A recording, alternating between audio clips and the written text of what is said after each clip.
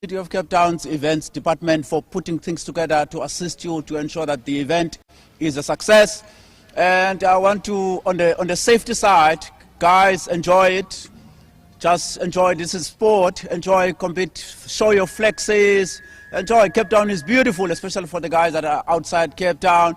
And I want to say that keep it safe. And we welcome everything that happens at Killarney because it takes away all motorsports out of the road inside this track, which is the safer area for it to take place, because we want to reduce the accidents on the road, we want to reduce pedestrian accidents on the road. So if any of the motorsport competitions from the ground can happen here, we encourage that as the City of Cape Town, and we are willing to sponsor any competition, being small, bigger, up to international. We've been here, so we're a big brother of this executive that organize events here. And with that, I want to just welcome you guys. Thank you also for the support from my colleague Reinhard Bresler. He's here with us with his daughter and the young man that is poking him there upstairs in the tower. So thank you very much to the members of the media that are here, all the sponsors that have made this event a possibility. We're saying we will rub shoulders with you years coming. We have said it years ago, Francois, that Killarney must be on the map.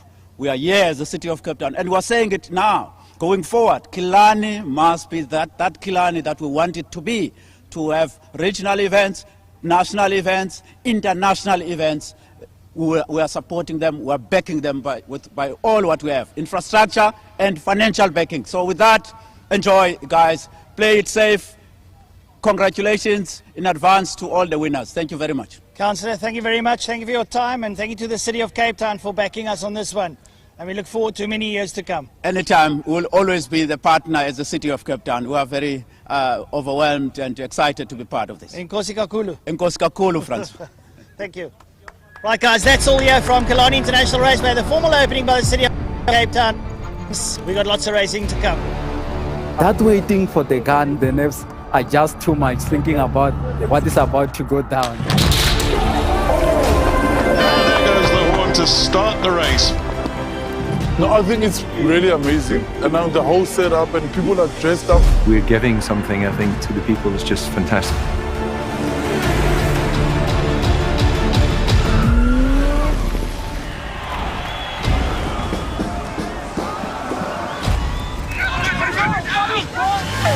The support on the side of the road is second to none, and that gives you the extra oomph.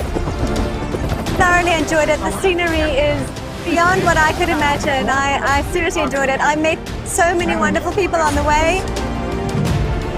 Really enjoying Cape Town. People seem to really appreciate artwork here, which is really nice. Come and visit Cape Town. We are waiting for you with open arms. We welcome you here. This will remain a city of hope and opportunity for everyone, not just in Cape Town, but around the country and the world. And he takes the tape.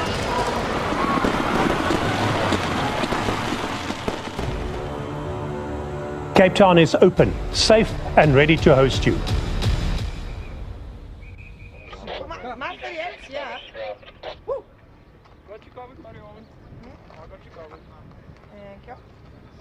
Come boys and girls, come.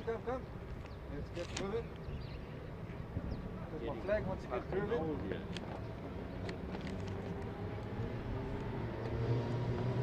These actually still want to practice. Yeah. Oh.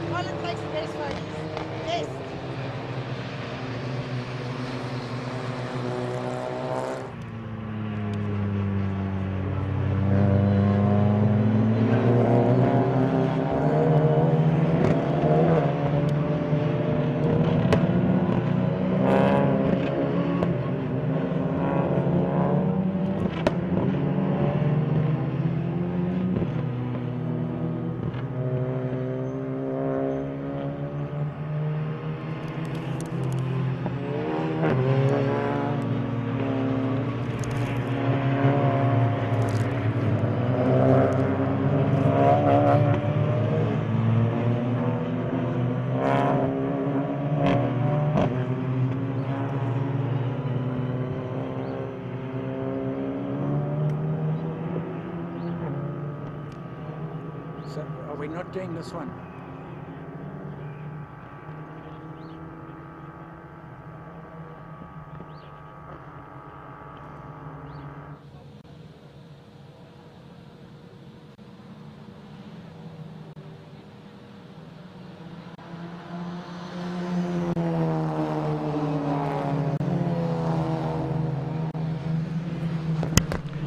Well, ladies and gents, big welcome here to Killarney International Raceway. It's the penultimate round of the Extreme Festival, and a little welcome there from one of our councillors from the city of Cape Town, the big sponsors here this weekend and helping out the Killarney International Raceway, of course, keeping its long-standing relationship with the city and ensuring that we can continue racing here at this magnificent circuit.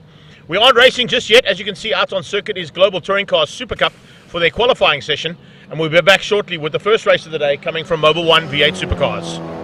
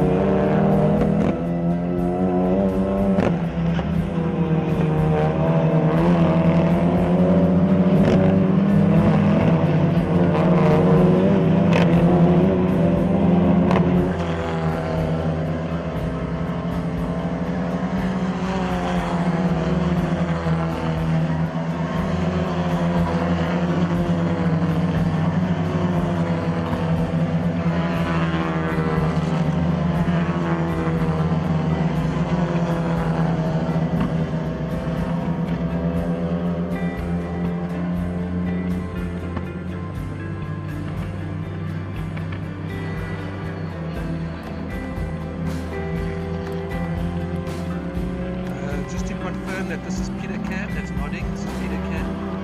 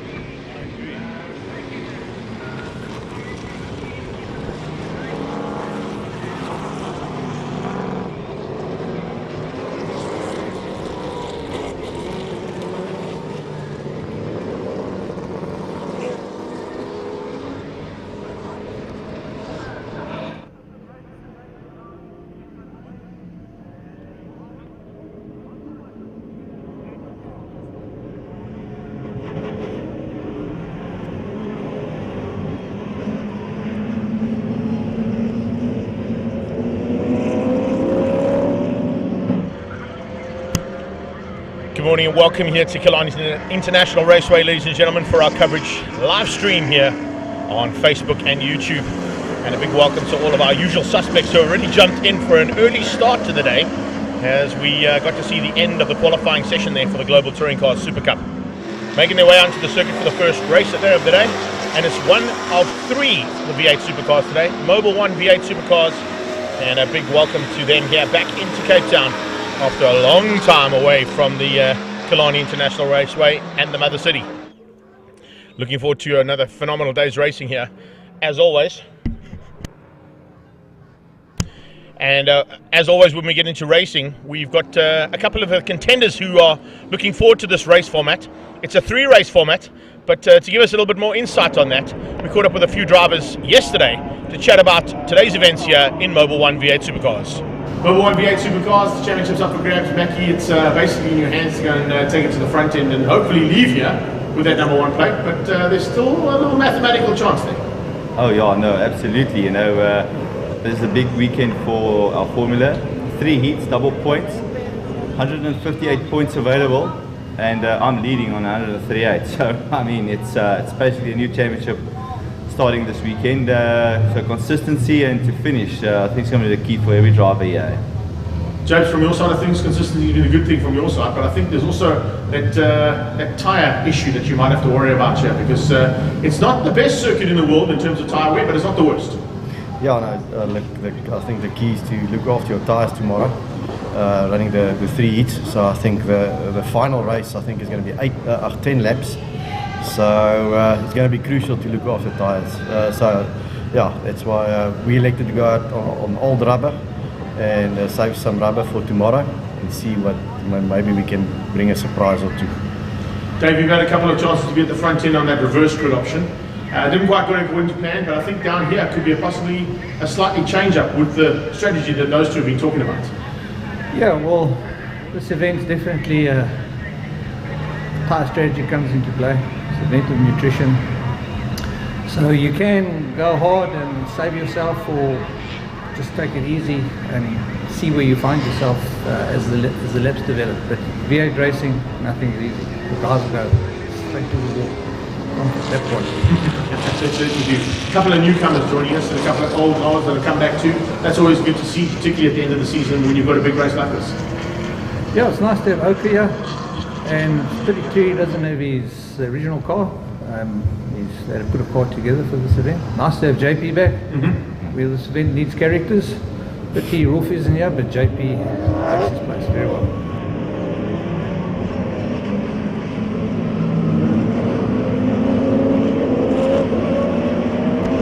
JP Nokia is certainly a character of the sport, and of course arguably the brightest car on track today, coming from the N4 Autocraft machine. That's the Corvette just in the background, but as you can see, it's Mackie Adlam who lines up on the front row alongside his arch rival in the championship, Franco de Matteo.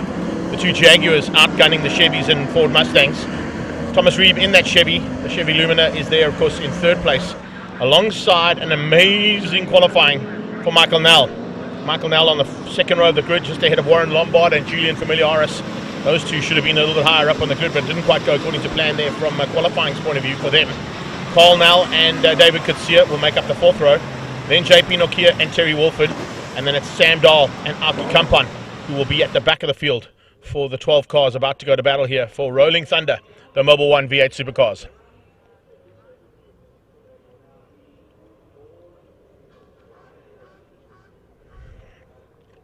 Also, just a welcome to everybody who's joined us already on our live stream. I see a couple of our usual contenders are here in the house. Big welcome to Jody and his team all the way from East London. Tiny's up in the control tower doing the live commentary with the Western Province Motorsport Commentators Association. He's watching us as well. And Khoe Moura has just joined us as well. So massive welcome to everybody as always. I hope you're ready to go. This is the first heat of 3. And 158 points up to grabs is certainly going to blow this championship wide open in terms of 2022's crowning of the national champion for V8 Supercars. 2 Jaguars. It's a Mustang and a Chevy Lumina that are on the second row. Then you've got a Corvette and a Mustang. Behind a Fairlane, I beg your pardon. This is going to be some fun and games. The Falcon coming through there as well. Watch out as they come to the line. We got 8 laps of action coming away, ladies and gents, and stand by as those lights go out. We go racing Drop the hammer, and it's time to go down to turn 1. Into Hole's Hook for the first time, and it looks like Mackie Adler might have got the drop. He holds that inside line going into turn 1. Warren Lombard already putting pressure onto the back end of Thomas Reeb. Nice move there on the inside coming out of JP Nokia. Not quite getting up the inside of David Coetzee, though. Coetzee hangs on for now. Running off the circuit, though, is Julian Familiaris. Familiaris puts his wheels of that Corvette onto the dirty stuff. It's going to lose him a little bit of ground, and the Mobil 1 grid car might just get past on him. You can see that's David Coetzee around the outside in the Mustang trying to find a way past. Nearly squeezes him out, doesn't quite get there, though. Great start from Michael Nell as well. Stays right in touch there with Thomas Reeb as the two Jaguars lead things out, coming out into damage for the first time. Here they come with JP Nokia, that N4 Autocraft Corvette, all over the back end of that Mobil 1 grid car of David Coetzee. Out front, it's Adlam Auto versus Brengan Mateo in the Lauda cars and Deltec Batteries machine. Those two Jaguars going to try and get away now. But as you heard in the interview with up front with the two main contenders in this championship, it looks like it's going to be a case of having to watch out for tyre wear and get through all 3 heats of racing. 2 heats of 8 and 1 heat of 10.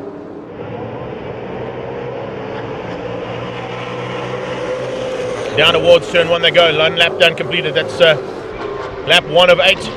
7 to go. Standing or rolling start of 1:16.142. That's the times they've been setting here in the rolling stuff. But of course, when they get into full flight, both Di Matteo and Mackie Adlam getting down into the 12.4s. So they're about 4 seconds off the pace at the moment in terms of their full flight pace in these Mobil 1 V8 Supercars. Adlam leads out, and there's a big fight on there between Michael Nell and Thomas Reeb. Michael Nell has found something special here this weekend. It's great to see that car straight up into pace. And if I look at it, actually it looks like it is a Chevy Lumina as opposed to a Ford. So apologies there to the Chevy fans. We got Ford-powered Jaguars out front. We got Chevy-powered Luminas in 3 and 4. Then it's the first of the Falcons. That's Warren Lombard. Lost a little bit of ground there, as you can see. He's got Carl Nell all over the back of him, looking to find a way through, but Julian Familiaris has squeezed through as well to get ahead of Carl. So Carl and Michael fighting for runners in the battle for the family there. And as they come around to complete the second lap in anger, there's 2 cars fighting each other 2 by 2 as they go around this track. Little gaps between the first 2 and the second 2. Equally similar distance between the second 2 and third set of cars. Nell around the outside. Oh, this should be good. 2 of them around the outside. Is Nell going to hang on? He is. Oh, what a move there from Michael Nell. Around the outside of turn 1, and he gets up into 3rd place. Reeb tries to come back at him. Doesn't have a look on the inside. They couldn't quite get up there, and it's very tight between the 2 Chevys as they went down in towards turn 2. Amazing start here from these guys as they come into the kink and down into Damps one more time. You can see this is where Nell seems to have a little bit of an advantage. He used that advantage to try and stay up close and personal with Thomas Reeb. Let's see what Reeb does now using the slipstream down that back straightaway. The back straight in the V8 Supercar will be about 290 kilometers an hour before they climb on the anchors and slam it into a right-hander. Oh, someone's off! Someone's off coming out of the left-hander or the right-hander at Malmesbury. Looks like it might be Nell. It looks like it might be Michael Nell who's made a mistake. He might have just gone a little bit too happy on the loud pedal. He did. Michael Nell has ended up on the sideline, and that's such a pity. He was going so well. Can he get that Chevy fired up again? We'll wait and see. Do we need a safety car? That could be a potential safety car coming out now. We'll keep an eye on that one as they come across the line and complete another lap. We're at the halfway stage. 4 done and 4 to go. We've got Nell on the outside, who was doing phenomenal stuff around this corner the last time we came through. Around the outside of turn 1, and he managed to slam it up there and get into 3rd place. He's now dropped out of contention and right to the back of the field, leaving Thomas Reeb all on his own in 3rd. Here comes Familiaris, looking for a way through there on Warren Lombard. Oh, Familiaris has got a problem. Carl Nell just went around the outside of him. So the Corvette slowing out of turn 2. Issues now for Julian Familiaris. Can he keep it all together? This is going to be something that you have to try and finish. Races here today count massively towards this championship. 3 heats of racing for the first time in V8 Supercars ever. And 158 points up for grabs. We heard it from Mackie Adlam up front. Mackie Adlam currently sits on 138 points after the first 5 rounds of this championship. And now with 158 points up for grabs, there is Nell's car on the sideline. They'll be under double yellows there. And hopefully not going to get any opportunities to try and change things around there. Looking at possibilities of safety car. It doesn't look like they're going to deploy that safety car. I think they realize that the big V8 guys will see the stricken car on the sideline there of Michael Nell and they may not need to deploy the safety car. We'll keep an eye whether or not those boards come out. Doesn't look like they're going to be coming out. We're into the second half of this race. JP Nokia slowly but surely trying to close down now on the gap that was opened up because Familiaris is now gone. He wants to catch the back end of that Mobil 1 grid machine, and that Mustang is being piloted by Kutsia. So at this point in time, it's Kutsia trying to close things down, as you can see on Terry Wolford. Terry Wolford just up the road, not in his usual car, the all-white Fuchs Falcon, but he's now in the red one, and that red car of his is not his usual contender. Fortunately, he's got a car to pilot around here and have a go at trying to secure as many of these championship points as possible that are up for grabs today. Dimito trying to close things down on Adlam. That's for the lead. This is the battle for 3, 4 and 5 we're watching at the moment. 5th place at this stage is Carl Nell. He's trying to get onto the back end of Warren Lombard, who's sitting in 4. And Carl Nell now very, very close to the back end. Not too far off that Pep Boys Automotive. And Warren Lombard's going to have to keep his eyes on those rearview mirrors. He's being closed down rapidly. He hasn't had an opportunity to try and get onto the front end here and catch the Cafe 9 Automotive and Mobil car, the Chevy powered Lumina, current leading Chevy on track. Thomas Reeb at the wheel of that machine. That is the N4 Autocraft car. Lovely livery they've done on that car as well. Great job from the wrap company there for getting that car all sorted out in time for JP Nokia. JP, of course, was in battling last weekend in 2 cars at the Pekisa Freeway for Pekisa 200's round of the regional side of Extreme Festival. So it's Adlam leading things out at this stage. JP's down in 8th. Oh, big spinner, Alki Kampan in the new shaped Mustang. Kampan there just getting it out of shape there ever so slightly, and looks like that may be coming out of Cape Town corner. Yes, it is. Out of Fostron on that banking, and you can see just how difficult it is to turn a big V8 around. Particularly that car. It's a very long car compared to the rest of the vehicles out there, but it is fantastic to have Alki back again.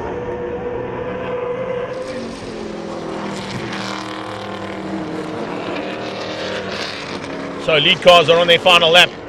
It is Mackie Adlam from Franco de Mateo. I don't think we're going to see much of a fight here for this first heat, because remember, they've got to take into account the Goodyear rubber that they're on. They're going to need to be nursing it throughout the day to ensure that they can try and stay in contention in all 3 heats, particularly the last one. They're going to need rubber, they're going to need traction. So pushing the tyres and pushing them to the limit today in this first heat might not be in the plan. Jags 1 and 2, it's going to stay like that by the looks of it. Pity to lose Michael Nell so early on, he was going so well. Sure, he'll get that car sorted and back and ready to go for race number 2 later on this afternoon. We'll keep an eye out on the progress of that team, because we're only just next door to the pit building where the V8s are pitting. It's the new pit complex. It's on the right hand side of the shot now as they come on the straightaway. Race 1 win in the bag. Okay. Well, I thought that was the last lap, because according to my timing monitor it said it was the last lap. They must be starting their last lap now. So final run here from what's going to be Mackie Adams' first victory of 3 potentially today. Not an easy day in the saddle here for these 3 guys, and it's going to definitely be something special to watch from a V8 Supercar point of view. First time they've ever done 3 heats on a race day. How's that awesome flame out of the side of that exhaust pipe as he geared down into damps and now buries it up the hill. It's a small hill, it's not a huge one, but there is a slight incline there. You'll only feel it if you're on a bicycle or walking. In a race car, on a race bike, you won't even know it's there. Coming up on the back end of Alki Kampan now. He's just looking to get that car to the finish line and let Mackie Adlam possibly get past him and give him 1 less lap to worry about. Big flames up, that exhaust pipe again, down on the brakes and through the gearbox. Coming through to complete the lap and complete the final race lap action from race 1. It's going to be Adlam for the win. Mackie Adlam comes through, takes the victory. He wins out over Franco de Mateo, the Italian stallion. The Lauda cars, Idemitsu And Deltec Batteries Jaguar out of Dimatoa Racing, taking second place ahead of Thomas Reeb. Reeb finishes up ahead of Warren Lombard for Pep Boys Automotive. Good run there. The Gavin Wilkins Racing team will be happy with the performance of that car, but they'll probably be looking to up its pace ever so slightly. Carl Nell was behind him. He finishes ahead of Terry Wolford. Then it's David Kutsia who kept out JP Nokia to the checkered flag. Sam Dahl will finish up in 9th place. We've already seen Aki go through, and I think Julian Familiaris is going to be working frantically to get that car ready for heat number 2 later on today. There is your unofficial results. Adlam from Dimatoa, Reeb from Lombard, then it was Nell, Wolford, Kutsia, Nokia, Sam Dahl, Aki Kampan, and then it was, of course, Julian Familiaris. I don't think Michael Nell is going to be classified with that demise early on in the race, but that's how we finish up the first heat today of the race action coming here from Killarney International Raceway. Also super to have all of the race action coming your way here today. Don't forget, we have got Gazoo Racing Cup, we've got the Mobil 1 V8 Supercars, we have got G&H Transport Extreme Supercars, CompCare Volkswagen Polo Cup, we've got Investchem Formula 1600s and the Global Touring Cars and SupaCup, and they're all fighting hard for honours today in the penultimate round of Extreme Festival. We'll be back shortly with Gazoo Racing Cup.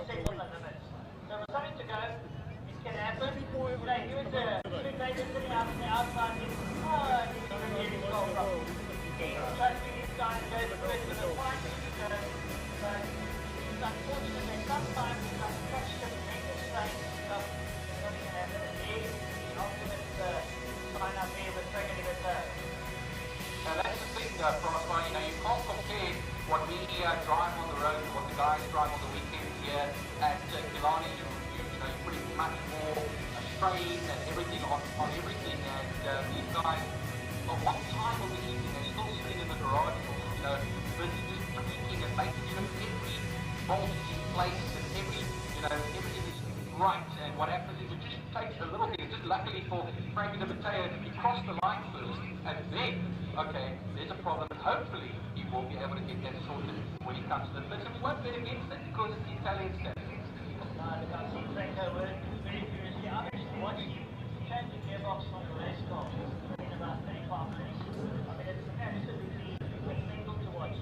So, definitely, they should be back. I'm really honest, we've got the Mobil 1 V8. They come out here to train us. It's lovely to see the crowd even up. I see people up on the stands around the circuit. Even out here in the Gazoo corner,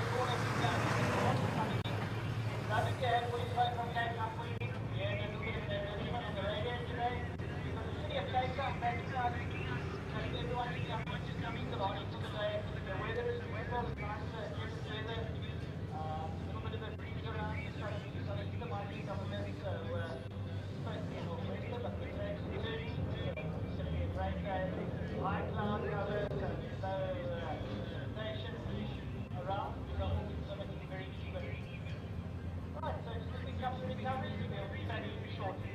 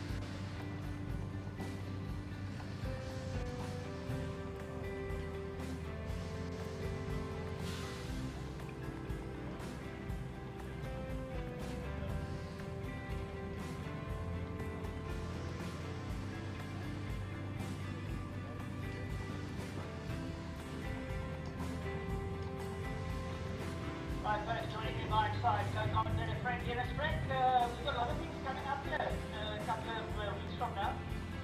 Yeah, what was like the other way there. You weren't away, I called you. Yeah.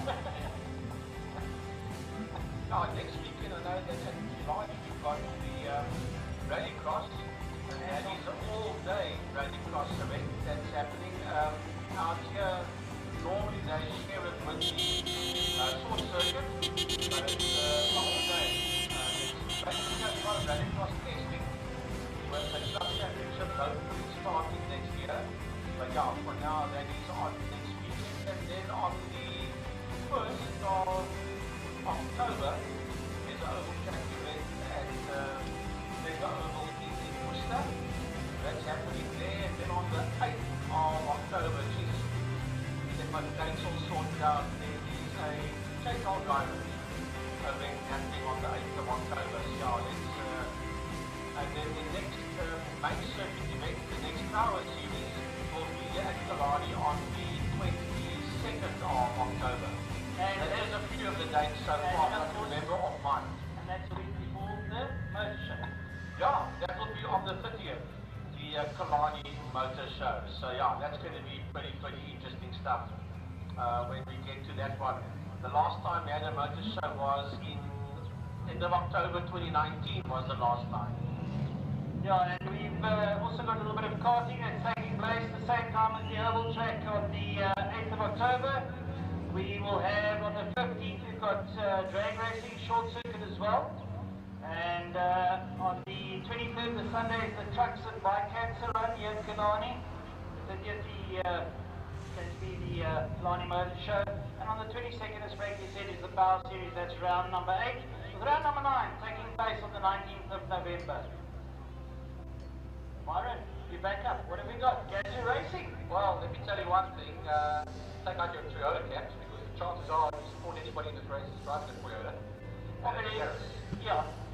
It's not just an normal Yaris. No, not at all. It's a Gazoo Yaris. Right, so next up we've got Gazoo Racing Cup, and they'll be making their way into the circuit. Before they get out on track, we caught up with a couple of the contenders in this championship and found out what their plans are for this weekend and heading into the last 2 rounds of Cape Town's racing, and then of course into the final part of the season as well. Here at Gazoo Cup Racing once again in Cape Town, and this time Sean Norse has joined us, which is quite nice, because the first time you didn't quite make it up. But how's it been so far, first time at the circuit? Yeah, first few laps in anger today around Killarney. Very cool place. Just sort of learning the lines, learning a bit from Ash and Tom. But yeah, really been enjoying it so far.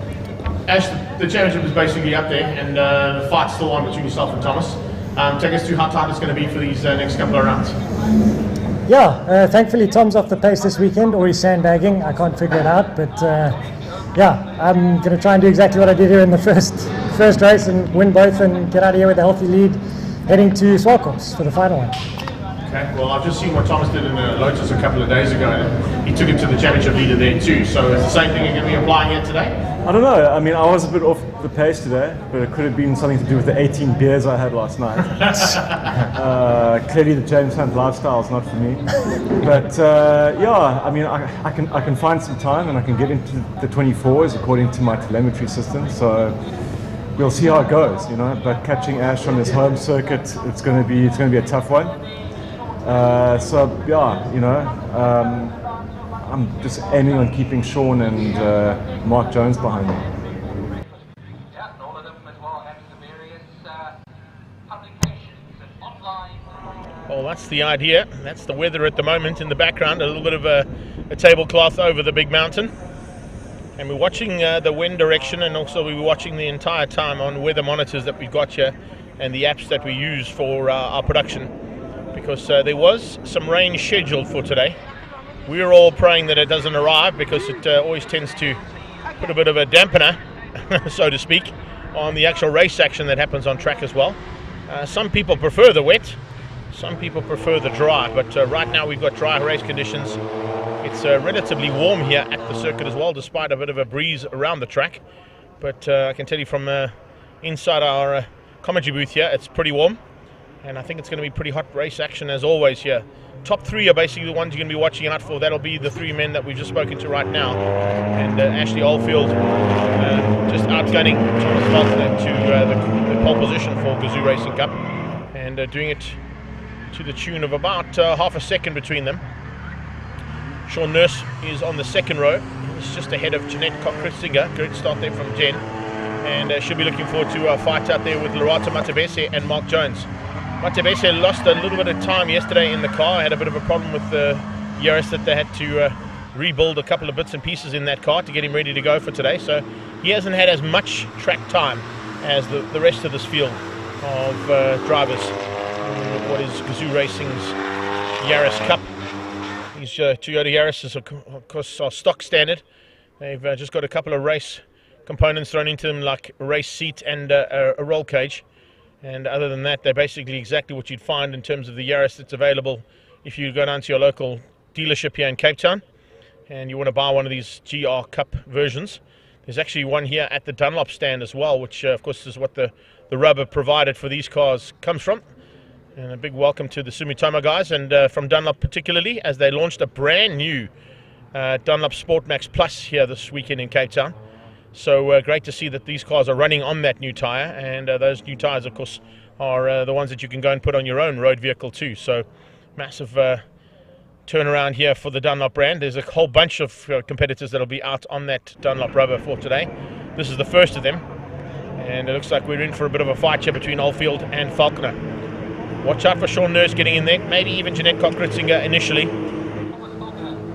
It's 6 laps coming away, and here we go down towards turn 1. 6 cars, all part and parcel of the launch of what is going to be Toyota's attack at Motorsport in 2023.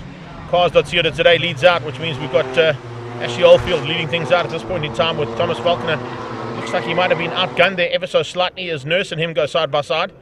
And it is Sean Nurse who's moved up into second place. Falconer made a small mistake, ran wide out of holes. He comes back up the inside of Sean Nurse into turn 2, but he's got to try and find a way through. And Nurse is not going to let him have any of that. Cock-Ritzinger looks like she's hung on to 4th place at this point, but she's got 2 hard chargers coming behind. Loretta Matebese from Top Gear, and of course Mark Jones coming from the Citizen Motoring. All of these competitors, if you've never seen this before, are actual motor journalists themselves in their own right, and they have been given the opportunity to test run this Gazoo Racing Cup Formula for 2023 strategy. And then, as we've hoped and prayed all season long, they're going to be moving this into a full national championship status, or a full status of racing with young guns and young competitors, and potentially some old marks and makes coming into the form of motorsport that Toyota is going to provide, courtesy of Gazoo Racing, powered by Netstar. Or driven by Netstar, I should say, as they come and complete their first lap in anger.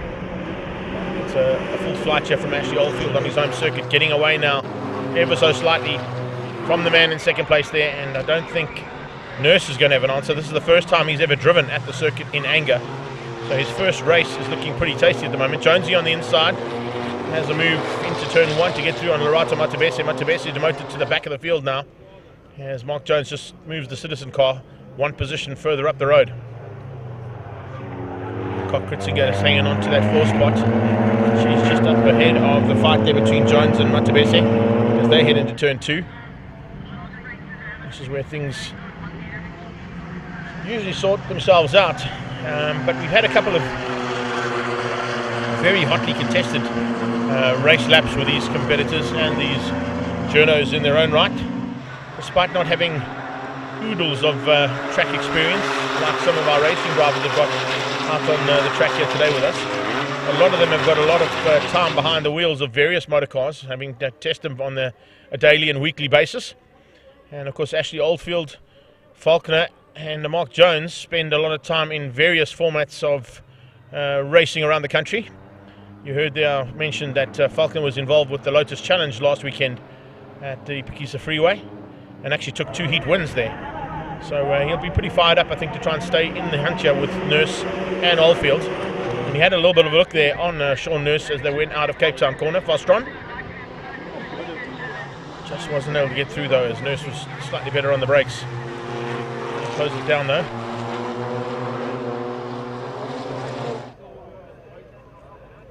Great to see the brands that are behind these journalists getting behind them as well, and giving Toyota a lot of coverage, as well as here on our live stream courtesy of Mobil TV and up to 60 seconds.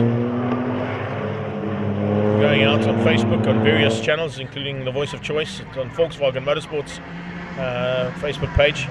We're on the Extreme Festival's event page and their Facebook page, and of course on the Two Wheels TV YouTube channel. just trying to grow the live stream coverage as much as possible. Of course, by doing that, we ask anybody that is watching, please pass this on to all your friends, fans and family, and let them have a look and like and share that as well, so we can show exactly what's happening in motorsport in South Africa. Nurse once again late on the brakes, keeping out Thomas Falconer's attack into Cape Town corner. They exit Fostron, and it's a fast move on there from Falconer, trying to get onto the slipstream effect there. As I said, these cars are stock standard road cars that have just been given a little bit of a motorsport tweak to them, and now coming all the way down into turn 1. You can see once again Falconer had another big look there on Nurse. Not quite getting up the inside, but definitely putting the pressure onto Sean Nurse and hoping for a mistake at some stage from the man who's still the rookie on this track. Falconer's had a couple more laps around this track than Nurse has, but Nurse has learnt within the space of 3 practice sessions yesterday exactly where to place that car. Good lines there from Sean as well. Turn 2 is always important to try and get a kind of a superbike line into it if you can. It gives you a much better exit, and of course you can carry speed through the kink down towards Dampstip. They're coming to Damps now. You can see that's where Nurse has got a slight advantage over Falconer using that superbike line coming out of turn 2. He's now got a very fast right-hander. It's almost a double right-hander that they go through at Malmesbury. And we've already seen action here this morning in the V8 Supercars with Michael Nell pulling to the sideline just on the left of our shot there. And the black patch on the left-hand side is where Nell's Chevy Lumina ended up and retired.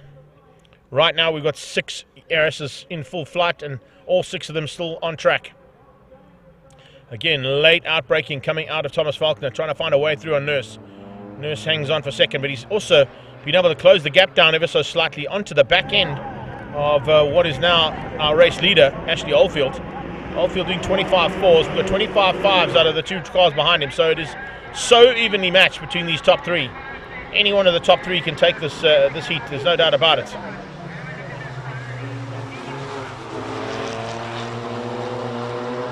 Little run here from these guys as they go in. A little bit of a touch on the dirt there from Falconer as he came out of turn 1, Holes Hook. Now on the brakes, and you can see the indicators coming on those cars showing that the road going version of these cars still has the ABS and ESP systems working. So when they climb on the brakes hard, of course it's just an indication that the ABS system is working when those hazard lights come on, showing that the car is being put into a bit more distress than what it needs to be. So on a road, and if you're in road conditions and you do that, you'll get to see, of course, those hazard lights coming on, warning people behind you that you're braking hard, and you don't even have to worry about trying to put the hazards on your own.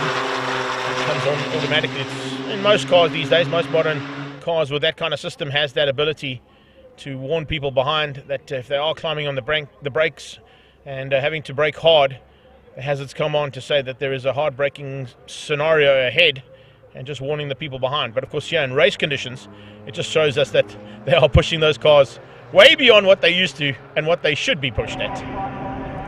But as I said earlier on, it is fantastic to have Gazoo Racing and Toyota and all the brands behind this category enjoying the fruits of the wares here.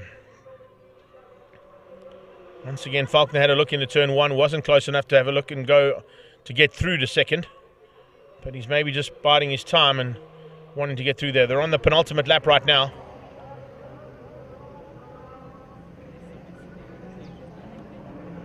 Nurse trying to do something about Ashley Oldfield. Oldfield having none of it. Oh, those Dunlops are crying now as they go into turn 2. A little bit of understeer there from Sean Nurse is going to lose him a little bit of ground to Falconer. Thomas Falconer was a lot smoother through turn 2 that time. He wasn't pushing those tyres as hard as what Sean Nurse was. He was late on the brakes and then turned in with that understeer. You just hear those tyres squealing as he came out of 2.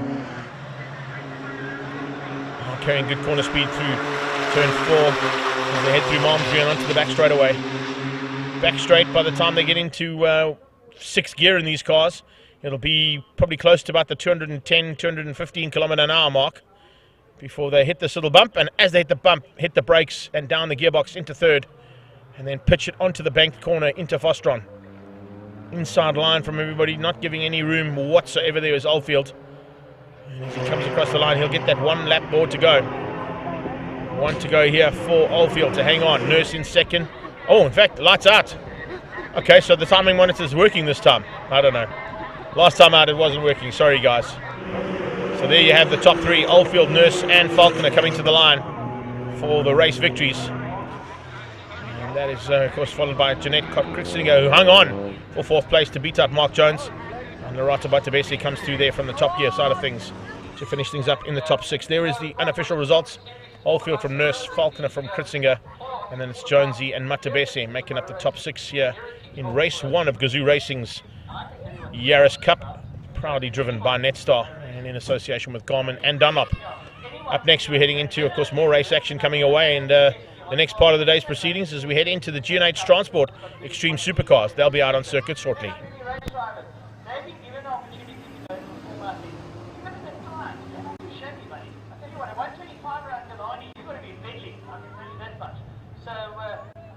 Very nice to have the journalists out here in the Gazoo Cup, and I think a great marketing point for Toyota and Gazoo Racing. As you said, Gazoo Racing is basically the primary production system for Toyota worldwide, not just Toyota SA, but that's all that's their primary objective. Plan all the runs, things like that. It's been around for 4 years and I think it's remember. Not 40 odd years in motorsport. I mean, it's fun, right? He was rally, South African rally champion in 1990. Not low. And one was beat up as a driver.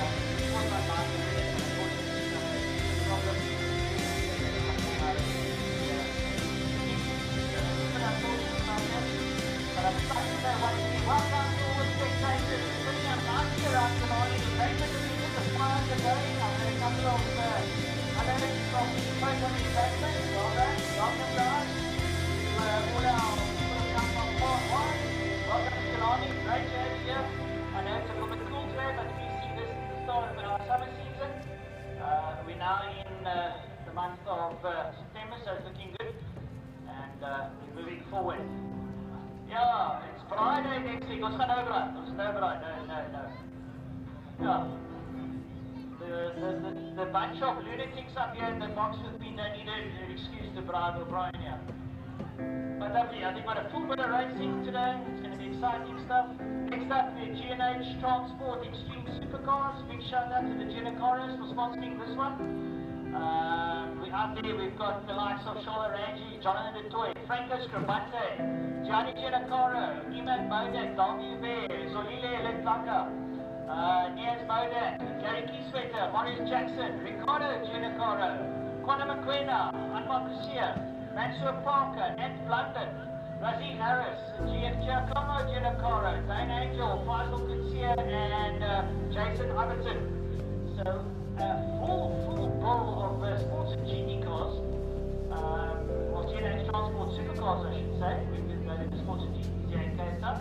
But a lovely field, and I think we are going to see some fantastic cars out there. We've got Audi R8s, we've got Lamborghini Hurricanes, Porsche 997s, GT3s, M1 BMWs, Porsche 991s, Hurricane Lamborghinis, Audi R8s, LMS GT3s, BMWs, we've got a BMW Golf is out there as well. That's on Razeen Harris. Yeah, that's that turbo Golf, we know he's very quick. And then last but not least, Jason Iverson in the Ferrari 458 GT3. Talking about Ferraris, well, Danny Angels had a very adventurous GT with the Porsche. He's saying that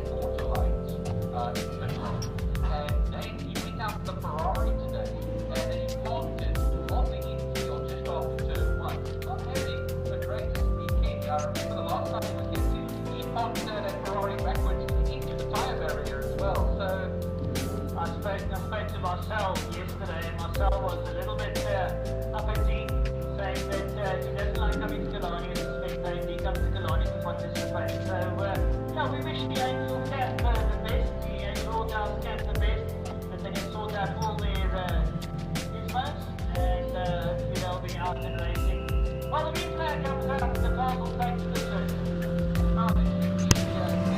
So another bit of rolling thunder, not the usual rolling thunder that we would have seen with Mobil 1 V8 Supercars, but a slightly different format of thunder as G&H Transport Extreme Supercars make their way out into the circuit for their race of the first race of 2 of the day.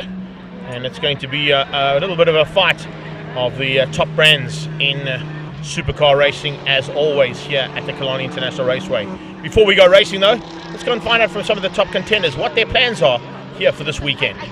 G&H Transport Extreme Supercars, there's about 40 points in the championship. Jono leading things out. Coming down to this round, of course, it's a circuit that I think the Lambo could possibly have the legs on everybody else. But there's a couple of cars that have come down here that are looking to hunt you down. Yeah, look, I mean, so far so good. Things are going quite well. Yeah, leading the championship, that's always good. So let's just keep it all together for the last couple of rounds. But yeah, I think we're all going to be chasing a very, very fast Porsche. I think on the T straights it's got about 1.2 seconds on it, so it's insane how fast that car is. But we've got a plan, so hopefully our plan works, and then hopefully we can stay ahead of it. Charles, there's actually 2 Porsches. Unfortunately, the one turned into a bit of a flamethrower this morning. But there will be a Ferrari that will replace it. So there's a couple of local contenders that are always a big factor down here, aren't they? Yes, look, I mean, you can never discount Dane in the Ferrari. But, you know, they're racing in the GT3 class this weekend, so myself and John will be taking it to the unlimited class, basically, in a sense, where we run against Franco, and yeah, we running unrestricted, so we are marginally quicker than the GT3 cars, but yeah, we have to try our level best to get in front of Franco and then try and stay there. Mr. Consistency in the middle there. Take us through the season and what the plans are for the last 2 rounds. Well, to keep the car in one piece, obviously. So we had a bad start this morning. The guys are fixing it. I just want to get onto the track, get the ice broken for today, and yeah, see what's tomorrow, what's happening. I hear a lot of people are talking about rain. I am from Cape Town. I know the rain, and I love the rain. Some fighting words there from Marius Action Jackson. Well, he said the rain was coming, it hasn't come yet. So he's from Cape Town, he's saying that the rain will be here at some stage. We're going to hold you to that, Mr. Jackson, to see whether or not your prediction is 100% spot on. Right now, it's dry conditions and clear conditions. But as you heard from Jonathan and from Charles, they were a bit concerned about the pace that has been found by Franco Scripanti in his 997 twin turbo.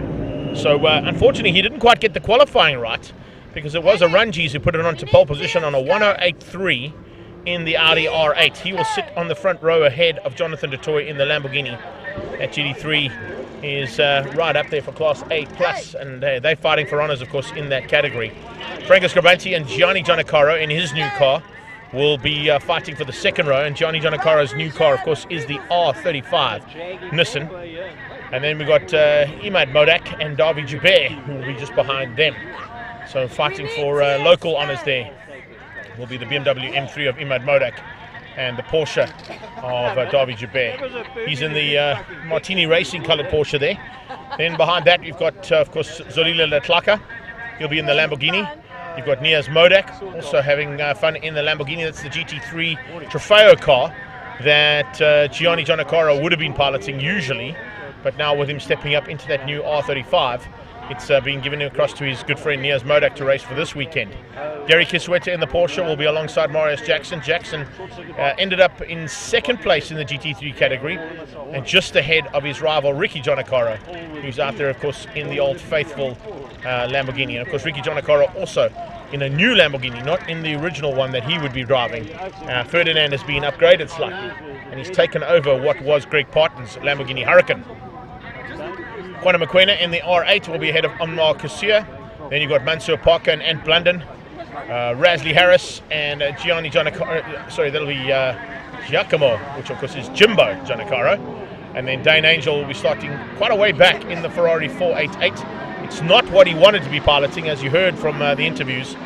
Dane Angel's Porsche unfortunately caught a light yesterday morning in the first practice session after it sounds like an oil pipe came loose and basically wet the turbo blanket, and that caught alight and caught that car completely alight at the end of the straight. So we lost that car very early on. So Dane Angel will be pushing hard from the back in the 488 Ferrari, just ahead of Faisal Katsia and Jason Ibbotson, making up the 20 cars about to go to battle here for G&H Transport Extreme Supercars.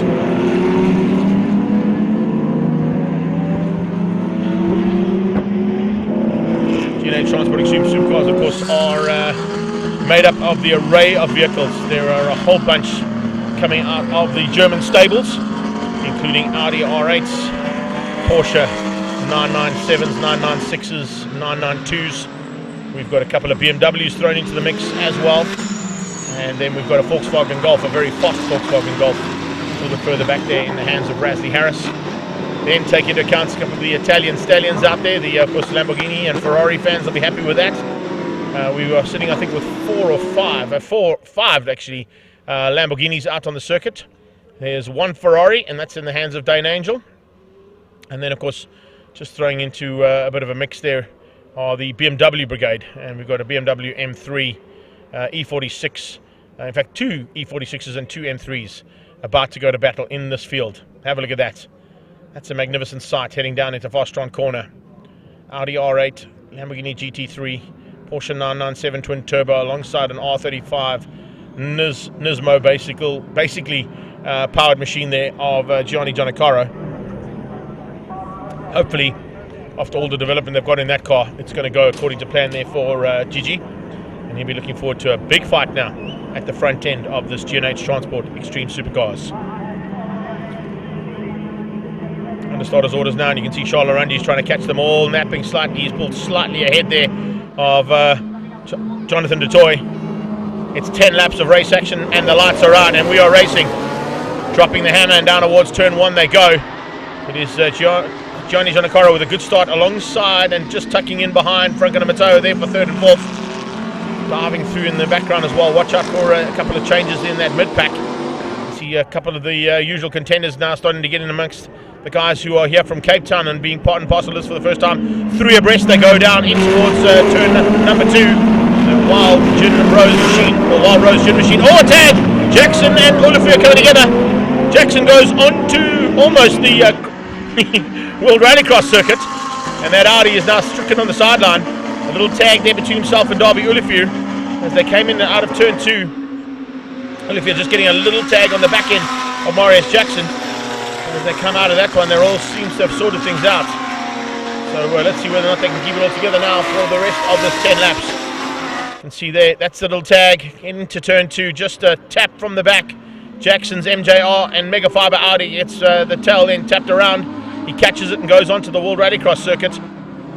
Maybe trying to take a bit of a joker lap there, but didn't quite work out for him with a little bit of assistance there from the Porsche from Darby Olivier. They come across the line and complete the first lap in 10. It's a Ranjis from Jonathan Dutoy. That's how they start things out here for this first heat. And you can see it's going to be a bit of a hard day in the saddle there for Dutoy to try and run with the pace of his good friend and of course stablemate out of Sodali Motorsport. That is Charles Ranjis. Third place at the moment, Franco Scribanti, I beg your pardon. I was just talking about Di Matteo a couple of minutes ago, that's probably why. But Scribanti at this stage just hanging on for that third spot. But we heard from Jonathan and from Charles about their concern about the pace of that Porsche. Have they toned down the pace slightly? Have they tweaked the power down slightly on that Porsche to give him a more consistent car to play in? We'll wait and see. Is he just sandbagging slightly now to ensure that he gets to the end of the day's racing without any issues? That's possibly what he's looking for. So your top three have got away, and they've got away a long way up the road compared to Gigi. Gianni Giannicaro there, just ahead of what is now Zolila Letlaka. Letlaka ahead of Niaz Modak. Modak's got a bit of pressure coming from the Wild Rose Gin Porsche of Darby Olivier, or Darby Jabir. And then Jabert's got Giannicaro just behind him. Ricky Giannicaro in the new Lamborghini Huracan. He's got Gary Kiswetter behind there in the Martini Racing colours. Right now it's the Wild Rose Gin Porsche having a look on the inside. Cape Town battle of note there. Jabert versus Modak. Modak in a car that he's not usually contending in, but he's got to grips with it pretty rapidly. He finds himself out on circuit in a BMW powered format. This time out in the bull. Looks like he's enjoying everything in that bull right now. Zolila Tlaka trying to close onto the back end, as you can see there. The Into Africa mining machine trying to close down on the back end of G&H Transport's Nissan R35. Gianni Giannicaro. Juba now pulling away slightly from the two Lambos. Modak left in the clutches to fend off the attack from the man who originally piloted that car ahead of him. They go down into Fostron corner.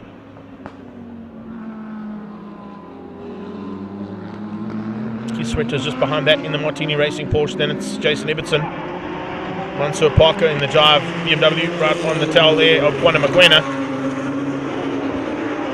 Looks like Maquena might have changed that up ever so slightly, so some chopping and changing happening in this field. Here's a move as well coming out of Ricky. Ricks has a big look going into turn 1 to get on the inside of his good friend Nias Modak, but of course they're not friends on track right now. It's arch rivalry. It's high fives when they climb out of the car, but every man for himself when you're in the heat of the moment like they are right now. She's still getting to grips with the slightly different driving style and of course possibly a little bit of extra power that's given by that Lamborghini Huracan.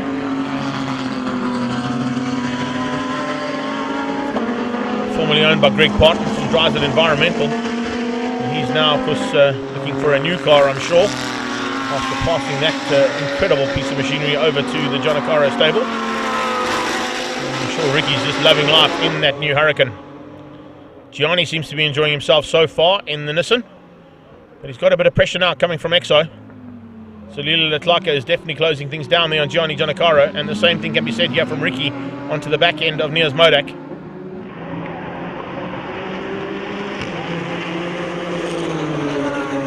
Modak feeding the pressure. Watching in the background as well for the Ferrari. A huge bit of progress there from Dane Angel's point of view. Angel's made his way up into what is probably 8th place on track. So not a bad start to proceedings here for Dane Angel either. He's now into potentially a top 10 finish here for this first heat.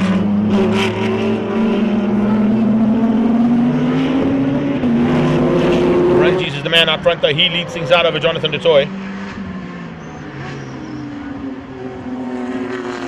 Du Toit at this stage hasn't got an answer. There's certainly a little bit more pressure coming there from Zolila Letlaka's point of view to close things down there on Gianni Giannicaro.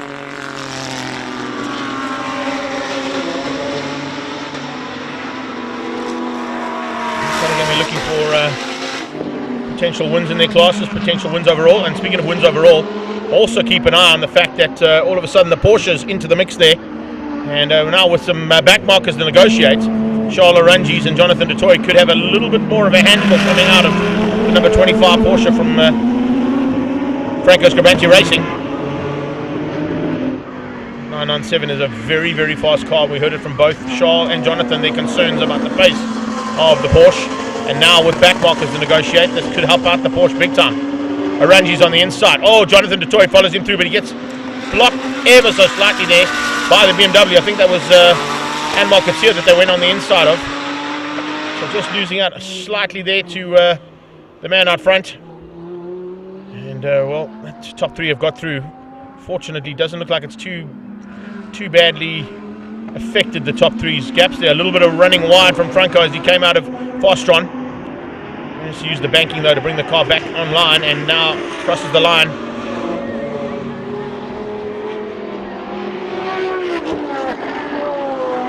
So Ranjis from du Toit, Scribanti as they go at it here for the first heat of G&H Transport Extreme Supercars. 108's now coming out of Charles Arangis and du Toit. 109 dead out of Franco Scribanti. He's got to find about half a second if he wants to bridge that gap to the top 2. More back markers to negotiate now as they come down towards Damps. Looks like coming up on the back end of the fifth Lamborghini.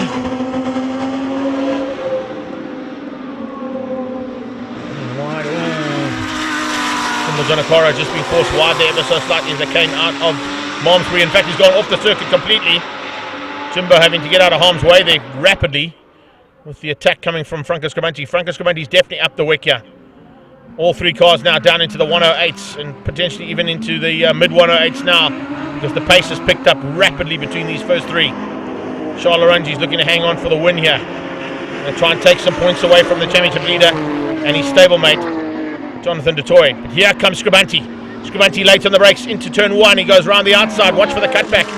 Scribanti ran high and wide around the Lamborghini but couldn't quite find a way through there into turn one. But he's definitely on the attack now. The attack process is happening here from Scribanti's point of view, and he wants by on this big bull in front of him.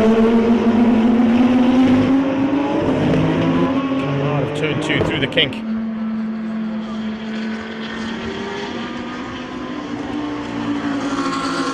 two GT spec cars are absolutely flying at the moment. It's formation flying from the two of them to keep Scribanti's attack at bay. A bit of a turn of the wick here, maybe a little bit of adjustment on the steering to change the map on the car to possibly get it a little bit more power on that straight away. Here's the recovery from Marius Jackson's point of view. Hasn't quite got into the top 5 where he was, but fortunately he's been able to recover back up into the top 10, and he's also into single digits in 9th place.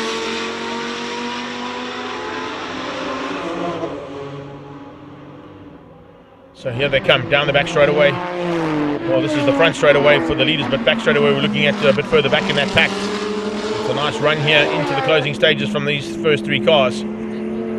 Scribanti definitely applying a lot more pressure now onto du Toit. Du Toit trying to do the same thing to the man out front with 2.5 laps to go.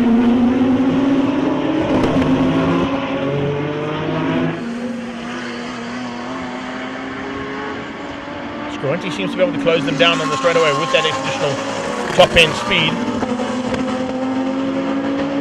White flag waving as they head towards Malmesbury, so possibly coming up on another slower car again. Is it a car that's slowing down, or is it just a back marker that they're catching? I think it's one of the BMs that they're catching. I would say probably Imad Modak, or Imad Modak will be the next man that they'll be looking to close down in. Faisal Kutsia they've got through on. That is Dane Angel as well into turn number 2. Angel has made his way up into the top 10 yet. No, he's not just here. He should be there. Looking up on him, I think, on the timing monitor though. Dane Angel, I think, just outside of that top 10.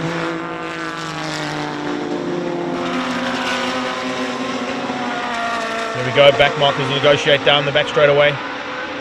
Back markers and mid-pack all fighting for honours there. This, of course, is the progress of the top 3 into those back markers. Charles Orangi's hanging on for now. Jonathan du Toit is right on his tail.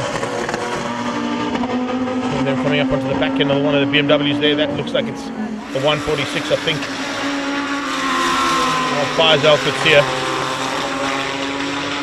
As they head down in towards turn 5, Foston corner. Kwena Mokwena closing on Kisweta. So Kisweta and Mokwena are going to be fighting. That is for 9th and 10th place on the circuit. Padgett Racing Strudale Audi R8 leads things out ahead of Jonathan du Toit as they come through the kink and onto the straightaway now to start their last lap, or finish their last lap. I don't understand what's happening with this timing, guys. I'm so sorry. Timing monitor's on the blink here big time, and we're just working on what we see, having to refresh it all the way through here. And it's Charles Orangi's ahead of Jonathan du Toit as the flag came out. So that will be how they finish up here for the first heat of our G&H Transport Extreme Supercars. And it's Scribanti and Gianni Giannacaro that'll come through for 2nd and 3rd place. Zalil looks like a good run from him. He'll be in 5 ahead of Davy Jabir. This is the fight. There they come. It's still to be sorted out though. And there is Jabir on the inside of Dane Angel. Angel and Jabir side by side. Autohaus Angel Ferrari versus the Wild Rose Porsche. They're still side by side and going to go side by side to the line. Behind Zalil Latlaka, or the Ferrari, just with a slight advantage on that inside line through the kink. Might give Angel the advantage here. Can he get through? He does. Angel hangs on and beats Davy Jabet to the line. So a bit of chopping and changing there right through that pack. Also, the timing monitor wasn't picking up on Angel at all throughout the race there, so I couldn't give you exactly where he ended up. And there you can see he's not even on the classification. So it's Charles Laranges, Jonathan DeToy and Franco Scribanti, your top three. They also win out the A+ categories top three. Johnny Giannicaro wins out GD3s. He will beat out Jason Ibbotson in the BMW there in 6th, and down in 8th place is his brother Ricky Giannicaro in the new Lamborghini Huracan in G8 Transport's stable. Then it's Zolile Latlaka who finishes up in 5th place. He finishes up just ahead there of Jason Ibbotson. Davy Jabet will win out Class D. Kisweta takes out Class B, and Kwana Mokwena wins Class C overall, with Manso Parker and Marius Jackson finishing 11th and 12th on the track. So that is how we finish up our first bit of race action from G8 Transport Extreme Supercars. Up next is the first heat of arguably the closest racing here today. We've got a field of almost 20 CompCare Volkswagen Polo Cup competitors about to make their way onto the circuit, and we'll tell you just how close it is in a few moments' time. Ready for the CompCare Volkswagen Polo Cup, race number 1. Will be coming out shortly. Joining me my side will be Gary Fleming. Hello everybody, I am Frankie Yennis, and here we go. Shazada Rupini qualified in a 1 minute 26 there. Charles Visser, 1:25.8. Clinton Mercedes at 1:25.9. Well, Darby Fundamanova is the next man out there, followed by Tate Bishop, Nathan Victor, Nathan Samaria, Ukli Swap, Yanni V8. There's 1 point between Ukli Swap and Clinton. Clinton qualified in 3rd, and he qualified in V8. Then Dean Fender, Kerry Hill, Jason Eastwood, Jacob Robinson, Chris Pillay, Joe Ellerine, Mohammed Caronia, and then Jean-Andre Marais at the back of the field. But he accidentally, Gazoo Marais, the qualifying, the push to pass button, and as you know yourself, when you qualify, you're not allowed to use those push to pass buttons. Well, they'll say it's in the rules that you can't use the push to pass qualifying session. But let's be honest, to the moment, it's not done, or without maybe making us think of faster. It's one of those things that happen. It's not a dustbin that's also in the bridge. You can't change anything on that. So, and the change with the maintenance line system overall was the changes that yesterday from Alpine to Waterhouse. And I must say that as far as it was pretty worrying. They were looking at all the statistics, and the statistics showed that they were on pace all the way around the circuit. But down the back lane, they were losing 0.3 of a second, now 3/10. If you think that the top 5 were in 300ths of a second, and now all of a sudden there was a situation where you lose 3/10 going down the back lane, they realized there was a problem. They let the car to dyno, they checked it out, and all they could work out was the only thing that would make a difference was to change the gearbox and hope that you have a situation where there's less drag. Hopefully they could make a difference. Well, we'll see how that actually plays out as they get out on the circuit today. The main thing being between Clinton Mercedes Note and Mobil Swat. 1 point between the two of them, and then behind them there is 4 other car driver combinations that is very close to one another. So literally 2 different battles maybe that's going to be happening out there today. Well, I said big thanks to all our sponsors as well. Keep Tony Tools bringing us capture. They sponsor the subway. A big thanks to Winfield Money for going to all those sponsorships a bit later on. City of Cape Town, the Porsche Straight, Foscon Corner, and of course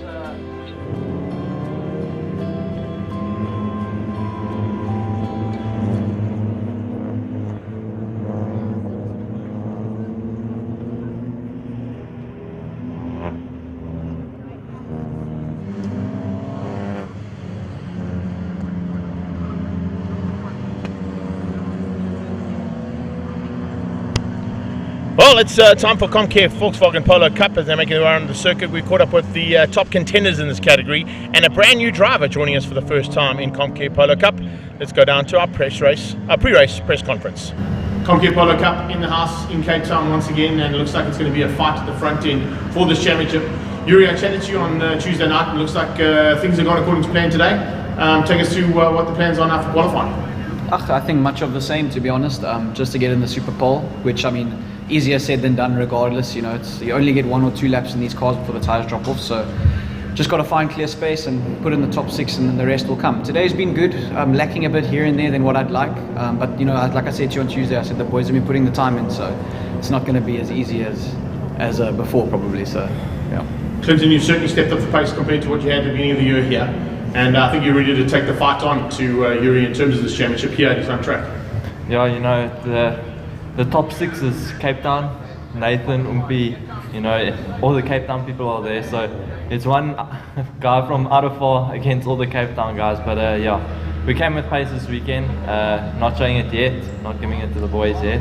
We'll put all the cards now in the last practice and for quali. But yeah, 1 point between me and Yuri. It looks like it's going to be either this weekend or we're going to take it still to SupaCup to decide who's going to be champion.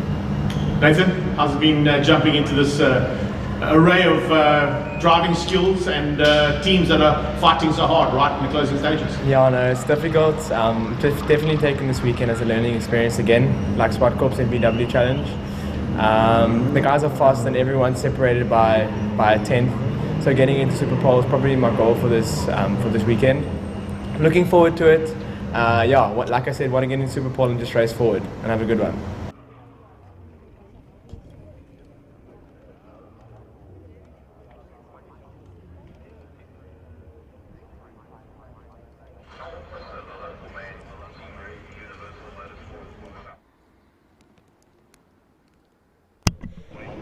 CompCare Volkswagen Cup, and the Polo Cup competitors are now eager to go. And let me tell you something, you have never seen a closer qualifying and Super Pole in the history of Polo Cup than what we saw yesterday afternoon. The first 5 cars were split by 1/10 of a second, so it's certainly going to provide some of the best and closest racing we see all day long, and it's exactly what we're wanting to see at this stage of a championship. Now, when I say this stage of the championship, it's basically 4 races to go. 2 here this weekend and 2 at SupaCup next month. And that's how we're going to wrap it up in Polo Cup for 2022. But when I say that, it is just absolutely mind-blowing to see that even with 3 brand new competitors joining us at this late stage of the season, the Polo Cup is still growing. And it just shows you that the format of racing that comes out of the Volkswagen Racing stable with CompCare's support is certainly right there, and definitely where youngsters should be looking to put themselves into, coming out of karting or out of any other of the saloon car categories around the country. And even here in Cape Town, we've got a huge contingent of course, saloon car classes that have provided us with a couple of these contenders. Now, looking at the way that lines up, Giordano Lupini, he was on pole position. He was able to get it a 1:26.005 to beat out Charles Visser's 1:25.833. So it looks like it's a slightly different way of the lineup. But of course, remember, they do a Super Pole shootout for the top 6. So Gio's time in the Super Pole shootout was 0:02 quicker than the man who's in second place, Charles Visser. Charles Visser was 0:05 quicker than Clinton Besaidnote in third place, and Clinton Besaidnote was 0:22 quicker than Davy van der Merwe. So that just shows you how close this front end was between the Polo Cup competitors and contenders here this weekend. Behind Davy van der Merwe from Team Red Racing and Data is Tate Bishop from the Angry Racing team here in Cape Town, another Cape Town local who lines up with the rookie with a massive surprise to get up into that top 6 there from Nathan Victor for Summit Racing. Behind that, Natim Samanga just missed out on what is the top 6 for the Super Pole shootout.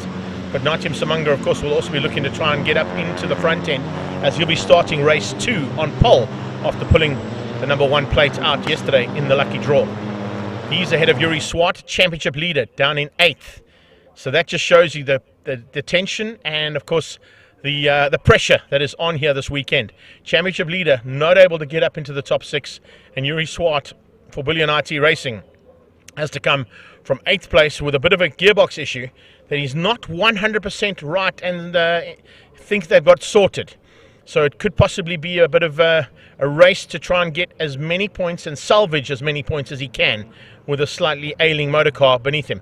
He believes they might have found the problem. I chatted to him just before I came across to the commentary booth here on the other side of the circuit, and he was saying to me that they might have found the issue, and if they have, he's going to have to put in a championship winning drive to come from 8th place to possibly steal the victory and maintain his lead in this championship into race 2. It's going to be a hard ask. Dean Fenter's behind him, and Cara Hill will be alongside Dean Fenter. Loosemore and Jagger Robertson, the 2 rookies out of Team Red Racing. You can see them there with the blue and white livery just coming out of the kink for Team Red Racing. They currently sit down in the 6th row of the grid, ahead of Bryce Pillay and Joseph Ellerine, another rookie to the series here this weekend, and great to have him joining part and parcel there with the Stradale Motorsport Camp and being helped out by Arnie Neveling. Behind them, it is Mo Karodia and Jean-Andre Marais, another rookie at the back end of the field there, and he joins the Stu Davidson Racing team. So at the front end, Clinder Besaidnout will be fighting to try and get ahead and win this race to give him a chance of taking the lead of the championship into race number 2. But he's got to get through on Charles Visser, newly crowned and 5th time SA karting champion, and Giordano Lupini on pole position at his home circuit. So Bullion IT versus Team Red on that front row. We are under starters orders. We had a green flag at the back. We're about to get the 5-second board. It's a standing start for the first time today. Let's see who's going to have what it takes. Are those Dunlops going to hook up for which car on the front row? There are 3 red cars fighting for owners, and of course we've got the McDonald's racing machine there of Stu Davidson and Sons, and Clinton Besaidnout looking to try and get through, but he gets squeezed out by Darby. Darby's gone into 2nd place. Charles Visser runs wide out of turn 2. Dean Fenter around the outside of Nathan Victor. Good start there from Dean Fenter, but a fantastic start from Jagger Robertson as well. Bryce Pillay has outgunned him slightly going into turn 1. But as they head down towards turn 2 now, it is Giordano Lupini from Darby Ulifir. Charles Visser's on the inside, Besaidnout on the outside of turn 2. He'll probably have to slot into 4th place as they come out of turn 2 and head to the kink. Everybody staying on track for the first 3 corners so far. Now heading towards Damstip. Besaidnout under pressure from the angry racing car. Good move there from, oh, what a move. Just Tate Bishop in full flight down into Damps, and it's forcing the Stu Davidson and Sons car wide, and looks like Besaidnout might have to slot in behind. No, they're still side by side into Malmesbury. Unbelievable start to this one there between Tate Bishop and Besaidnout as they head down in towards the back straight for the first time. That back straighter will sort out the men from the boys here, there's no doubt about it. And let's see who's going to use those push to passes right from the word go to try and ensure that they can get through. Darby Ulifir has to get to the front, and he has to try and win these races today to give himself a chance of winning the championship. Last year's rookie champion in the Data and Team Red Racing car, in 2nd place right behind the Bullion IT machine of Giordano Lupini, our pole man. Visser there in 3rd place, pulling away slightly now from Tate Bishop, who has got through on Clinton Besaidnout. Besaidnout dropping down into 6th place. Yuri Swartz up to 7th. That's how it stands as they cross the line for the first time. And there is some massive fights still to be sorted out here on the day. Good move there in the background coming out of the Squadra Corsa car. Natim Samanga having a big dive on the inside of Dean Fenter. Has he been able to get through and secure that one? It looks like he might have. Further back there, Mo Karodia waiting for something to go wrong there between Hill and Bryce Pillay. That's at the back end of the field. Here comes Nati. Nati diving through on Nathan Victor. Welcome to Polo Cup, Nathan Victor. Big maneuvers there from Victor to try and stay in that mid-pack. But he's being hounded properly by the usual contenders in the back end of the top 10. Flying into Damps one more time. Bishop hangs on ahead of Besaidnout. Besaidnout's got Swart on his tail. He's ahead of his championship rival, who's where he needs to be. But he needs to be a slightly higher up the road than what he is right now. One position won't get him the lead of the championship. Yuri will hang on to it for now. But there'll be definitely some closing down there from Darby, from Mava's point of view, if he stays up in 2nd place or possibly even gets ahead for the win. Giordano Lupini using a push to pass down that back straight away. Trying to open up a little bit of a margin over Darby and Charles Visser. So it's Cape Town 1 and 3. Make that 1, 3 and 6 on the road. Then we've got the rest of the country fighting for the latter parts of that one. As they come out of Fastron corner, there was Dean Fenter going side by the looks of things with the other man from Cape Town in Summit Racing Polo. That is Nathan Victor. Behind that, Loosemore and Jagger Robertson. It might be Jagger Robertson from Loosemore actually, as the two of them change that position around coming across the line. Looking on the inside is Loosemore. Loosemore just behind this little fight there between him, Samanga and Swart. Loosemore and Jagger Robertson side by side as Fenter's just ahead of them and Victor just ahead of him. Pillay and Cara Hill side by side again. Looks like Jagger ran wide ever so slightly out of turn 2. Out of the exit of turn 1, I should say. Here comes Jagger on the inside of Loosemore. He finds a way past. The Liquimolian Big Boss Team Red car goes through there. Fifth of the Team Red cars there is Mo Karodia, and he's just waiting to pick up the pieces there between Hill and Bryce Pillay. Charles Visser snuck through. He's got up to second. He's got ahead now of Darby van der Merwe, so we've got to change up a second. Giordano Lupini runs wide onto the dirty stuff. Gio is pushing hard. He wants this victory. He wants to take it here at his home circuit, and Giordano Lupini is doing it all right at this point in time. A 1:25.3 from Giordano Lupini, fastest man on track at the moment, and then a 1:25 dead coming out of Tate Bishop, and 25.6s coming out of Columbus Aidnote as they try and close that gap down on the two Team Red Racing boys. Team Red side by side down into Fastron corner. Watch for Darby to try and cut back. Charles Visser knows this track like the back of his hands. He's going to know exactly where to place that car. Darby will not do anything wrong in terms of sticking behind Charles Visser and let him pull away from the battle coming from behind. Because if he doesn't, he's going to have to fight it out with another one of Cape Town's top contenders. Tate Bishop in the Angry Racing Polo has closed the gap down on Darby. Darby realizes that, goes defensive into turn 1. So Van der Merwe fighting hard. Bishop all over the back end of him. And it is so tight between these guys. Absolutely brilliant stuff. We saw how close it was in qualifying. It's just as close here in race number 1 as they head towards turn 2. Late braking from Darby. Even later braking from Columbus Aidnote as he now puts the pressure onto the back end of Tate Bishop. Bishop soaking that pressure up. Massive fights on here. Honours up for grabs in terms of the top Cape Town contenders. They're all fighting for honours at their home circuit. Right now, Gio has that title in the hand right now with the lead of the race, but Charles Visser wants to close him down. Oh, Giordano Lupino and Charles Visser sliding out of Malmesbury. Look at those Dunlop lines out of Malmesbury corner as the three of them came through there absolutely lit. So hard and so fast, the cars were sliding out of the second apex. And that is what it's all about in Polo Cup as they push it to the limit and way beyond. Absolutely amazing start here from these guys. Visser trying to close the gap down on Gio. Gio trying to hang on to the lead. Here comes Victor and Fenta. Behind that, Loosemore's lost a little bit of ground there to Jagger Robertson. Cara Hills eventually got through and secured the position ahead of Bryce Pillay and Mo Karodia. Right at the back of the pack as well, Jean-Dre Marais, first time out there for the Stu Davidson and Sons team, fighting for honours. And he's fighting hard there with Joe Ellerine.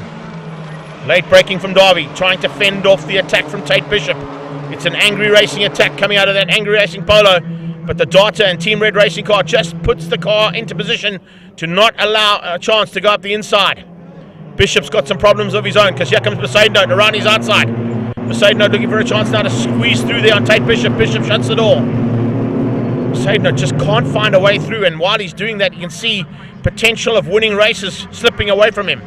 And Yuri Swart is sitting comfortably going, well, if you're here, I can be right behind you and I'm not going to lead this. I'm not going to lose the lead of this championship. He'd be well aware of the fact that if Besaidnote gets through, he might have to go with him.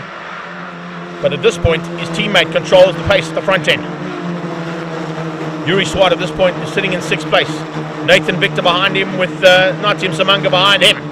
The Squadra Course team fighting for honours here and trying to get back up into that top 6 where Nati's been almost all season long. He's found it a bit more difficult to get him to that top 6 this weekend. He's on pole position for race number 2, but he'd love to be slightly higher up here in race number 1. He's got pressure coming from Victor in the Summit Racing and Umpini Motors machine.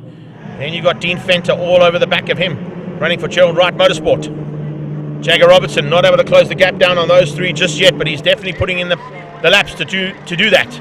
Robertson on the last pass, a 1:26.2. And he's looking to try and close that gap down on guys who are doing similar lap times to him. Not going to be easy to do that. Squadra Corsa, and that Squadra Corsa car is Martin Samanga. Angry Racing has to go defensive again as Tate Bishop loses some ground. Bishop loses ground because he had to go and fend off the attack coming from behind from Clinton Besaidnote's point of view. By doing that, Besaidnote is slowing both Tate Bishop and himself down, allowing Nathan Victor and Msamanga to join the party. And Yuri Swart, here they come. Back up the inside from, Besaidnote sliding into damps. Back end stepped out there, he caught it. And he just gets through to squeeze out Tate Bishop. Gio ahead of Charles Visser, ahead of Darby van der Merwe. Visser and van der Merwe still fighting for honours for Team Red's top honours there for that team. Right now it's in the hands of Charles Visser. Fisser, by doing second places here today or even a win later on, could potentially bring himself into contention for the final round. We could have a four-way fight for the final round of Polo Cup for 2022 at SupaCup. Bishop now coming back onto the tailpiece there of Clinder Besaidnout, looking for a way past, looking to try and retake that fourth place. It's not an easy thing to do here at Killarney International Raceway, particularly when these cars are so evenly matched. There is nothing in it in terms of the lap times and the abilities of these drivers. Nathan Victor, the rookie, goes defensive on a man who's been at the front end of the field and almost won a race. So showing you what kind of prowess and potential Nathan Victor's got in this category. He's up and looking for a chance now to squeeze into that top 6. He's got to get through on Yuri Swart and Tate Bishop if he wants to do that. Those are two very, very seasoned campaigners. He's got more seasoned campaigners on his tail in the form of Msimanga and Fenta. Top 2 now with a comfortable margin over Derby. Derby actually just been closed down slightly there by Clinder Besaidnout on this last lap. So Derby van der Merwe is going to have to be very wary of the attack coming from Besaidnout from behind. And there is still a long way to go in this one. 3.5 laps to go. As they come through Malmesbury one more time. Look at how these polos are starting to slip and slide there through Malmesbury. Dunlop tyres are really being pushed to the limit, and I love the fact that these Dunlops are just loving this circuit.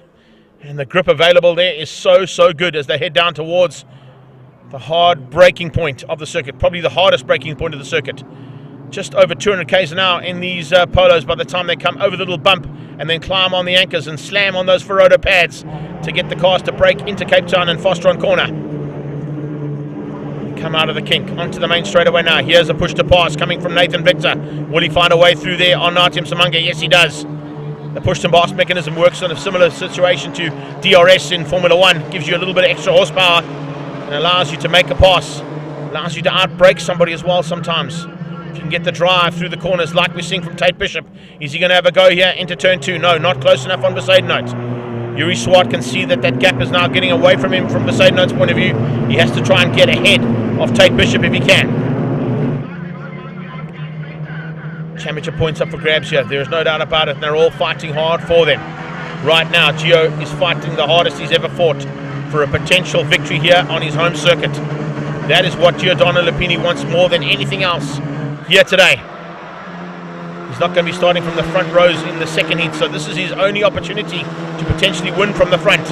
He was on pole. He set the blisteringly fast lap in the Super Bowl yesterday afternoon, but there were 4 cars behind him on an exactly the same time lap, and only the splits in the hundreds and thousands differentiated the first 5 cars on the circuit after Super Bowl. Besaidnout goes defensive again, has to go on the brakes late because there was a big move there coming from that angry polo. That angry racing polo of Tate Bishop's here on his home circuit, also loving life and looking for a chance now to spoil the day there from the man from KwaZulu-Natal. His team runs out of PE and Kobeka, but he is based down in Port Shepstone, is Clinder Besaidnout. Besaidnout has got through, and oh, here comes Yuri Swart. Swart late on the brakes, looking for a way past on Bishop, and he has to get past. He knows with Besaidnout 1 car ahead of him, it means he's losing more championship points there to Clinder Besaidnout, and he cannot afford to do that. I mentioned the fact that Yuri was a bit concerned about the gearbox, and he was going to try and nurse this car around. It looks like he's fighting the gearbox, and he's fighting Bishop, and he's fighting Besaidnout all at the same time. Absolutely amazing stuff here as they go down in towards the kink. Flat out racing for Polo Cup as always, and you can see they are not holding anything back here in the closing stages of race number 1. Gio's got it all sewn up by the looks of things. Scholl does not have an answer.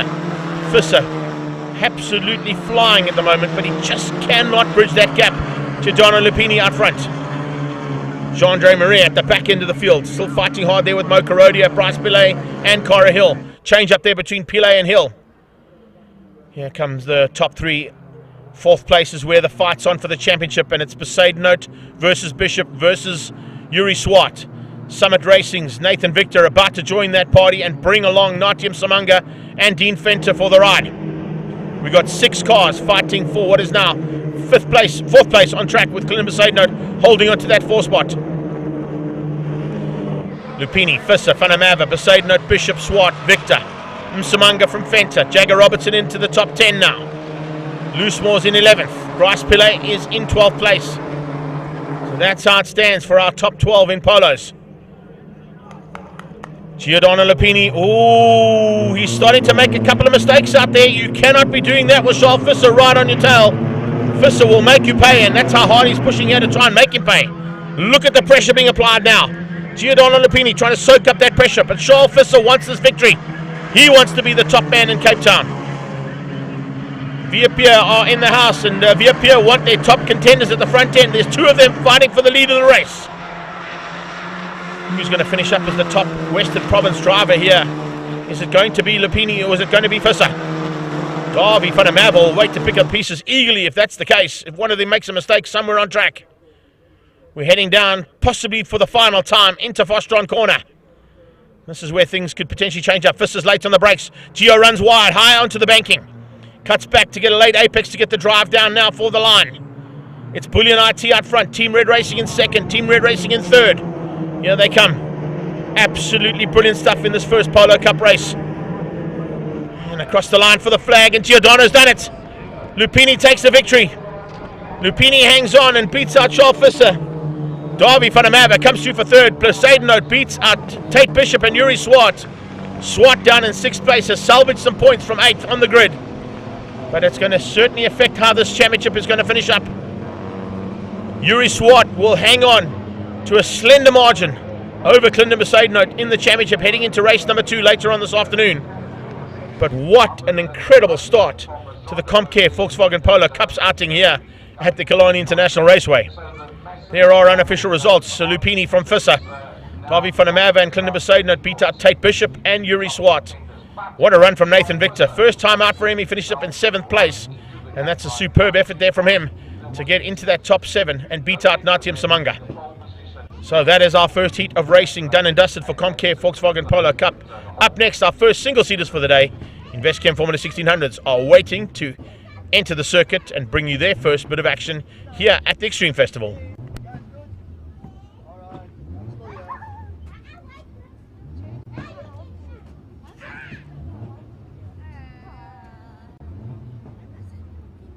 What's your name again? My name's actually... Do you like your job? Yes, ma'am. Then where are my reports? I asked you for a skinny article. I can't hear you.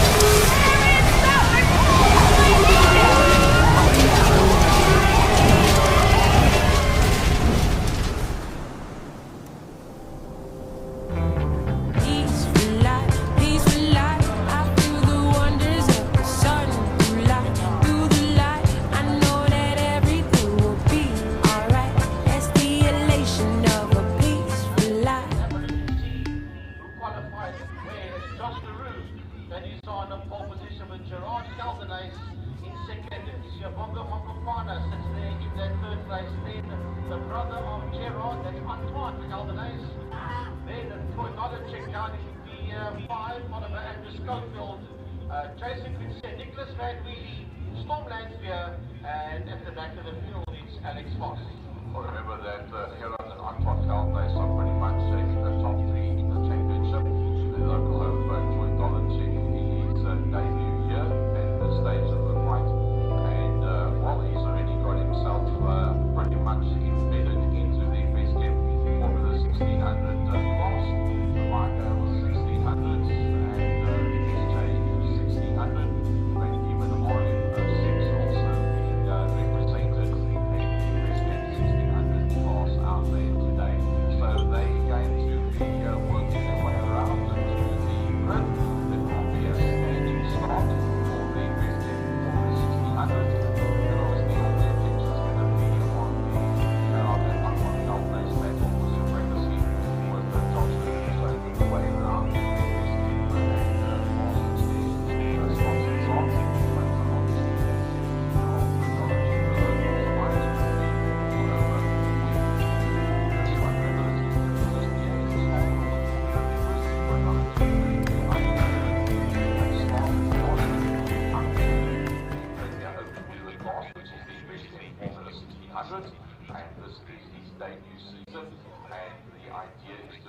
all the different circuits this year, now getting the opportunity with the knowledge and experience to come back here. Now the first time you can really measure whereabouts are you at. And what is looking So we're out on circuit in a few moments' time with the Investchem Formula 1600s. And we managed to catch up with some of the top contenders as their side to find out exactly what their plans are here today for the penultimate round of their championship. Investchem Formula 1600s here in Cape Town, penultimate round of the championship. Some jobs to be done. A slightly diminished field after the chaos that you boys caused at East London. We're going to start in the middle there. And Josh, how are you feeling? I'm feeling very good for this weekend. I'm very excited. Pace has been looking good throughout practice. After coming from a win in East London, I'm really confident with how the weekend's going to go. Last week tested at SupaCup, really good pace. So hopefully this weekend will go as planned. Storm, from your side, how are you feeling? Yeah, I'm looking forward to it.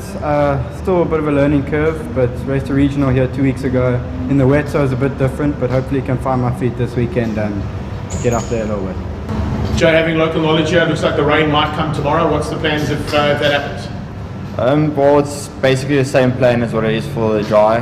I think obviously the tyres will change, but I think still to win is the main goal. I mean, I'm still looking for my first win in PE. Unfortunately, with the car breaking, it was a bit of a issue and having to rebuild it.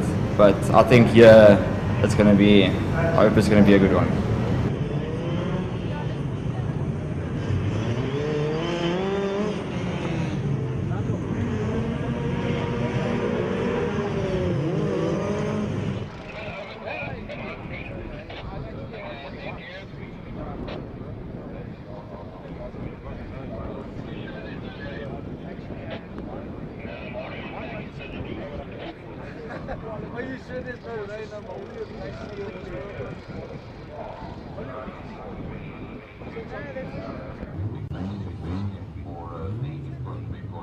wow, there's serious interest in winning this from a financial point of view and for opportunities going forward point of view as well. Josh LaRue and Killarney International on the front of the grid. Gerard International there in that second position, and then SupaCup and Aquaman International then $4 check and the stroke. Alright, so we under starters orders here for the first 10 laps of our first heat of Investchem Formula 1600s. Remember, this is the category that's racing for 250,000 rands prize money. And Josh LaRue has done it all right to ensure that he gets the Investchem and Master Stairs car on pole position ahead of Gerard Caldenay. Siyabonga Monkankwana, what a run from him in second place there for the Investchem team. And the lights go out, we go racing. Josh LaRue cuts immediately across the circuit and stops the intentions there from anybody else behind him to try and squeeze him out into turn one. Monkankwana losing out a little bit of ground as they head down into turn one. You can see it's Antoine Caldenay who's got through. Looks like Andrew Schofield already looking for a way past and trying to get up the inside of Sia as they head towards turn two. Sia Monkankwana around the outside, also under a bit of threat there. Good start coming out of Troy Dolanchek, running some new colours on that car as well. Super run so far from him as they head down in towards turn 3 for the first time in anger. The Abacus Racing Divisions 1 and 2 are sitting 2 and 3 on the road, and they're watching Josh LaRue just get away from the field here ever so slightly, right from the word go. So it's a big start here from these guys as they head down in towards Malmesbury for the first time. And Malmesbury is where things could change up here, because this is where they get the drive onto the back straightaway, and Slipstream City is what it's all about with these cars. Look at the defensive driving coming out of Gerard to keep Antoine out. Antoine has to go high and wide onto the banking. Here comes Schofield diving on the inside, trying to find a way through as well. Schofield having a big look there as Antoine Caldenay ran slightly wide into Cape Town and Fosteron corner. First lap in anger completed, and that's not a bad start there for the proceedings for the front end of this field. As they come through now, it's going to be a bit of a fight on between these guys. And the fight, of course, is for 250,000 rands worth of prize money. There's a test in a global touring car, test in a single-seater up for grabs as well. And when I talk about a single-seater, I'm talking about a Formula Renault, which gives you an opportunity and a base to start your racing career out of a very competitive single-seater class. One man who's a little bit concerning at this stage is Alex Foss. He had to come from the back of the field after a nightmare in qualifying. And he's already starting to come into the mix there, just behind that top 7. Antoine Caldenay and Gerard Caldenay still hang on for what is now 2 and 3 on track, with Monkankwana and, of course, putting a bit of pressure onto the back end there of Schofield and Dolanchek. Dolanchek and Munkankwana trying to close that gap down slightly onto the back end of Schofield in the fly. Saf Air, Fox Formula 1600. So into the back straight away and onto the brakes down into Fostron. Late braking from Schofield. Schofield looking for a way through. Can he find it? No, he can't. Big dive on the inside, but he wasn't close enough to get through there on any of the Gildenhuis boys. They continue to hang on for second and third. Josh is getting away at the front while they fight so hard. Interesting note as well is to watch out for Nicholas Van Wheelie slightly further back in that pack. Van Wheelie fighting in the background. You can see they're just ahead of the hard charge coming from Alex Voss. But it's awesome to see that, to also see for the first time Van Wheelie not in the Van Diemen, but this time out in a Mygale. So he's changed up his chassis for the very first time, and he's hoping that it'll bring him some luck, because he was finding it very difficult to get that Van Diemen set up and stay on the pace with the chassis that everybody else was running in terms of the Mygale format of the racing chassis for these Formula 1600s. Everybody out there this weekend is in a Mygale, as opposed to what we normally see with Van Wheelie having the option of that Van Diemen he's been piloting since his career started here in Formula 1600s. Hasn't quite got to grips with it just yet, but the Universal Paint and Hardware man is now starting to close down on the back end there of the Mint Rapworks car of Jason Kutsia. Jason Kutsia, of course, local man. We just chatted to him. He was hoping to be slightly higher up than what he is. He has a dive on the inside from from Dolanchek.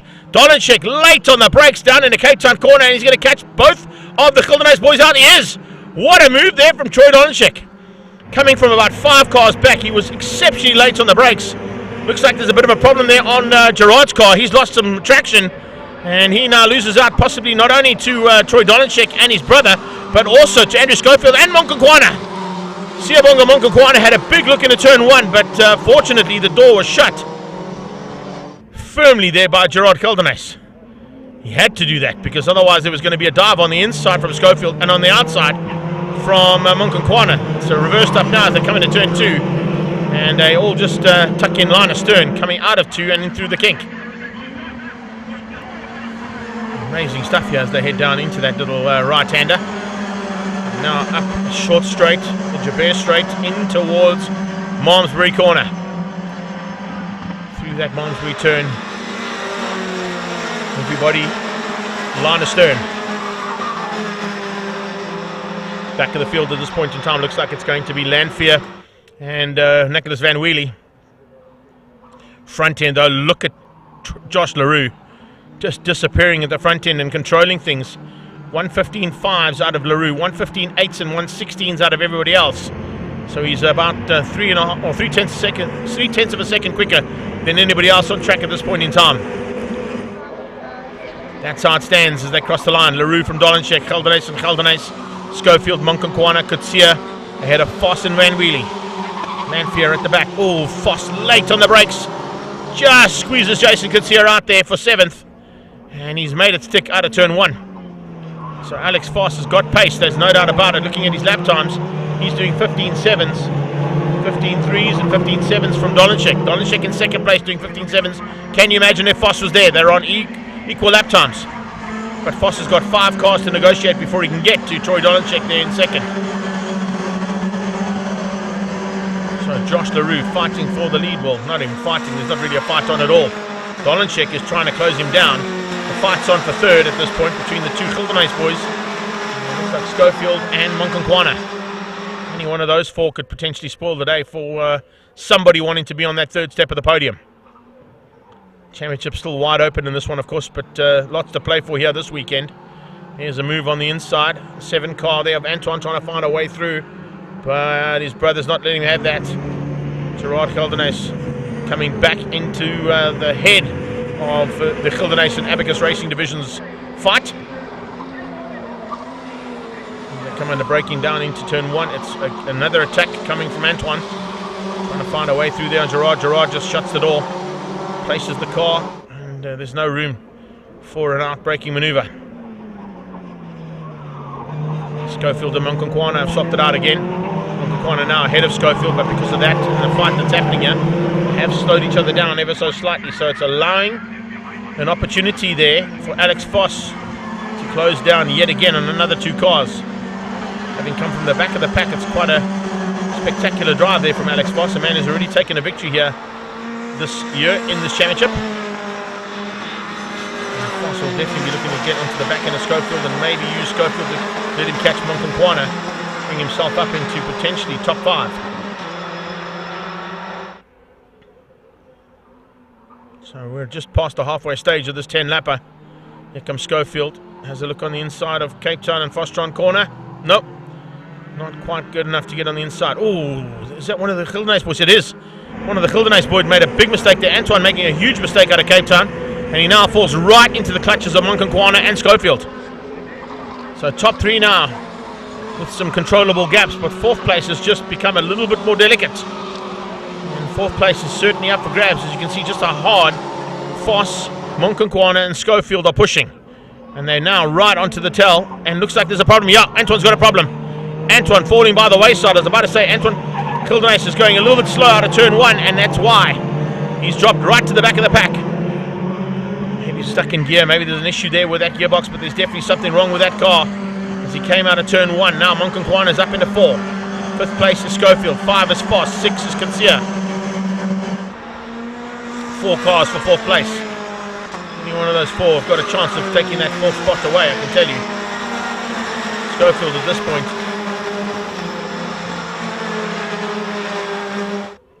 Schofield at this point is certainly looking the more dangerous of everybody else out there. Has he got enough there to possibly close that gap down on Monconkwana? Is Monconkwana going to bring them along to the back end of Gerard Gildenhuys? He's got to get his head down and not worry about the guys behind him.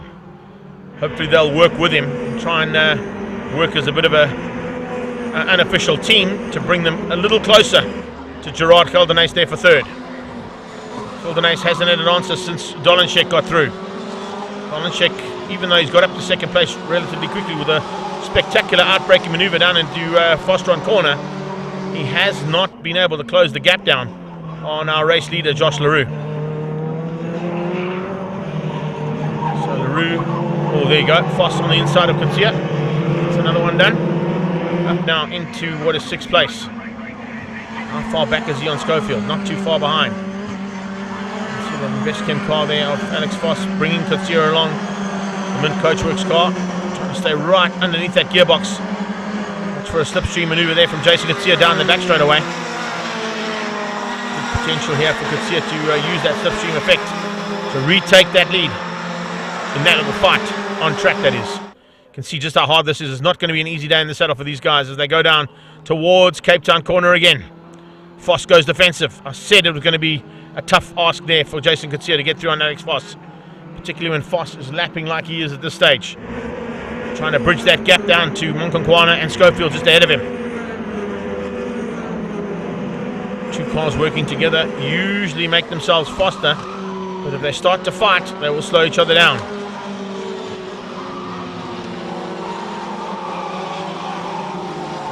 Monconkwana. Oh, look at that. Jason Kitsia applying huge pressure onto Foss. Foss soaking it up. Monconkwana feeling the pressure from Schofield as well, but he's not letting it affect his ability to stay in the top 4. First 3 evenly spread. There they go through the kink. 4th place is Monconkwana. Schofield on his tail in the Sapphire car is right up close and personal there with Monconkwana. Siobongo Monconkwana is definitely up for this challenge. He hasn't really buckled under the pressure that's being applied onto the back end by Andrew Schofield.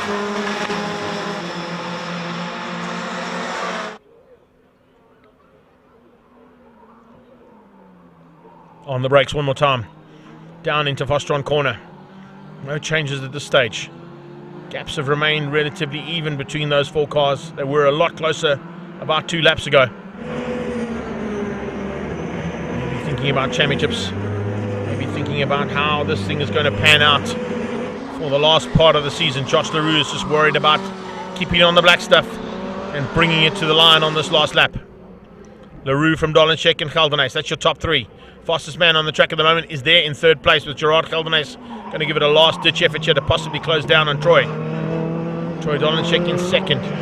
Doesn't seem to have an answer. No one's had an answer, actually, to Josh LaRue. He got off the line. He went right and defensive, and since then has not been bettered. So it's possibilities here of the victory going towards the Investchem and Master Stairs man.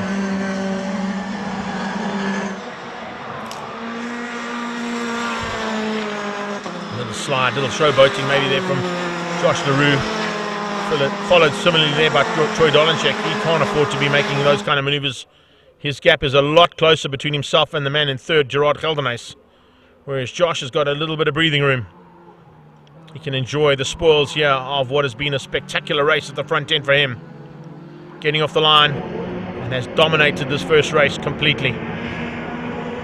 So coming to the line and the flag. Josh LaRue takes the victory.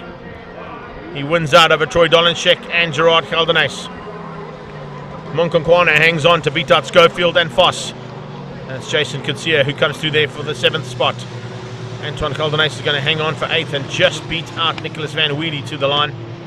Van Wheelie will be a little concerned about maybe finding a little bit extra here in the second and final heat of the day for them later on this afternoon. There is your unofficial results. LaRue from Dolenchek, Geldenhuis from Monkonkwana. It's Schofield and Foss, Kutsia ahead of Antoine Geldenhuis, Van Wheelie and Storm Lanfear making up the top 10. So that's how we wrap things up there for Formula 1600's first heat of the day. And up next we head into the Thermo Fires Clubman, local class on track for the first time.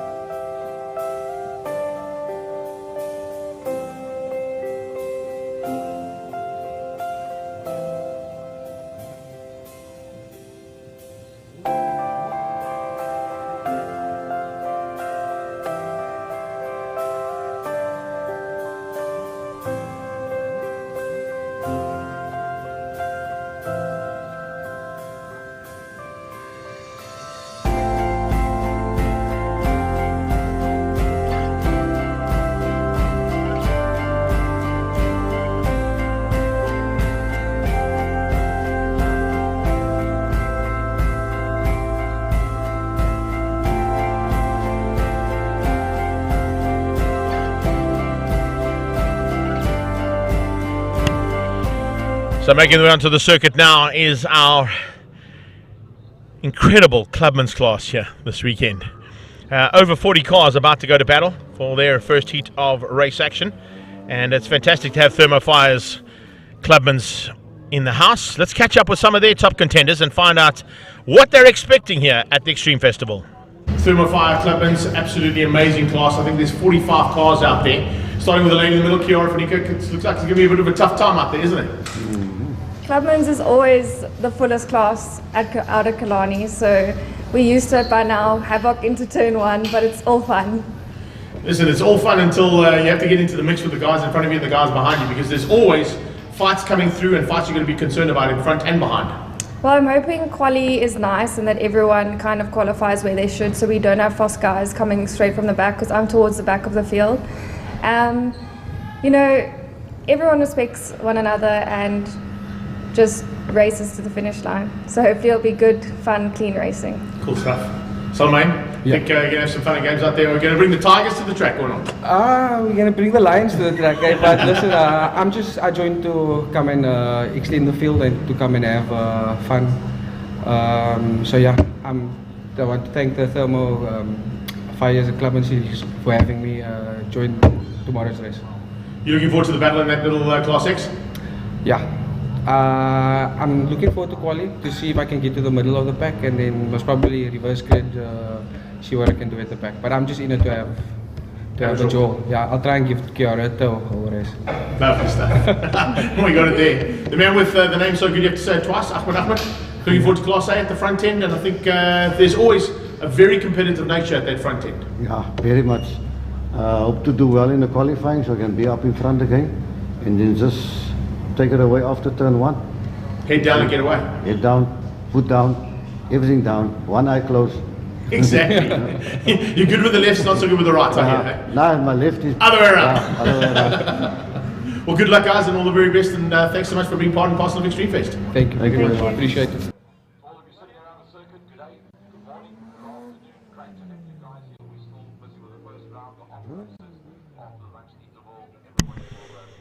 Here they come.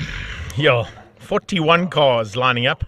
Biggest field here today, no doubt about it, but awesome to have them here as part of the Extreme Festival. Look at the array of vehicles. Golf 1s, Golf 2s, Jetta 1s, Jetta 2s, Jetta 3s, BMW E46s, BMW M3s, BMW 328ISs, box-shaped BMWs. We've got Audi A4s. We've got Nissan Maximas. Let's have a look and see what else I got on my list of cars there. And making my way down, we've got some Polos, the Polo Classics that are. We've got a Nissan Sentra. We've got an Opel Monza GSI. We've got E36 BMWs as well as E46 BMWs. We've got, as I said, Mark 1, Mark 2, Mark 3, Mark 4, Mark 5 Golfs. An Audi A4 Turbo, which should be on pole position. And we've got, what else have I got thrown into the mix? I just want to run down, make sure I didn't miss anybody in their various marks and makes. No, I've covered everybody. So that's what we're looking at in Clubmans. It's one of the biggest fields down here in the local power series that runs here at Killarney International Raceway as well. And always a big arch rivalry there between Formula GTI, which is a Volkswagen-based category, and Clubmans, which is a all-make-based category. Still keeping an eye on the Skyline there, as you can see, and not the Nissan Skyline or the Sentra that's making its way to the grid, but the Skyline in the background there with the tablecloth over Table Mountain. If that stays there, we shouldn't get any rain, and if the wind doesn't change direction, we should stay dry all day long. And that's what everybody down in pit lane is hoping for. Just dramatically changes your race strategy and your team's amount of effort that has to go in to change tyres and tyre pressures and settings on cars if the rain comes down. Right now, according to the weather app, we are all clear for the rest of the day. We'll be watching that weather app throughout the day to ensure that that stays exactly as is. It's Alex Johnson and Clint Renard who will be on the front row. The man with the name you have to say twice because it's that good is Ahmed. He's alongside Shane DeToy for the second row. Josh Dolanchek and Mansour Parker will be there in the third row. And then, of course, it's Jess Huggett in his Volkswagen Jetta ahead of Michael Lesueur. You've got Risley Harris and Shane Smith, who are just ahead of Baby Jakes, and Daniel Katsia, Mark Fortini and Willem Swart. Then you've got Bruce Mayer and Roshan Khan, Gary Smith and JP Sher, Jean Farrell, and of course he's ahead of Noel Stander, Paul Manek, ahead of Andre Diedrichs, Anwar Levy, and Suleiman Ifadi. He, of course, is the man we just spoken about there, who's got some real live lions as pets, I believe. And then you've got Eugene Gasperi and Stephen Goos, Cedric Berger, Graham van Rooyen, Kiara Fanikuk. We spoke to the young lady. She's looking forward to a big fight there in her Wingfield Motors sponsored car, ahead of Francois van Tonda. Trappies is in there and looking for a chance there to fight with Kiara. And as our pace car makes its way around, they will go around now on their formation lap. They've had the warm-up. I see our pole man is sitting in pit lane. That's a bit of a concern there. What happened with Alex Johnson's A4 Turbo?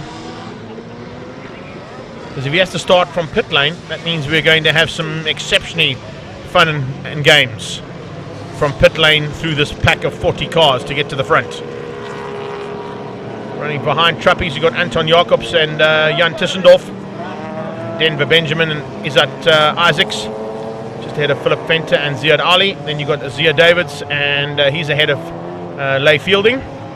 Michael Flynn, Ian Long, and Gary Manwaring right at the back of the pack. But I think right at the back of the pack is actually going to be the Audi. And I think they're going to keep him in pit lane. And he'll have to start from pit lane, or have they let the Audi out in the background? No, they've let him out. So Alex Johnson has been let out, but will he be allowed to come through the field and take up his position? It doesn't look like it. Looks like he's going to have to start from the back of the pack. So our pole man has gone from basically hero to zero there, and has to start just ahead of the fastest car ever to go around this circuit, that Ford recovery vehicle from the Killarney Marshals. There is nothing faster than that Ford Ranchero around this circuit. You can talk about lap times, you can talk about outright lap times around the circuit in various forms of racing cars, but nothing is faster than that Marshall Bucky. So that means Clint Renard is going to have the advantage. He's got the front row all to himself. Ahmad and Shane DeToy will definitely looking to try and close him down there in the BM and their Golfs. But whether or not they'll be able to do that, we'll wait and see. Here they come. Golf 1, 2s, 3s and 4s. Jetta 1s, 2s and 3s. BMW M3s, E36s, E46s. We've got a 1 Series as well in there. We've got a Volvo. Oh, that's the one I forgot about. Sorry, I beg your pardon. That's the one I definitely missed out on earlier on. We've got a Volvo in there as well into the mix. And I'm trying to find out exactly where that Volvo is. It's down. Okay, it's not on the list, but oh, there it is there. So it's in the hands of, I think, Eugene Gasperi. But here they come into Cape Town and Fostron Corner. 41 cars. And stand by for a bit of the usual Clubman chaos. Kiara spoke about it, so I'm not going to worry about mentioning the fact that that's what they're known for. Let's see if they can keep it all together now for the next couple of laps of race action here from the Extreme Festival at the Killarney International Raceway.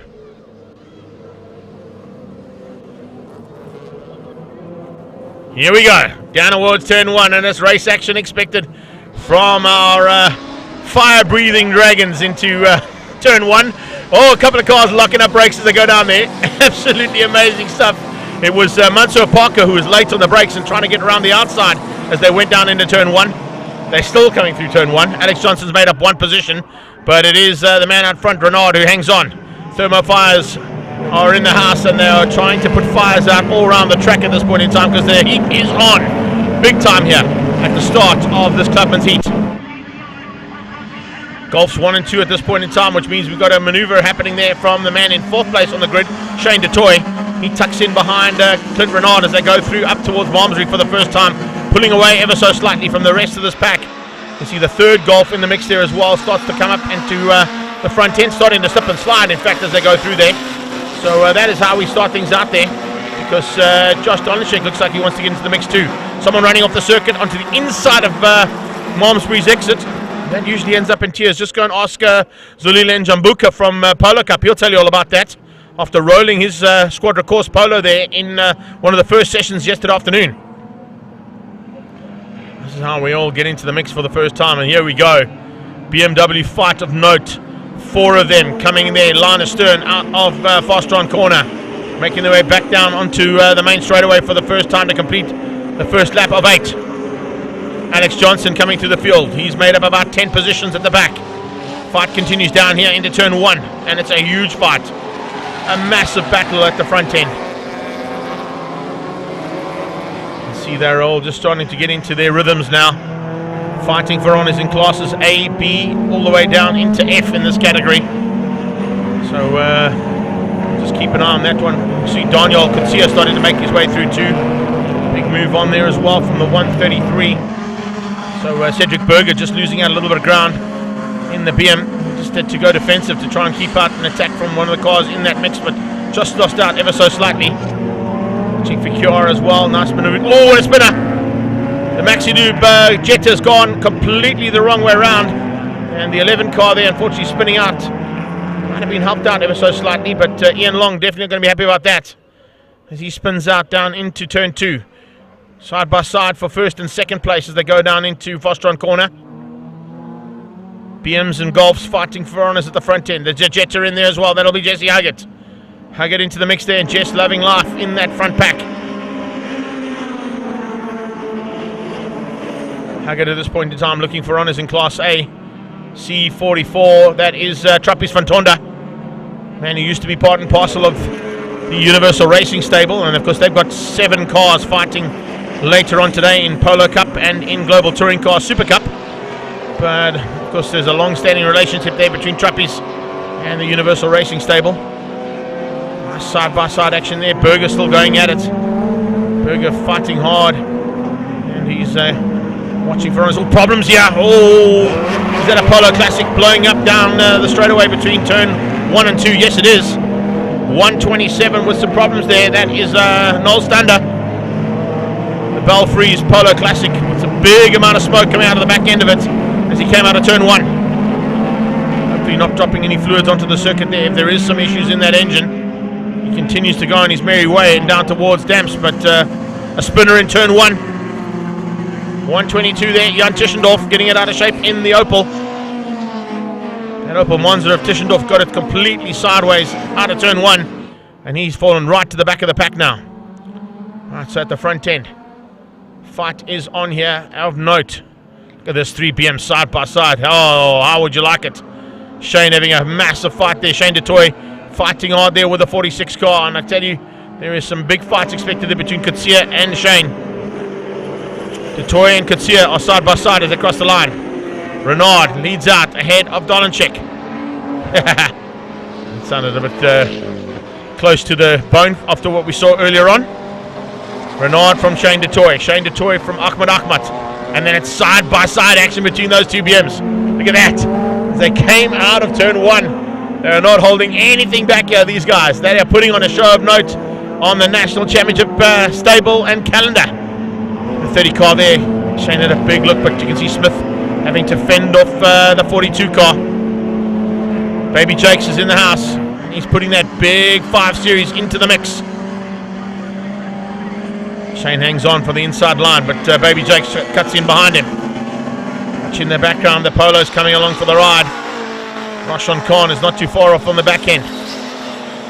Leading pack heading through Malmesbury. It's a phenomenal little fight to the front end here. Shane DeToy, Clint Renard, that's how it with the current standings at this point.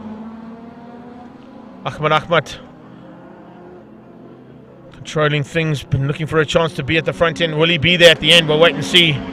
Problems there for D2. Oh, that's not good. The 2 car there. By the looks of Kiara van Niekerk got some problems as she parks on the sideline. It's definitely not where she wanted to be finishing up, that's for sure. Something's gone wrong on that car. So front end. This is where we're going to see a chop and change possibly there between Renard and DeToy. 2 Golfs fighting hard. Behind that is Ahmed Ahmed. Slowly but surely he's reeled them in. They're coming up on some back markers though. Those back markers could change things around here ever so slightly for this big field. G&A Motorsports Golf leads things out at this point in time. Renard on the tailpiece is his Skilput Play Wine Farm car of Shane DeToy. DeToy's got some big battles to fend off because here comes the rest of that pack of BMWs chucked in behind there. The Beta Machine, oh, that's a pity. Izzy's out there, the 205 Golf parked on the sideline. And Isaac's unfortunately out of that one. Here comes the Volvo down towards turn 1, making its way through rapidly on a couple of the other contenders. So let's see whether or not we're going to see any changes up with that Volvo of Andre van der Merwe. Van der Merwe having his own little fight there with 2 Golf 1s. So it's a bit of a fight on as well there between Philip Venter and Michael Flynn. Make it 3 because Azia Davids is about to join them. And then just behind that, Leigh Fielding and Ian Long. Here come the leaders though, into those back markers. Catching up onto the back end of the earlier spinner there in the Opel. Oh, and speaking of spinners, Ahmed gets together.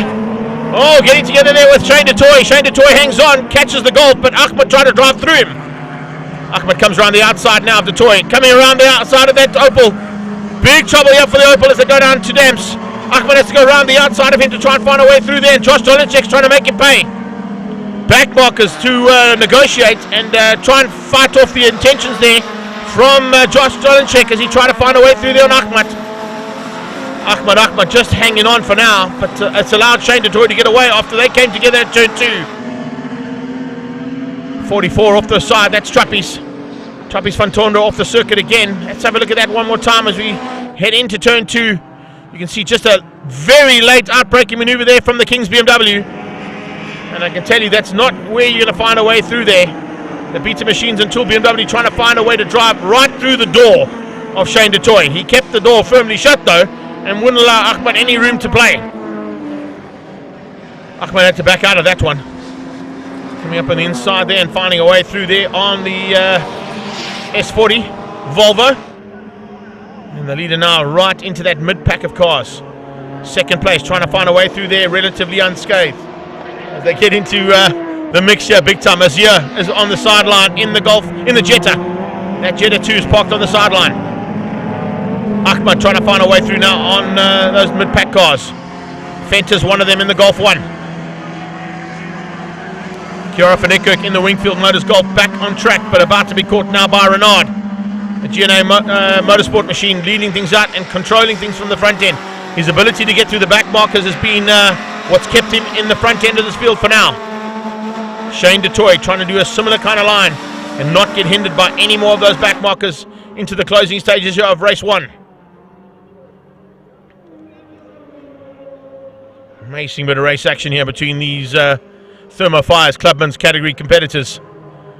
Some stricken cars on the sideline. They won't be concerned about those. They're going to be concerned about getting these laps done and dusted as they get into finishing the penultimate lap. We've got one to go here for Renard.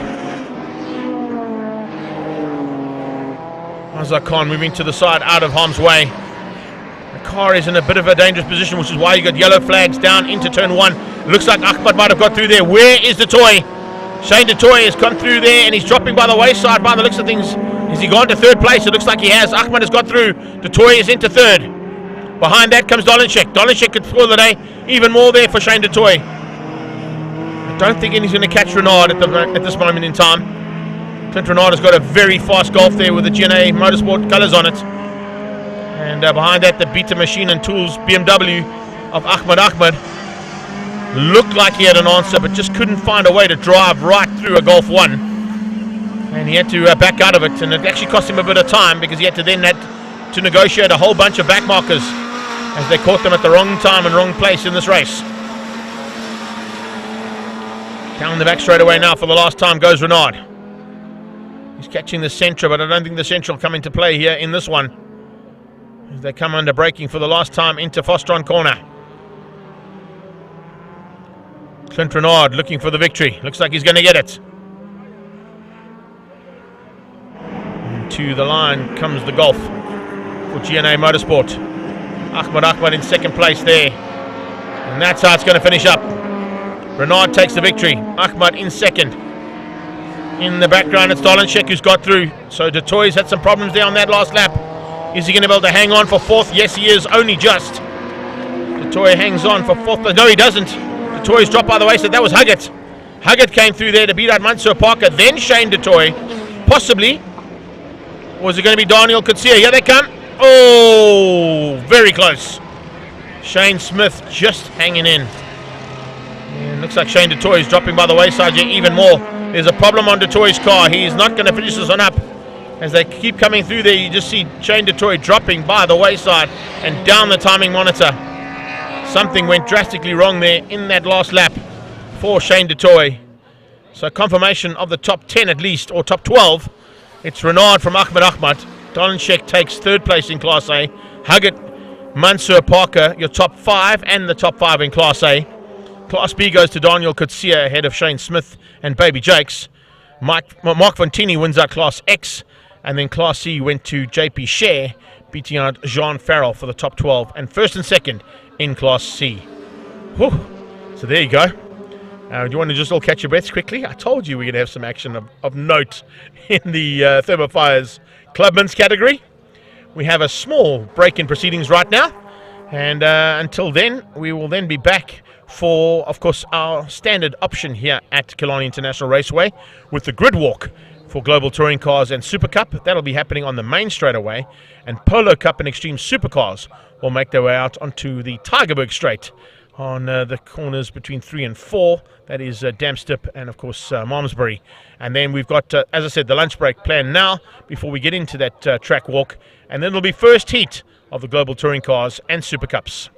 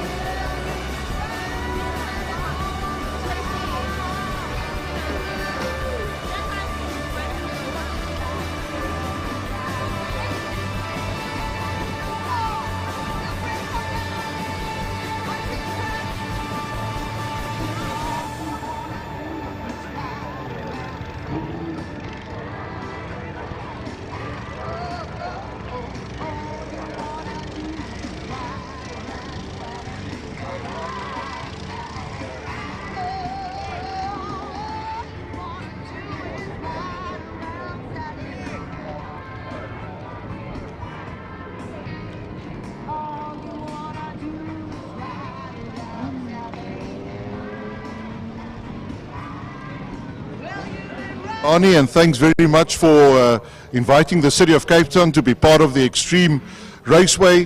And it's great to see all the spectators here today, crew members, officials, families, supporters from all over.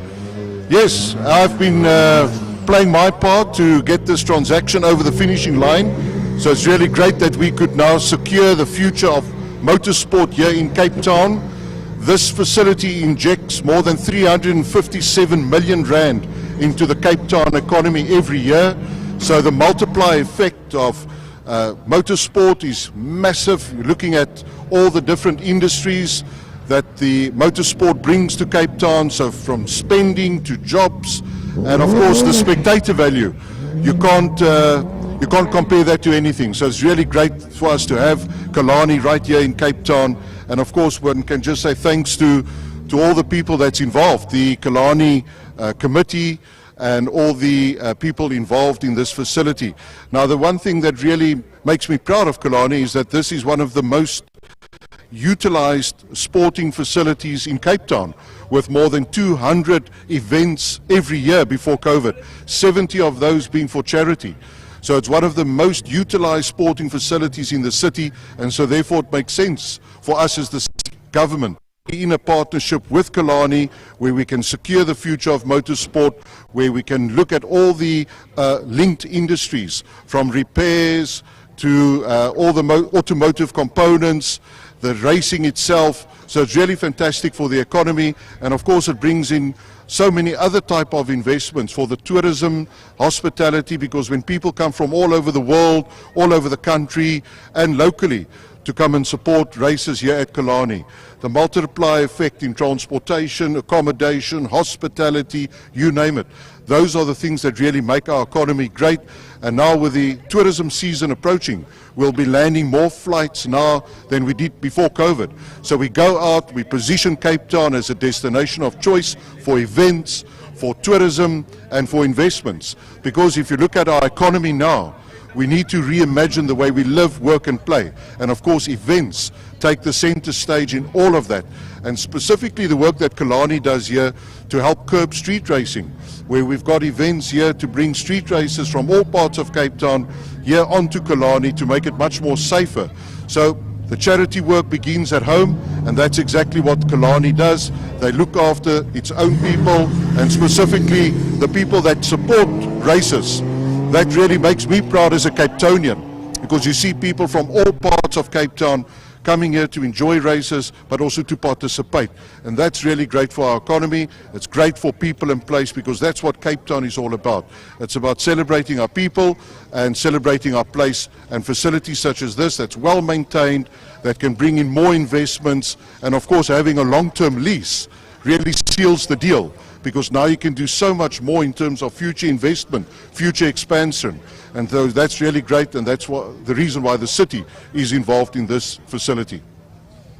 Alderman Force, one of the things that you specifically mentioned to Killarney International Raceway was that you felt it was very important to get the races off the road, and I think the response from Killarney International West Province Motor Club to create a bigger spinning pitch here, I think that was a direct thank you and heads up for what the City of Cape Town was trying to put together. Looking forward to the motor show that we're going to have here, what is the financial impact on something like that here in the Cape Town area, with the City of Cape Town being on board with that motor show as well? Well, one of the joys of my work as head of the city's economy and tourism portfolio is to see the financial and economic impact of events and of sports. I mean, sport has one of that wonderful characteristic that it brings people together from all walks of life. And when you look at the demographics, the people that support racing, the people that's involved in all the linked in businesses, because it's not only the racing, it's everything that's associated with racing. And so when you have a facility such as Killarney that opens their doors to all parts of Cape Town to say, let's do the racing here, curbing illegal racing and spinning and all those things can happen right here. That's why I say charity begins at home, and that's why we're really proud of what Killarney has done. I also have a front row seat on the City of Cape Town Special Event Committee, where we consider applications for sponsorships, for events and other big attractions. And I can say that the city will proudly be involved with that motor show. We'll also be setting up some exhibitions here because, again, it makes sense for the city to be here because of, look at what Killarney represents. And so, of course, it's also important for the events economy. If you look at the Cape Town International Convention Centre, it's fully booked until 2023 with events and expos and conferences from all parts of the world in different fields. And again, with this motor show happening at the end of October here at Cape Town, it puts global eyeballs on Cape Town. It gives us a lot of spectator value and it brings Cape Townians together. We are now processing more than 23,000 passengers per day at Cape Town International Airport, of which 4,800 are international arrivals. So you can just imagine the impact of visitors coming into our city and supporting events such as these. So I'm looking forward to that show at the end of October. The city will be here, proudly associated with Killarney, and as you can see right there on that bridge, the city of Cape Town has a close eye on what happens here because it makes us proud to be here. And again, it's good for our economy. I always make the point that the visitor economy is everyone's business. Awesome stuff, folks. That's the voice of Alderman James Voss. James, a request that you had for us earlier on today is you want an opportunity to also take a walk down the pit lane and actually meet and greet some of the drivers as well. So thank you very much for what you guys, the city of Cape Town as a whole, mean for us here at Killarney. You have no idea the impact that it has for us that have, this is our life, this is our family, this is our lounge. Yes, we like to do what we do on a Saturday, and without people like you and the city of Cape Town, it wouldn't be possible. Thank you very, very much, and I'm sure there's a lot of the drivers there is going to thank you personally as you work your way down the grid now. Thank you very much for joining us, sir. Thanks, Gary. Thanks.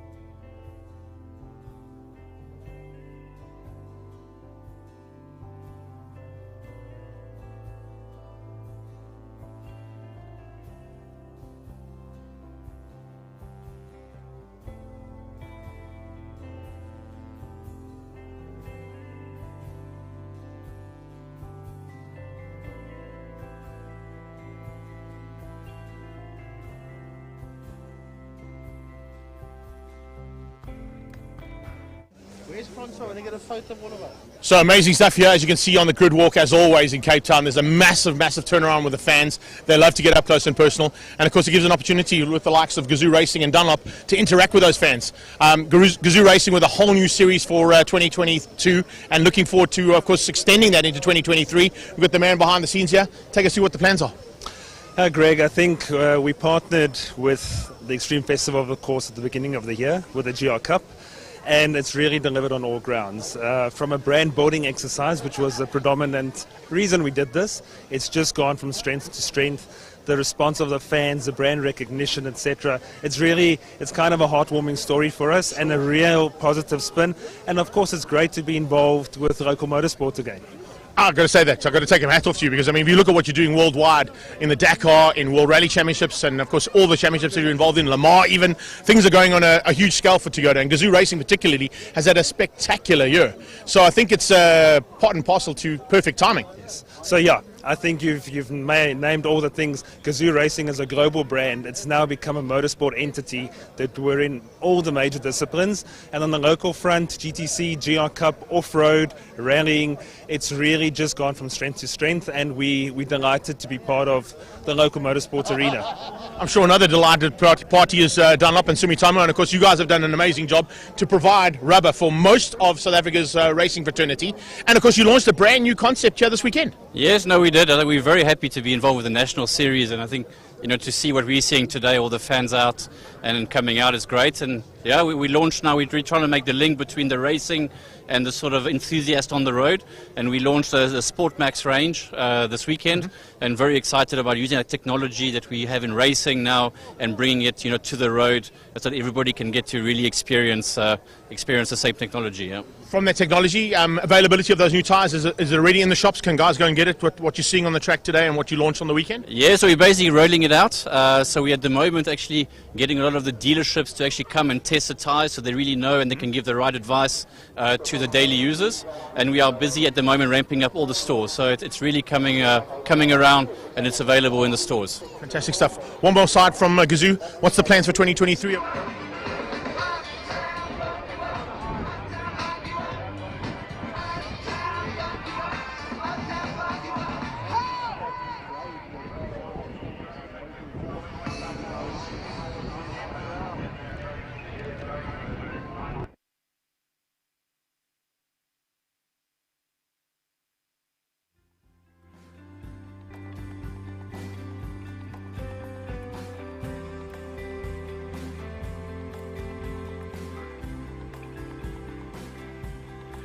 Right here at Extreme Festival, as always, we bring you up close and personal with the sponsors, with the fans, with everybody involved behind the scenes, and I think that's what we're going to be doing here for the rest of this grid walk, heading into the next part of the day's proceedings, and of course the first race of Global Touring Cars and GDC Super Cup.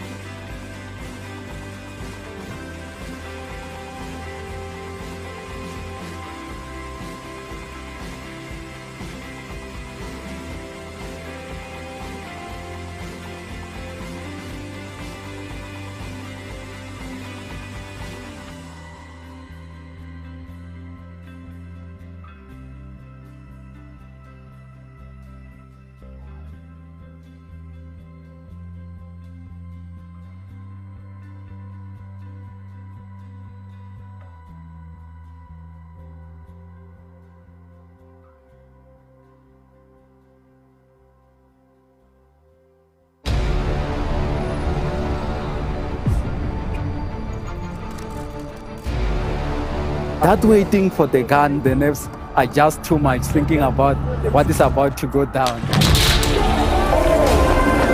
goes the horn to start the race. No, I think it's really amazing. And now the whole setup and people are dressed up. We're giving something, I think, to the people is just fantastic.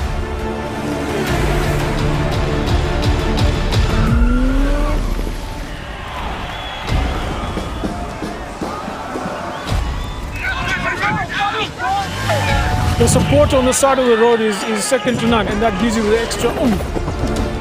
thoroughly enjoyed it. The scenery is beyond what I could imagine. I seriously enjoyed it. I met so many wonderful people on the way. Really enjoying Cape Town. People seem to really appreciate artwork here, which is really nice. Come and visit Cape Town. We are waiting for you with open arms. We welcome you here. This will remain a city of hope and opportunity for everyone, not just in Cape Town, but around the country and the world. And he takes the tape.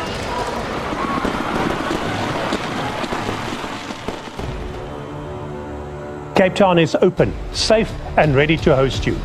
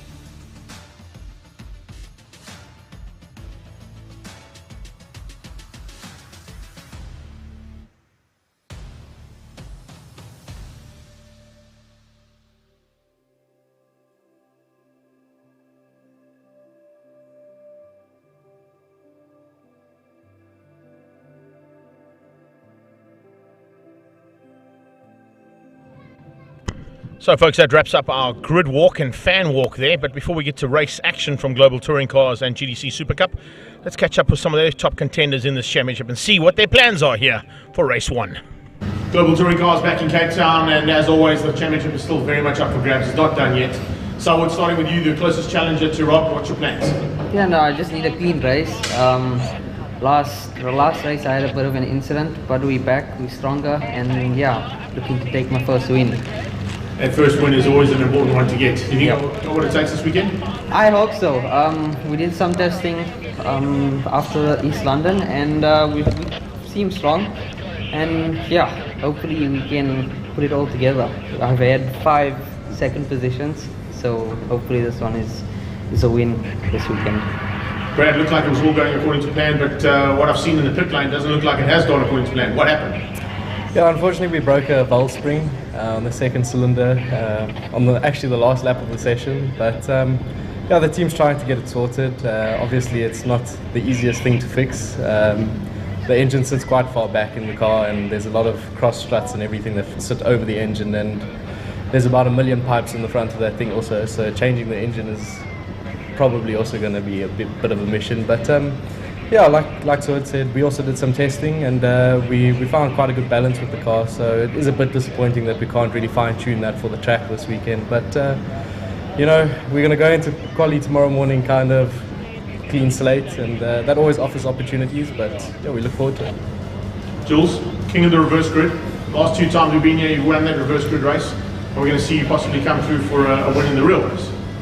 Yeah, I think we're showing pretty good pace. We P3 in the last section, so only a 10th of first position. So we'll, as long as we get a good qualifying, I think we'll be in for the win. But this track, it's quite difficult to overtake. It's very easy to defend as well. You just, if you're in the front and you hit your marks, it's super easy to defend. So it'll be a tough race, but we'll be pushing for a win in race 1.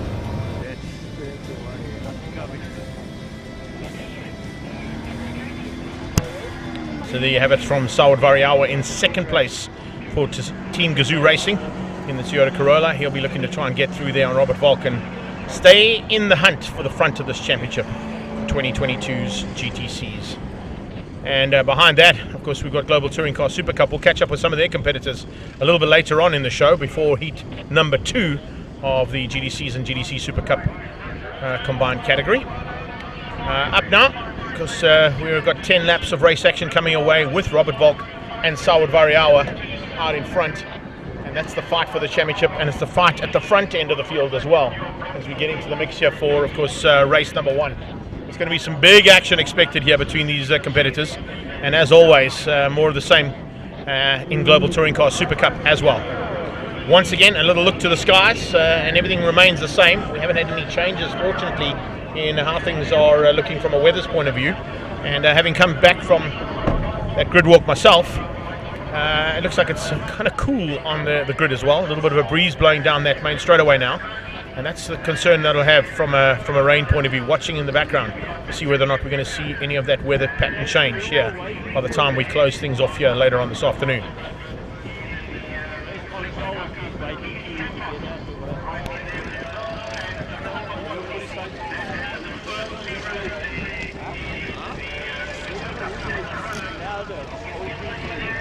We saw lots of people on the grid. We see lots of people around the circuit as well. You can see the Briars are in full flight there as well, as guys are enjoying being back out and in amongst our friends and family at motorsport events again. Lockdown, a thing of the past, but we're hoping that it never ever comes back to a situation like we had there for 2.5 years. We love having interaction with the friends, fans and families around the track, and they are all around the circuit. In the Bomas, the main grandstands, on the grandstands around the track as well. It is superb to have all these guys, girls and youngsters as well. I saw a lot of kids on the grid, and a valiant effort being put in by the teams to entertain those youngsters and give them something to go home with. Caps and flyers and flags were being handed out left, right and centre out on the grid by the various teams. That always goes down well with the youngsters, and it certainly builds your brand amongst the youth of this country, and of course the future of the country, getting to enjoy the spoils of some of the teams out on those grid walks. the Polo Cup competitors coming to get involved with a whole bunch of people on the grid as well.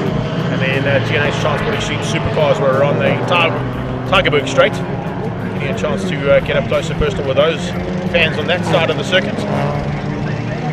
Always great to have interaction with the crowds, and the good walk that happens here at Killarney is one that the drivers are certainly touting as their firm favourites. We got a spinner out of turn number 2 in the turn 1 car. That's definitely not what Roy Campos wanted to do. I think it was Roy Campos who possibly spun out there. They are on cold Dunlop rubber, so Roy, yeah, you have to just be aware. You can't be doing anything too drastic around the track at this point. Get the heat into the rubber, which is what GDCs are starting to do. They're getting it a warm-up lap and an installation lap as well behind the safety car. So it gives them 2 laps to get some heat into that Dunlop rubber and gives them a chance now to get into race face mode on the next pass. This one was just to try and get as much heat into the rubber as possible, which is why Roy might have just got away with that one. Quite sure if it was Roy or Tato that spun out there, but we'll keep an eye on that. In the background, GDC SupaCup coming to take up their positions. I think it was Roy actually. That's Tato's car there. So as they come to the line, let's have a look and see. It's Robert Volk, Howard Variawa, Michael van Rooyen and Julian van der Vat. That's the rows of the grid we're looking at there for GDCs. They're ahead of Rackstraw and Mandla Ndakani. Then there'll be about a 100-meter gap to Leighton Fourie and Jeff Kruger, who are fighting for honours in the GDC SupaCup class. They, of course, will be front row of GDC SupaCup, and they're ahead of Keegan Campos and Jonathan Mahotsi in the Sonax car. Then you've got Daniel Rowe for Team Perfect Circle, just ahead of Donnie van Niekerk for CompCare Clinic and Stunt SA. Then we've got Rechard Rutz, also out of Team Perfect Circle, first of the Masters, ahead of Ian Pepper. That's a nice row. 7th row of the grid, 2 stalwarts in saloon car racing. Back at each other's throats again here for the first time. Pepper makes a welcome return after a bit of a break and the birth of a granddaughter, Tasman and Keegan, and of course Keegan in the race as well after that birth. And congratulations there to the Pepper and Campos families. And of course also missing from this grid is Jason Campos, who we send our congratulations to, who had his second beautiful youngster born only a couple of days ago. So he'll probably be watching from the sidelines, and we send our love and congrats to the entire family as well there, to Jay and his team. Paul Luthi, all the way from Scotland, is 3rd of the Masters. He's ahead of Tata Corello. Then it's JP van der Walt and Nick Davidson leading the championship in the Masters side of things. He's ahead of Roy Campos, Stefan Schneiders, Roberto and David Franco will bring up the tail end of the field for GDC SupaCup. But as we head down towards turn 1 now, it's left, right to get as much heat into the rubber as possible now. Heat into the brakes as well is important. They're going to try and do some acceleration and braking to get the heat into those big discs that these cars run. Expect a big fight for GDC's championship. Robert Volk leads out at this point. Howard Variawa is only a couple of points behind him. Will certainly be up for the challenge today. Looking for a victory, looking to try and keep the hunt in this championship all the way down to the final round at Swartkops. Then it's Leighton Fourie versus Jeff Kruger for the championship in GDC SupaCup. Keegan's not worried about the championship. He'll be looking for victories. So it'll be a case of whether or not Leighton and Jeff decide to fight it out amongst themselves. Keegan gets into the mix. Do they worry about him, or do they let him go and just concentrate on getting as many points in the bag as possible? Cannot afford to have DNFs here at this stage. The late part of the season, it is vital to score as many points as possible and that are up for availability on a race day like today.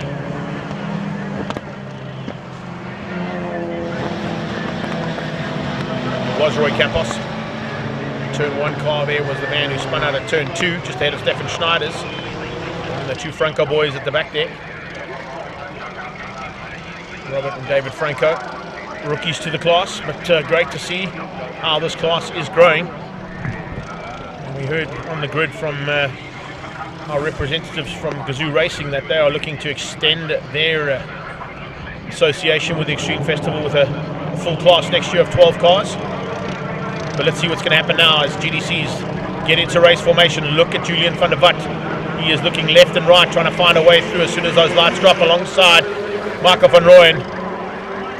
Lights out and we're racing. Here we go down towards turn 1. It is going to be an epic start here from Robert Volk to try and fend off his closest rival, Sawad Variawa. Variawa is going to try and hang on to that outside line, which becomes the inside line for turn 2.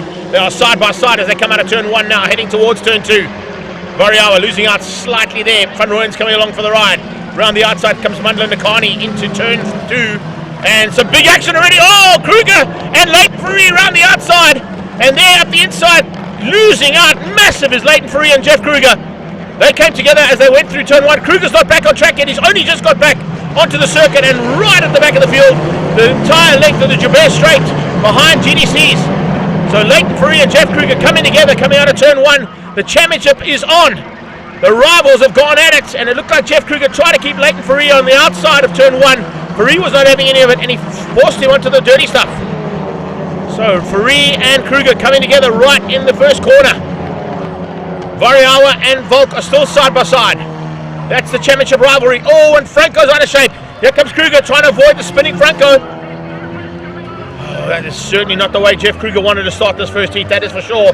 David Franco spun out on the Tigerberg Straight, but as they come across the line and complete the first lap in anger, GDCs are out front and getting away from the SupaCup class. SupaCup about to come down into turn number 5, Fostron corner. It's Keegan Campos leading things out over Jonathan Machotsi. Machotsi has got, is that Darby? Yeah, Darby, what a run there from him. Donnie Vanicuk has made his way up and into 3rd place at this stage. Car Care Clinic Machine up into 3rd place, right on the Sonics car of Jonathan Machotsi. 4th place as they come across the line. Is that Record Roots? I think it might be.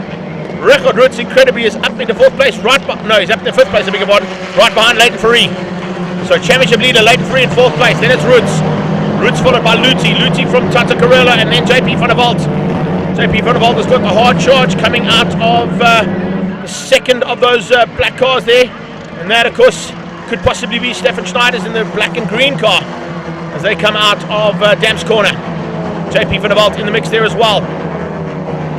The start there coming out of Ian Pepper as well. Pepper not quite getting the start he wanted. He had to take a couple of evasive lines as we saw some big action down into turn 1 between the two championship rivals. Is this going to blast this championship wide open? It certainly looks like it is.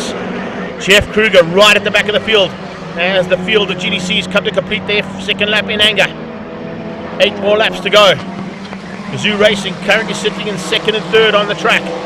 It is WCT and Invest Chemical Logistics that are sitting 1 and 4. Coming up on David Franco. Behind them it's the Audi. The Audi is Andrew Rackstorff for RDSA.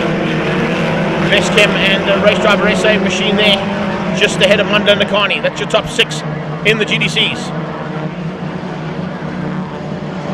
Volk hangs on to the lead, but he's going to have to be very wary of Sawad Variawa. Franco sees the steam train coming, moves out the way. Probably hard on the brakes and actually turns onto the inside. That's good driving there from the youngster. Just getting completely out of harm's way. Oh, Campos has spun again. Roy Campos has spun out. Is that down at Cape Town corner? It looks like it might be. No, it looks like turn 1 possibly. So Campos spinning out, and there's a good possibility that the steam train's going to get there before Campos can get out the way. There'll be double yellow flags waved into turn 1, so there'll be no overtaking opportunity there for Sawad Variawa if he's going to try and set things up. He won't know that yet. He's going to try and set things up here on Robert Volk under slipstream as they head down towards turn 1. There is a stricken turn 1 Polo GTI SupaCup car in turn 1. If it's not out the way, they're about to find out if it is or it isn't. Looks like Campos has just got out of harm's way by the looks of things. Managed to get out of the way and get going again, but he's now dropped right to the back of the field as well. As Volk leads into turn 2. Variawa, Van Rooyen and Van der Vat. Julian Van der Vat trying to close onto the back end and find a way through there on that second Gazoo Racing Corolla. Big move on the cards here from Sawad Variawa. He has to try and stay as close to Robert Volk as possible. Volk is making his day a little bit more difficult. Let's go back to GDC SupaCup. This is Rechard Rutz. He's in 5th place fighting with Paul Luti. It's a Masters battle there. Behind them is Tata Carella. Tata Carella's got Daniel Rowe on his tail. Second of the team, Perfect Circle cars. So Rowe being outgunned by his teammate this weekend in the form of Rechard Rutz. Roots back into a front-wheel drive for the first time in 14 years. He's been behind the wheel of a front-wheel drive car in race action for 14 years. He's been mainly participating, remember, in the big rear-wheel drive monsters up and down hills and a couple around circuits as well. And then a lot of time on some rubber duck racing as well. So certainly a big change up here for Record Roots for Team Perfect Circle. We'll be happy with that association though. There is Luke. Oh, good move.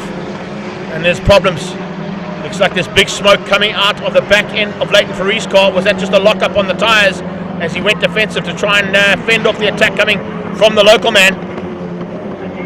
Donnie is having such a good run here. Van Niekerk is definitely giving Leighton Ferree a run for his money and going to show him the way into turn 1. That is the Cape Town line there from turn 1 from the Titan Stunts and CompCare Clinic car. Leighton Ferree for Express Hire drops back ever so slightly. He's in third place, but he's now down into fourth with Donnie taking that position away. Campos leads out ahead of Machotsi. Keegan Campos from Jonathan Machotsi. It's now Donnie Van Niekerk ahead of Leighton Ferree. Behind that, the lineup with Record Roots leading the Masters and 5th place overall in the GDC Super Cup. Further back, Schneider's fighting still there with our championship leader in the Masters class there. That's Nick Davidson in the red and yellow car. Roy Campos has spun twice already. One in the warm-up and one in race conditions, but he's making a valiant effort to come back into the pack. Let's have a look and see now what's happening at the front end of Global Touring Cars. Once again, it's Volk, Variauer, Van Rooyen and Van der Vat. No changes in those first four. It's Van der Vat runs ever so slightly wide out of turn 1, Holes Hook into the clutches of Andrew Rackstraw. Rackstraw looking to try and make him pay there. Let's see if Rackstraw can do anything about that. Ford Focus ahead of him. So we got Toyotas 1, 2 and 3. Ford Focus is 4. Someone's off at Malmesbury. There's a big one at Malmesbury. A huge one. As the dust settles, is that Campos and Schneiders? It is. Campos and Schneiders and double yellows into Malmesbury. The lead cars are heading into Malmesbury after a massive incident through there. There's Schneiders and Campos on the sideline. Looks like the leaders have got through there unscathed. Very lucky that they avoided that, but it looks like there's some big action that's happened between Roy Campos and Stefan Schneiders coming out of Malmesbury corner. Coming up on the back end now of the Global Touring Car Super Cup class, it'll be Roberto Franco, another rookie there, dad to David, who is the lead car for that GWM team at this stage. Let's see if we're going to see any changes here. No, they're going to move out of the way and go around the outside of the back marker. Safety car looks like it's about to be deployed. It is. Safety car is about to be deployed and makes its way onto the circuit, just missing out on the leaders there. So safety car boards are out. Volk will assume that safety car position for now, realizing that safety car board has come out. I'm not sure if that Renault Duster is going to be able to catch the back end or the front end of GDCs. So it'll be up to Keegan Campos to control things from the Super Cup classes point of view. Is that Leighton Ferree? No, it's not Leighton Ferree. There's somebody slowing up there into turn 5. Somebody in turn 5 slowing up. Let's see if we can get a shot of that. That's it's Roy Campos. It's Campos who's got going again. Schneiders on the outside of turn 5. He's not going to be happy with that. You can see Stefan Schneiders and Roy Campos must have come together at some point through Malmesbury. And they have ended up with the first race now having to go to safety car. So Super Cup competitors now going past there. GDCs have gone past as well. And it's now time for the marshals to try and get a bit of a clean-up. Looks like there's a bit of the Armco barrier as well that's been ripped right across the circuit there as well. So it must have been a huge impact between those two cars. Just behind that clean-up position, you can see a bit of the metal Armco barrier on the outside of the track, and there's no Armco barrier on that outside. Marshall's running left, right and centre to try and get fire extinguishers and the likes. Keegan Campos will maintain the pace as the unofficial safety car for Super Cup. There's Volk now gone onto the back. Yes, there is a safety car. I should wave Davidson through. I'll probably wave him through to allow Volk to take up his position in position now. Well, they should be waving Davidson through, they're not. And Davidson will sit behind that safety car. He should be waved through and allowed a chance to go and get onto the back end of the Super Cup class. under safety car now. Positions remain as they were. There's no change in that SupaCup, in the GDC class, I should say. Volk, Variawa, Van Rooyen, Van der Vat. They should be waving Davidson through. I'm not sure why they're not. They should be picking up on Volk, not on Davidson. Or is that? No, that's the problem. That's why. Davidson is slowing. He's allowed Volk through. He's allowed all of the GDC competitors to come through there. Campos is controlling things in terms of SupaCup ahead of Machotsi, Van Niekerk and Fourie. What this is going to do is give Jeff Kruger a chance to get back into the mix after him and Fourie seem to come together coming out of turn 1 on lap 1. Jeff tried to go around the outside of Leighton. He wasn't having any of it, and he went wide and spoiled the line there for Jeff Kruger as he went around the outside. He's tucked in behind his other stablemate there from Team Red Racing, JP van der Walt, in the Wheelie.co.za and Platinum Wheels Team Red Racing Polo GTI. Campos, Machotsi, Van Niekerk, Fourie, Roots leading the Masters ahead of Paul Luthi from Scotland. Great run there from Paul Luthi as well, got to say. He's in the finish line, UK and Van Niekerk Racing Polo GTI. And he'll be looking very, very good for a second place in the Masters side of this championship. If Nick Davidson doesn't finish this one, it will probably close that gap up. On Besaidenote, who's on the sideline, and that's the reason why we got Record Roots in the car. Besaidenote's car was taken over by Daniel Rowe, who of course is sitting in about 5th place on the track. Safety car is off, we're about to go racing again. Look at Sawad Variawa lining things up. He can't pass Volk until they cross the line, but he's going to be so close to passing him. He wants to be as close as possible to have it go into turn 1. Volk on the inside goes defensive. He's going to allow Variawa to go around the outside again, but he's going to force him into slotting into second because Van Rooyen's on his inside and he won't let his teammate through.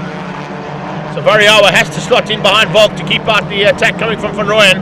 Van Rooyen looks in his rearview mirrors. All he can see is Julian van der Walt, and Van der Vat is pushing it to the limit at the moment with Andrew Raxall right behind him. Then it's Undercarney.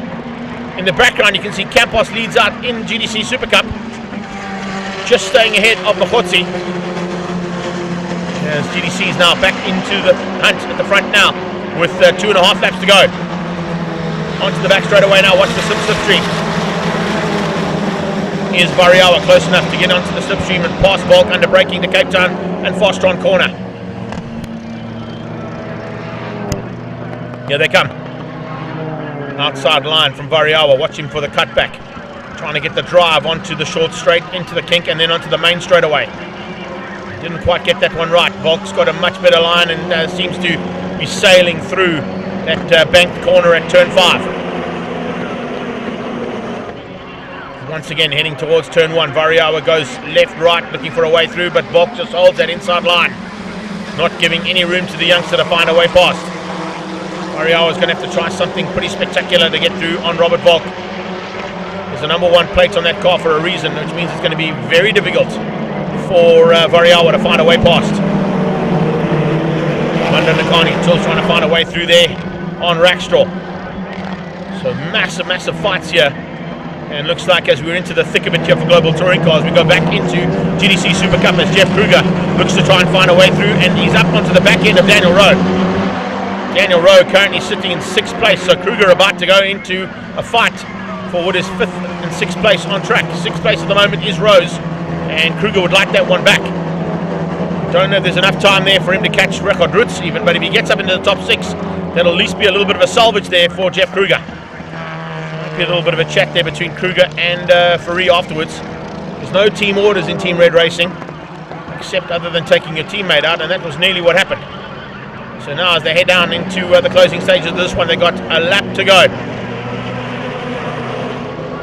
And on that lap, checkered flag comes out. Unbelievably again, it is Robert Volk to take the victory ahead of Sawad Variawa. Here comes the fight though. Leighton Fourie round the outside, looking for a way through there. Does he get through on Donny? He does.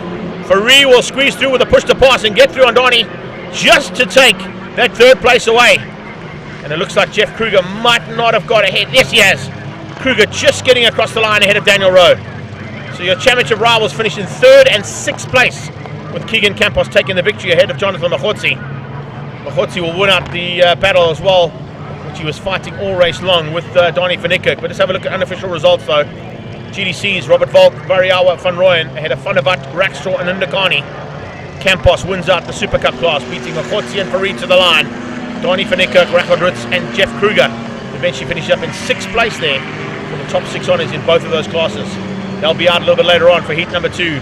We're expecting another epic one there from Global Touring Cars and the SupaCup class.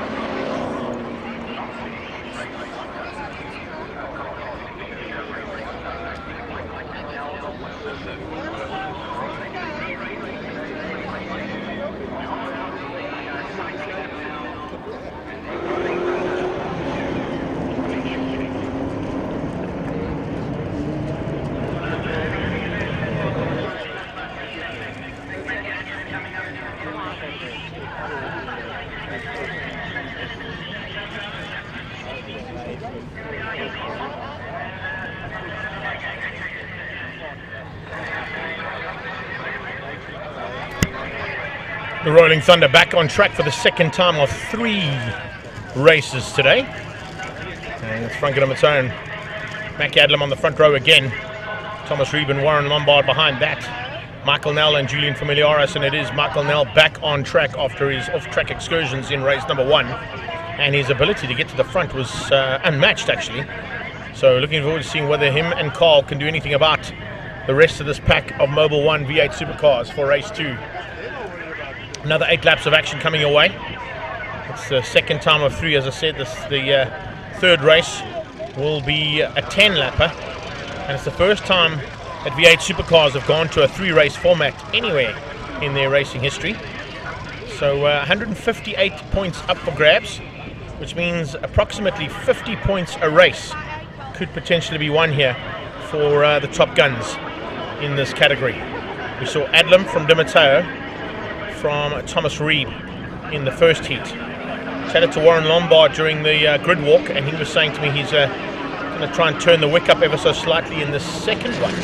But he has got some new rubber available for race 3, so he might just consolidate things here and go for a possible victory in the third and final heat later on this afternoon. The Nell boys have got some pace around here, but local knowledge certainly helps them out. David Garcia will be looking for a possibility to move up ever so slightly as well, as will Julian Familiaris. It didn't quite go according to plan for Jules in the first one. JP Nokia in the N4 Autocraft Corvette. Can't miss that one. There it is.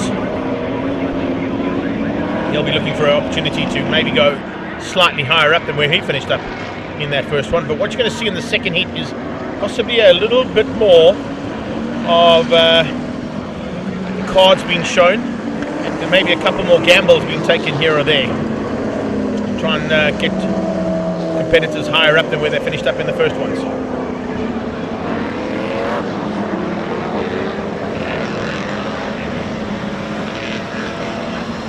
Not always easy to do that, particularly when you've got a race strategy for 3 races as opposed to what you've been standard option is 2 laps or 2 heats of racing, usually one slightly longer than the other.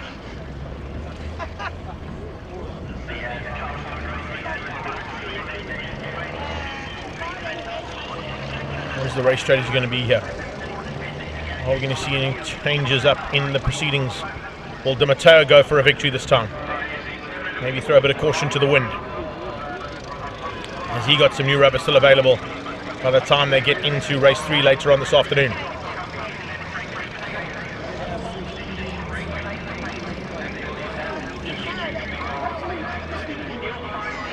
This is certainly the way things could change up now for the second heat. Di Matteo and Adlam, Reeb and Lombard, Nell and Familiaris, Nell and Kutsia, JP Nokia and Terry Wolford. Lining up and about to drop the hammer for Rolling Thunder for the second time this weekend.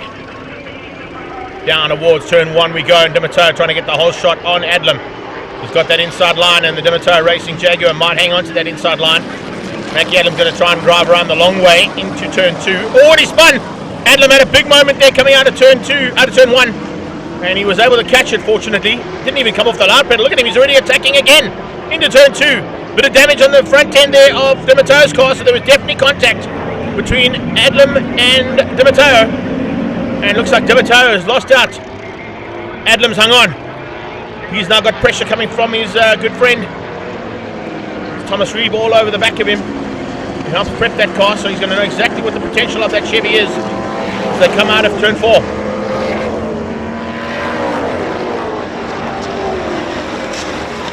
Said there was going to be some cards held back here. I don't look like they're holding any cards back at all. Warren Lombard ahead of Michael Nell. Michael Nell with Familiaris all over the back end of him, looking for an early way to get through there. Already seen the pace of Michael Nell in the first heat, and he's already applying that pace and pressure onto the back end of Warren Lombard. Di Matteo's got problems. The Italian Stallion is falling by the wayside. Will he go into pit lane? No, he slots in and stays behind Lombard. Nell all over the back end of him. You'll feel the effects slightly of the damaged aerodynamics on the front end of that car. It shouldn't affect him too badly. Here comes Nell on the inside of the brakes. Oh, great bit of driving there. That's Carl Nell, in fact. Carl Nell diving up the inside, not Michael. Michael's further back. There must be a problem there on Michael's car. I don't see where Michael Nell is. But Carl Nell is the man who's dived through. That's the Ford, not the Chevy. Maybe Michael's had a bit of a problem. He's right at the back. You can see him right at the back of the pack there. A lot of cars and Idemitsu Deltec Batteries Jaguar. A little bit of battle scars on that car now has allowed both Familiaris, his stablemate, and Terry Wolford to get through. Kutsia now applying pressure to find a way through the Italian Stallion. And waiting in the sidelines is JP Nokia. So we're going to see a possibility of Franco Di Matteo dropping right to the back of this pack. That's not what he wanted. What we'll do is put him into contention for a potential front row again on the reverse grid. That'll be interesting to see how that works out, because he's going to have to play around with a 10-lap race in the later half of this afternoon. The red car there is Terry Wolford with Fuchs colours on the side of it, the Fuchs lubricants brand behind Wolford for a long, long time now, as he pushes to try and find a way through on Julian Familiaris. Adlam hangs on to the lead, but Reeb is closing him down. Reeb quickest on their last pass. 13.9 out of Thomas Reeb, trying to close the gap down on Mackie Adlam.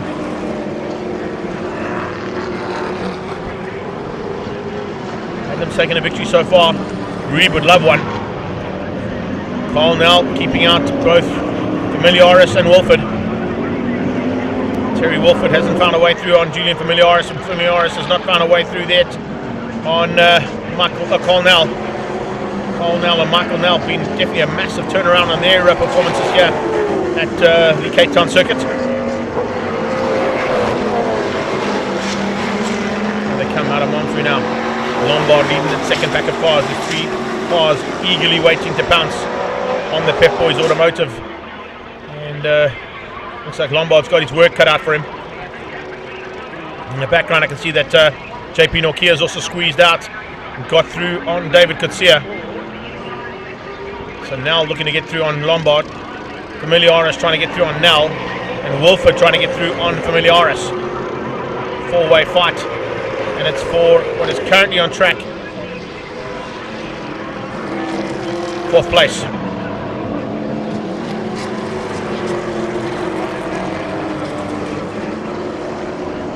Lombard hanging on to the 3rd spot for now, but it's a tentative one.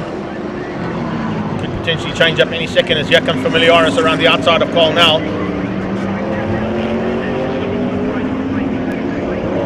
So we've got a Ford Falcon, Ford Mustang, another Falcon and a Corvette in the mix there for the fight. This 4th place on track, leaving Ford Falcon of Lombard to get away ever so slightly. Adlam and Reeb behind that, or ahead of that I should say, and leading things out comfortably. But having a look at the lap times, Thomas Reeb is faster than Adlam on 3 occasions now. So that gap has come down pretty dramatically. It's down to less than half a second for the top 2, Adlam and Reeb. Coming to the halfway stage now, 4 done and 4 to go.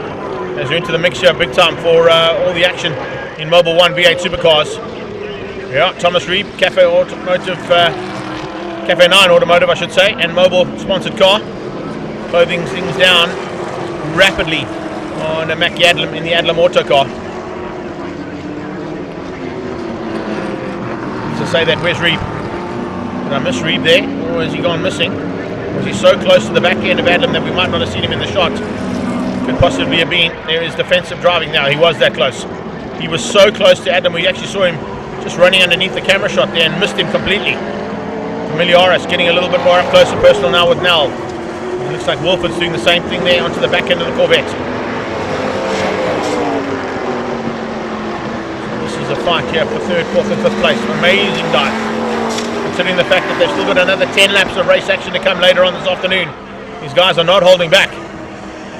Don't seem to be too concerned about tyre wear. They will be later on if they're going to cook these tyres in the second heat. Lombard running wide ever so slightly out of fast-drawn corner, but he managed to bring it back onto the late apex, using that bank turn at turn 5 and maintaining 3rd place. Just crossed over that halfway stage, 3 laps to go. Adlam from Reeb, Nell, Familiaris, Wilford and Lombard. Gap down to JP Nokia, and then it's David Kutsia behind him. Sam Dahl still in there in 9th place ahead of Frank Namato, who's I think might not be circulating anymore. He's only completed 3 laps. Yeah, he's gone into pit lane. Namato's got some problems. He's stuck in pit lane now. Hasn't been able to get back out again by the looks of things. So maybe he's going to try and consolidate and get that car sorted out to have a full go for what is going to be the final points of the 158 points up for grabs today. Here at this round of Mobil 1 V8 Supercars. Penultimate round of the championship, penultimate round of the Extreme Festival as well here in Cape Town.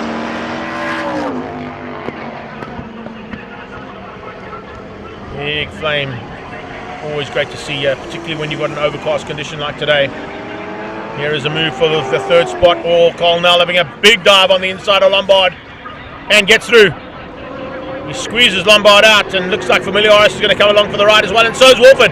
Lombard's got a big problem. Lost out 3 positions in the space of a corner and a half. Warren Lombard drops back big time there. Got outgunned by Colnell into turn 5, Fostron corner. And he now loses out to Familiaris and Wolford, and he's slowing. Lombard's got some kind of a problem. Wilford starting to slip and slide. Those tyres are starting to cry out a little bit. So is Nell. Nell starting to lock up under pressure from Familiaris.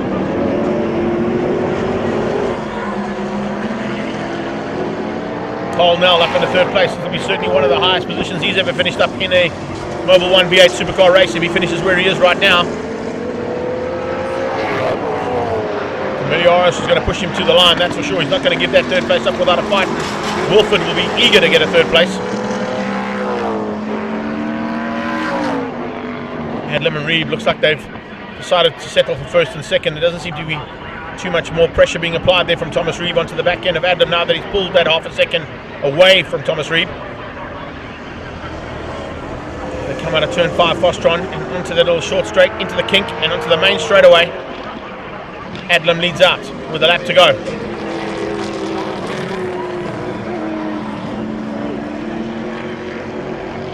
Adlam and Reeb got close.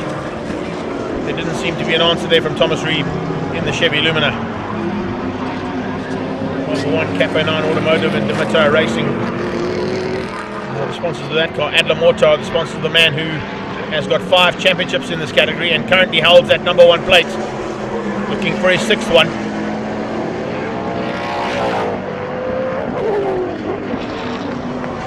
Let's do that on the right at Malmesbury for the last time.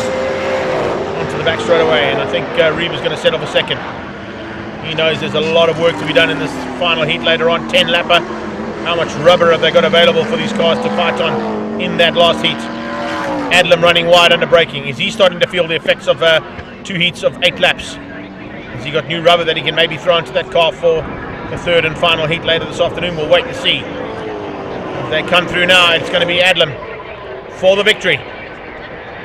Adlam wins out over Thomas Reeb. Long gap to 3rd. Watch it over the horizon and through the heat haze. It's Familiaris. Familiaris has squeezed out Nell and got through right in the closing stages. Cole Nell comes through for 4th place, just ahead of Terry Wilford. And then it's JP Nokia coming out of that heat haze as well. He wins out over the Mobil 1 grid car of David Kutsia. Sam Dahl will finish up in 8th place, I think. He's got through on Warren Lombard. And that wraps up our Mobil 1 V8 Supercars Heat 2 of 3. Adlam Reeb from Familiaris and Nell. And Wilford beats up Nokia, Kutsia and Dahl, with Lombard with some problems in the closing stages. Demeter with some big problems, and Michael Nell only out there for 1 lap. Let's see what happens now in race 3 of the Mobil 1 V8 Supercars later on this afternoon. The Mobil 1 V8 Supercars, we head into the Gazoo Racing Cup. They'll be back on track any second now. And until then, we will be back shortly with action here from the Extreme Festival's penultimate round at Killarney International Raceway.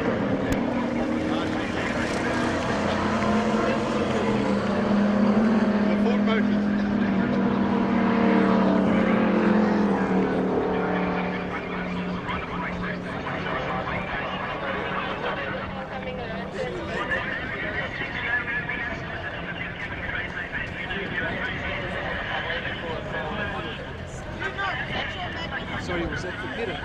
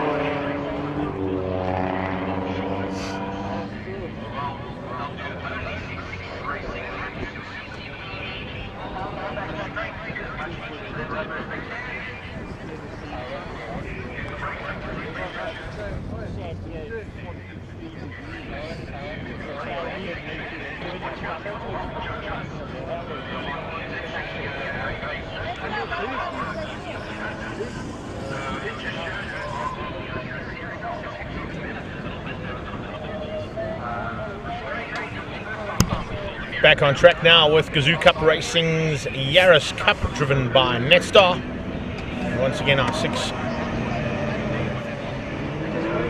journalistic racing proteges are out on circuit.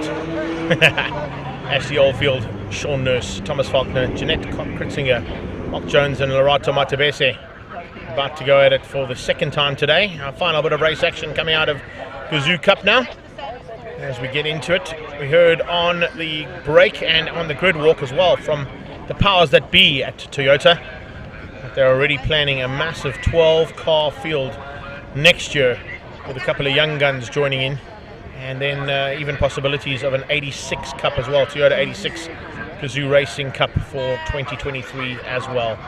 Should be some interesting times in South Africa with the return of Toyota into the mix for some all-make series, and it's been a really great rivalry amongst these competitors in this first outing. And the journalists that are in these cars, some of them are some race drivers in their part-time capacity, but none of them are a full-time racing competitor like we're seeing in our national championship classes here this weekend. However, take nothing away from the race action they provided at every single circuit we've been to so far this year in the GR Cup driven by Netstar. So it's cars.co.za versus SN Media versus the Times Live.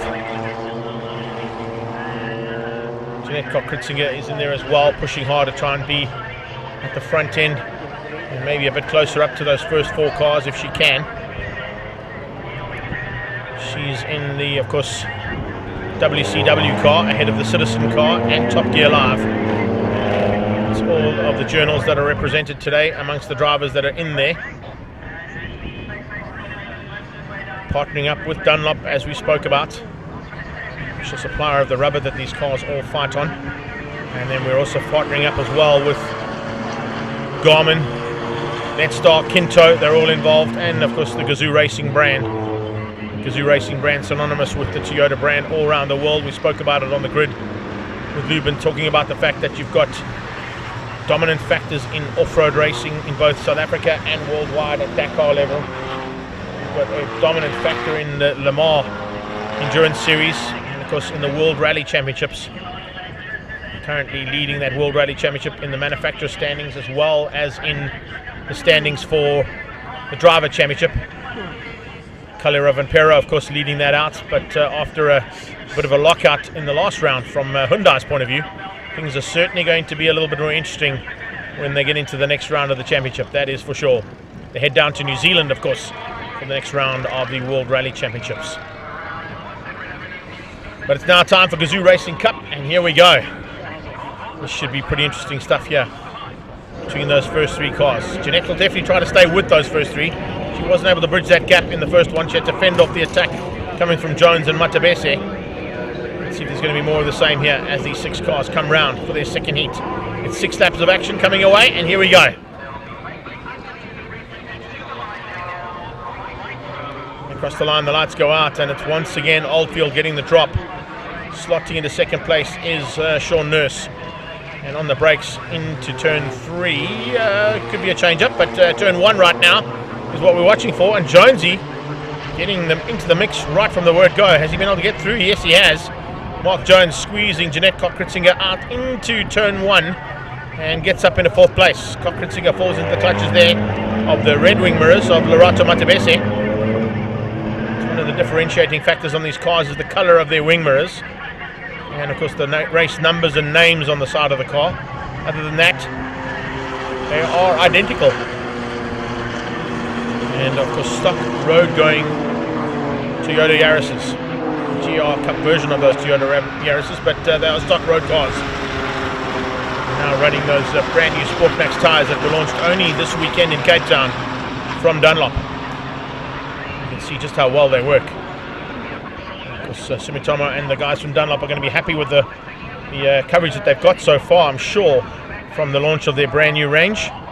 And as we heard also from Dunlop's representative out on the circuit, chatting about the fact that those tyres are already available in your Dunlop stores and your tyre brand stores all around the country. So if you're looking to try and get some new rubber onto your cars that you use on a daily basis, this might not be a bad option if you're looking for a sporty type tyre. Into the brakes there, and you can see the hazard lights coming on once again. That's due to the ABS system kicking in.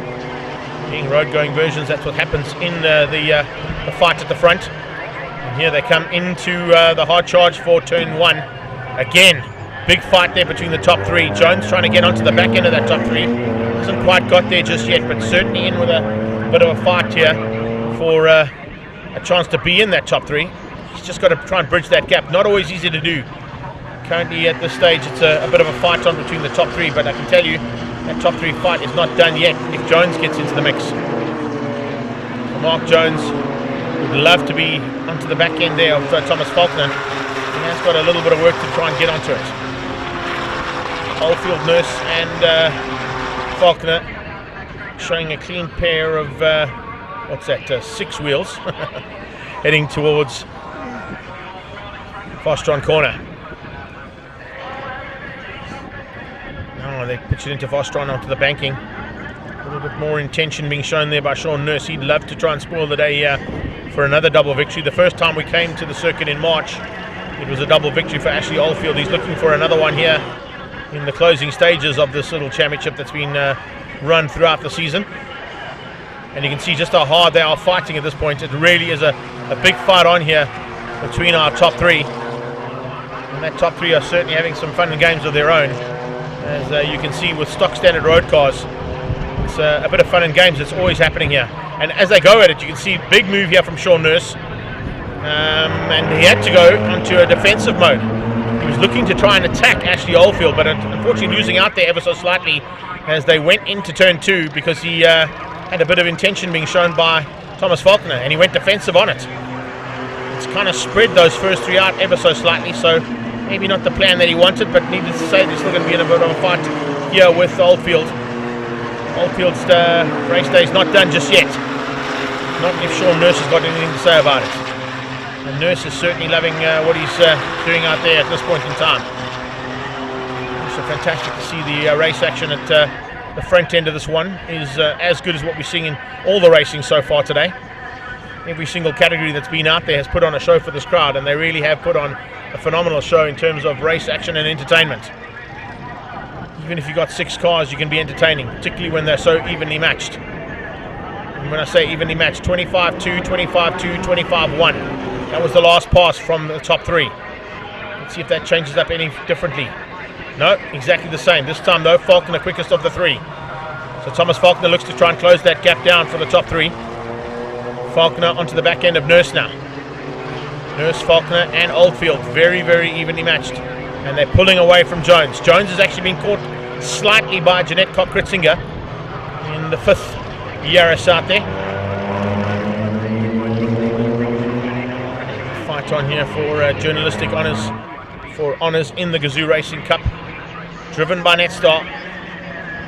Garmin, Kinto, Dunlop, all behind this brand. And they certainly have got great value out of this little association and relationship that's opened up what could be potentially Toyota's big move to be in the mix in a national championship status race in 2023. We heard it from the man himself on the grid. Brendan Kelly's just joined us on the line as well. Big welcome there, Bren. Hope things are a little bit warmer down your way. We're starting to get a little bit chillier here in the Mother City. But as always, great to have BK in the house. Motormouth, as he likes to be known. Fellow commentator from the Eastern Cape, and he's loving all the race action so far. He's especially looking forward to the next Polo Cup heat, I'm sure, as are we all. And how's this? Here we go. Koch-Kritzinger and Jonesy side by side. Purple wing mirrors is the lady, yellow wing mirrors is Jones on the inside, and here we go. For late breaking into turn 1, who's going to have what it takes? Mark Jones late on the brakes, but even later was Jeanette Koch-Kritzinger. Jonesy runs a bit wide. Jeanette going to come try and back at it. Oh, and it's tight. Very, very close there between those two for 5 and 6, or 4 and 5 on track. Jeanette coming around the outside now. Jonesy sees her coming.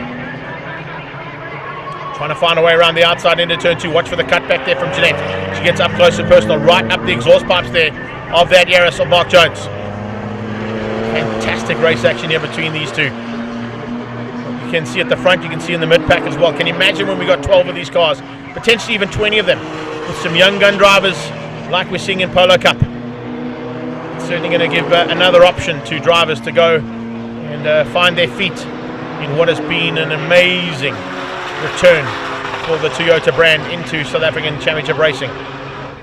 In all facets, both rally, off-road, and now in circuit racing, not only in the GDC and GDC SupaCup. Potentially that's even a way to go. If these Yarises prove to be the way to go, maybe the next step up is to get a chassis onto a SupaCup body and make a Toyota Gazoo Racing effort amongst the Volkswagens. That certainly was the plan amongst all the touters of SupaCup in the past.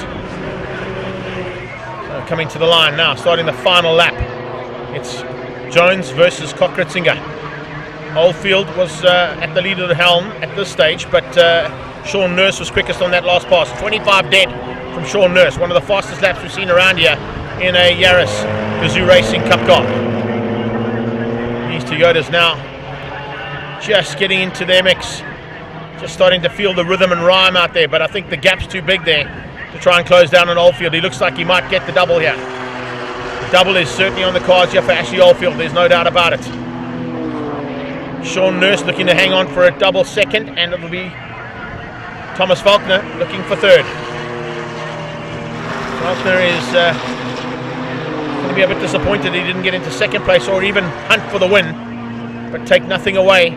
There is literally a bit of a race on here, even at the closing stages. Look at that, Faulkner hasn't given up. Last ditch effort into Cape Town corner, have a go here. And Sean Nurse sees him coming and shuts the door. It's to the line stuff now, and it looks like it's going to be as they are to the line. Unless there's a massive bit of drive here, maybe a little push to pass. No, there isn't one available in these cars. So it's Oldfield for the double. He gets the double in Gazoo Racing Cup, driven by Netstar. Wins out over Nurse and Faulkner. And that's your top three in the Gazoo Racing Cup. Second heat and final heat for their race action today. Jonesy wins out over Jeanette. Jeanette Cock-Kritzinger finished up in 5th place, beating out Lerato Matebese there for our race action from the final heat of GR Cup, driven by Netstar. So there they come. And let's have a look at that unofficial result panel as well there. It's Ashley Oldfield from Sean Nurse, Mark Jones, Jeanette Cock-Kritzinger, and Lerato Matebese. And that's how it'll finish up at the end. Up next, we're going to G&H Transport Extreme Supercars. And just before we do that, I've got a man standing outside my commentary booth here who's going to come and have a quick chat. It's always great to catch up with our international competitors who come to participate with us. I know it's not exactly what we normally do in a commentary studio, but Paul Luthi, thanks so much for coming around, mate. How did the first one go? I tell you what, I had a cracking time. I was in a place I shouldn't have been. I managed to get up to 6th, but sadly after the restart, I get swamped and I lost a couple of places. It was a good fight out of the front end there with you and Rechard Rutz, a man who's of course touted as one of SA's finest drivers, so you must have been really reveling in that. Is he? Oh, see, I don't know these things. All right, okay, no, listen, well, that's great that I could keep up with him. And just before the safety car came out, I saw he was making the odd little mistake, so I was just starting to close. I thought, okay, well, maybe I actually get a shot here. But then, of course, the safety car came out, and that was the end of that. Well, we've got one more to go later on this afternoon, and of course you've shown what you've got in terms of the ability around Cape Town. Have you enjoyed the Mother City circuit? Oh, absolutely. Every time. I see you brought us a couple of Campbell's shortbreads as well. Much appreciated, mate. No problem. Anytime. Well, thanks so much for coming and have a quick chat, and good luck for the second one. I'll catch you later on. Okay. Thanks, Paulie. Paul Luthi coming in there. Quick little chat there from our good friend from Scotland as we stand by for now race 2 action from the G&H Transport Extreme Supercars.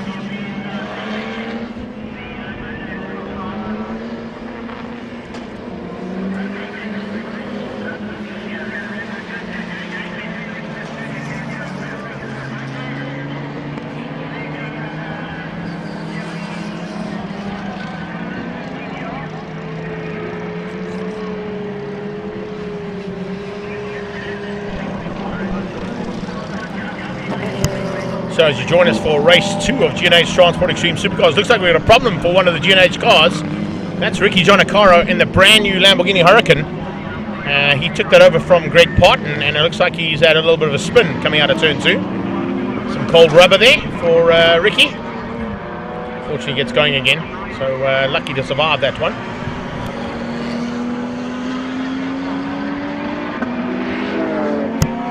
As always with G&H Transport Extreme Supercars, the fan favourites out there, I'm sure. We've got a massive contingent here in Cape Town, and they are loving seeing this huge field. It's always good to see a big field of cars coming to race at a circuit, and particularly when you've got Lamborghinis, Ferraris, Porsches, BMWs, and Audis all thrown into the mix here for what is the official and the real Extreme Festival. The festival of motoring that happens here all the time when we get down to Cape Town. Of course, it's just boosted by all the crowd coming to enjoy a full field of racing cars here at the Extreme Festival. Charlotte Ranges and Jonathan DeToy put on a spectacular show along with Franco Scabranti for Class A Plus honours in the first heat, and I'm sure they'll be looking to do more of the same here in heat number 2.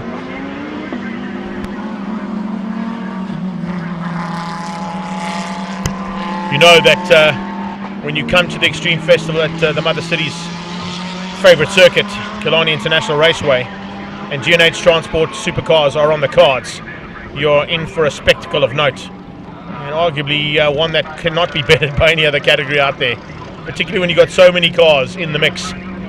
It is always great to see global touring cars with a big field. CompCare Volkswagen Cup and Polo Cup are always spectacular because they're so close. We're going to see more close race action from Gazoo Cup next year as they get more and more cars involved. We've got a local category here, of course, which is spectacular too. But where in South Africa do you see an array of cars like this and so many supercars, so up close and personal and right in your face with the kind of action that they can provide?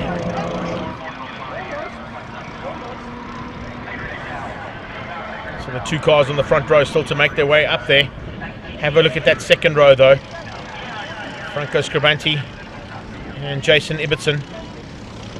Ibbotson in the 458. Dane Angel was supposed to be in the 4... Well, in fact, it is the 488, I beg your pardon. 488 there of Dane Angel and Jason Ibbotson. They'll be, of course, using this event to get a bit of prep work done on that car. Gianni Giannacaro and Darby Joubert will be behind them. Then it's Zolile Latlaka and Ricky Giannacaro. Marius Jackson alongside Niaz Modak. We're looking to maybe get a little bit of retribution after being unceremoniously taken out by Darby in the first one. The Rembrandt Racing and Wild Rose Gin Porsche. All coming together there with MJR and Mega Fiber Audi in turn 2. Gary Kisweta and Marius Jackson also got up close and personal on a few occasions. Quanda McQuenna's up there in the 3rd of the Audis. He's of course in the GT4 Spect R8. Ahead of Mansour Parker, Imad Modak, Gigi Giannacaro and Faisal Kitsia. I'm not quite sure why Gigi's so far down in the Nissan. He didn't quite go according to plan there for his second qualifying lap. But the front row is locked out once again by Stradale Motorsport and the Stradale and Trans-Africa Racing Motorsport collaboration there. Charlotte Ranges and Jonathan DeToy. Gigi just ahead of Zolile Latlaka, Marius Jackson behind them. See Stuart White on the grid there as well. He's helping out at Stradale, of course, having come back from international duties in his Lamborghini team. Great to have the multiple saloon car and endurance champion in our midst and helping out there, along with his, of course, team principal and helper and teammate, Arnie Nevelin. 2 very, very talented youngsters who participate on an international level now, who are here helping at a local national championship level for the team at Stradale Motorsport. Time to get him rolling. It's not quite the rolling thunder of the Mobil 1 V8 Supercars, but it's pretty close. When you have a field of over 25 cars making their way down towards turn 1 here at Killarney International Raceway, and all of them in supercar format.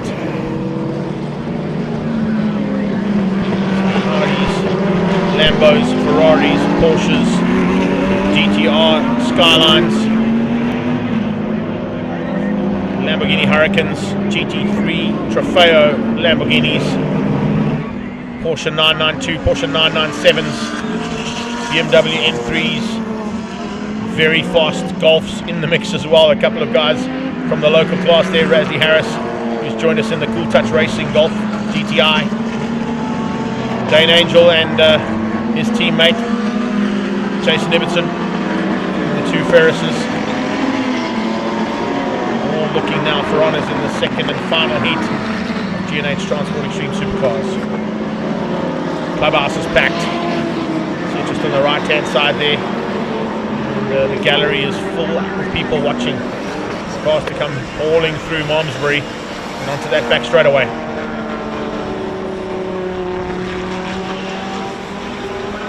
Janakara as well at the back in the second of those GT3 Trofeo Lamborghinis.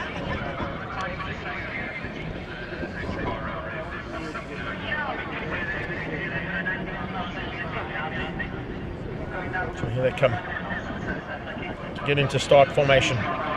The Ranjis will set the pace in the Paget Racing Stradale Motorsport Audi R8 GT3. He's got the number 1 plate on that car as the reigning champion in this category. Toy alongside him leads the championship. He'll be looking to take that number 1 plate away from his stablemate Charles Orangis. Franco Scribanti on their tail will just be looking to spoil the day and possibly take the second victory of the day, as will Gigi, as will Ibbotson.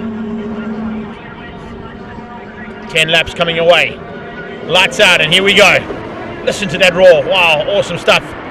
We've got V8s, V6s, straight 6s, flat 6s, everything heading down into turn 1 for the first time. Ibbotson outguns Gigi. Gigi's got some problems with Jabir around his outside in the Wild Rose Porsche. Then you got Zalila Letlaka tucked in behind them. They come out of turn 2. It's going to be a change up for the front for the first time. Jonathan DeToy hits the front and leads into turn 2. Here comes Modak. Modak on the inside trying to find a way through there on Kutsia. On Mokotia, getting some pressure there from Niaz Modak. But it's DeToy who leads out. Second place, we've got Orangis. Third on their tail is Franco Scribanti. Big move there from Kiswetter as well. Look at Marius Jackson trying to find a way past on Ricky Janakara in the Lamborghini Huracan. Big move there as well from Zalila Letlaka to get ahead of Kiswetter. Jackson with some pressure coming from Modak. Modak's on his tail, bringing along for the ride Jackson's teammate, Kwanda Makwena. On the brakes comes Gigi looking for a way through, and Ibbotson shuts the door. Going to get any room to that BISC Bisc Logistics Nissan R35 GT Skyline. Here comes a move. Oh, Franco Scribanti's up for it this time. He goes side by side with Charles Orangis into turn 1, forces the Audi onto the high line and the wide side of turn 1, and Orangis hits the dirt. Oh, Orangis had a problem there in the past, I can tell you. I saw a big moment there from Orangis. Putting wheels onto the dirt there for Orangis' point of view is not what he wanted.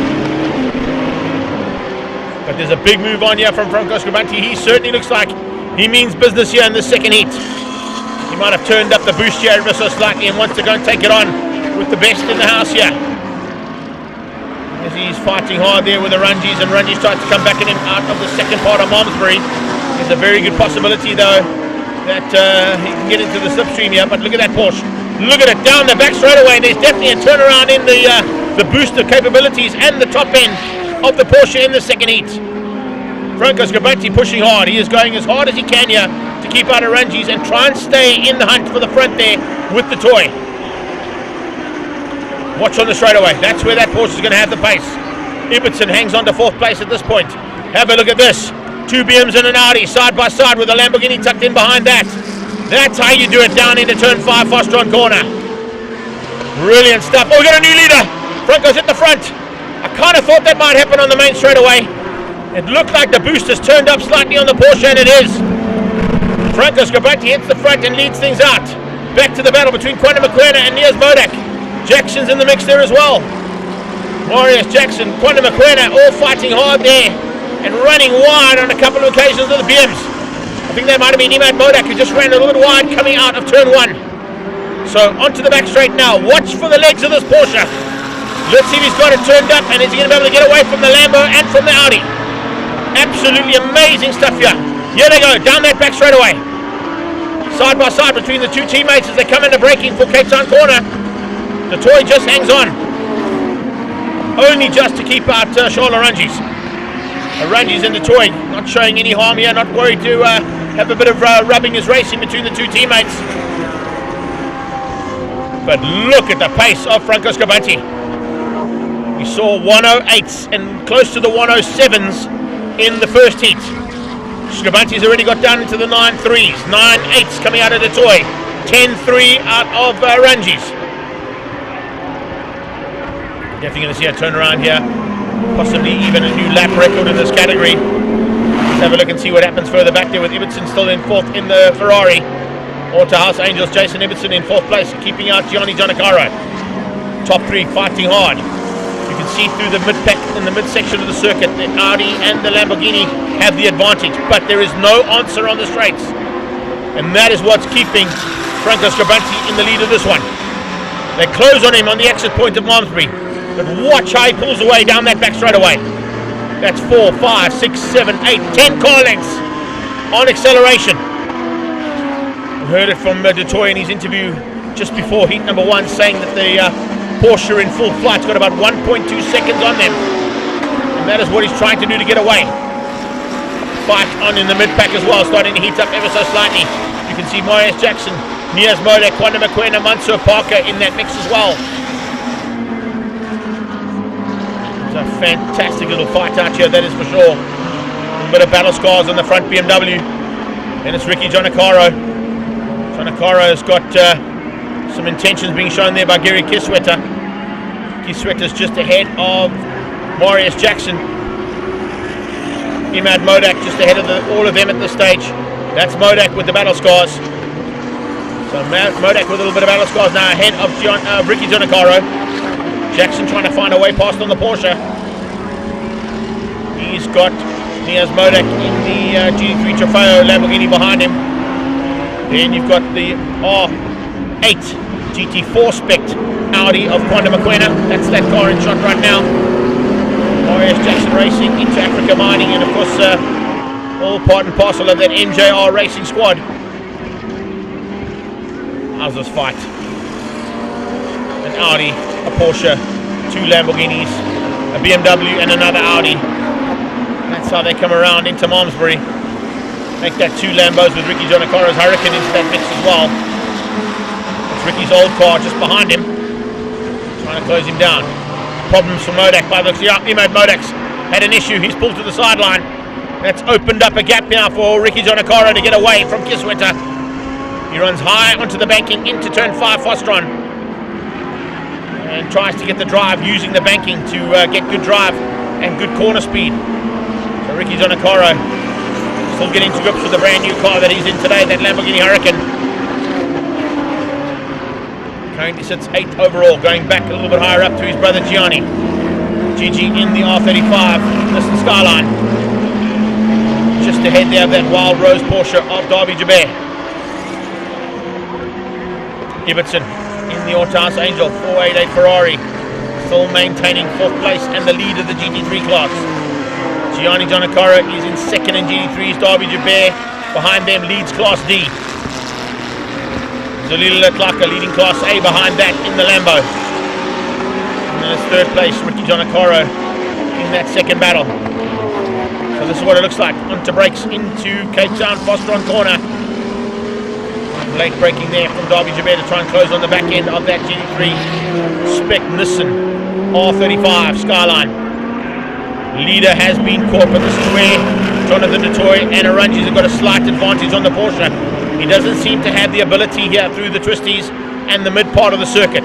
It's on the straights and on the back straight that we are seeing the dominance of that Porsche of Franco Scabanti's.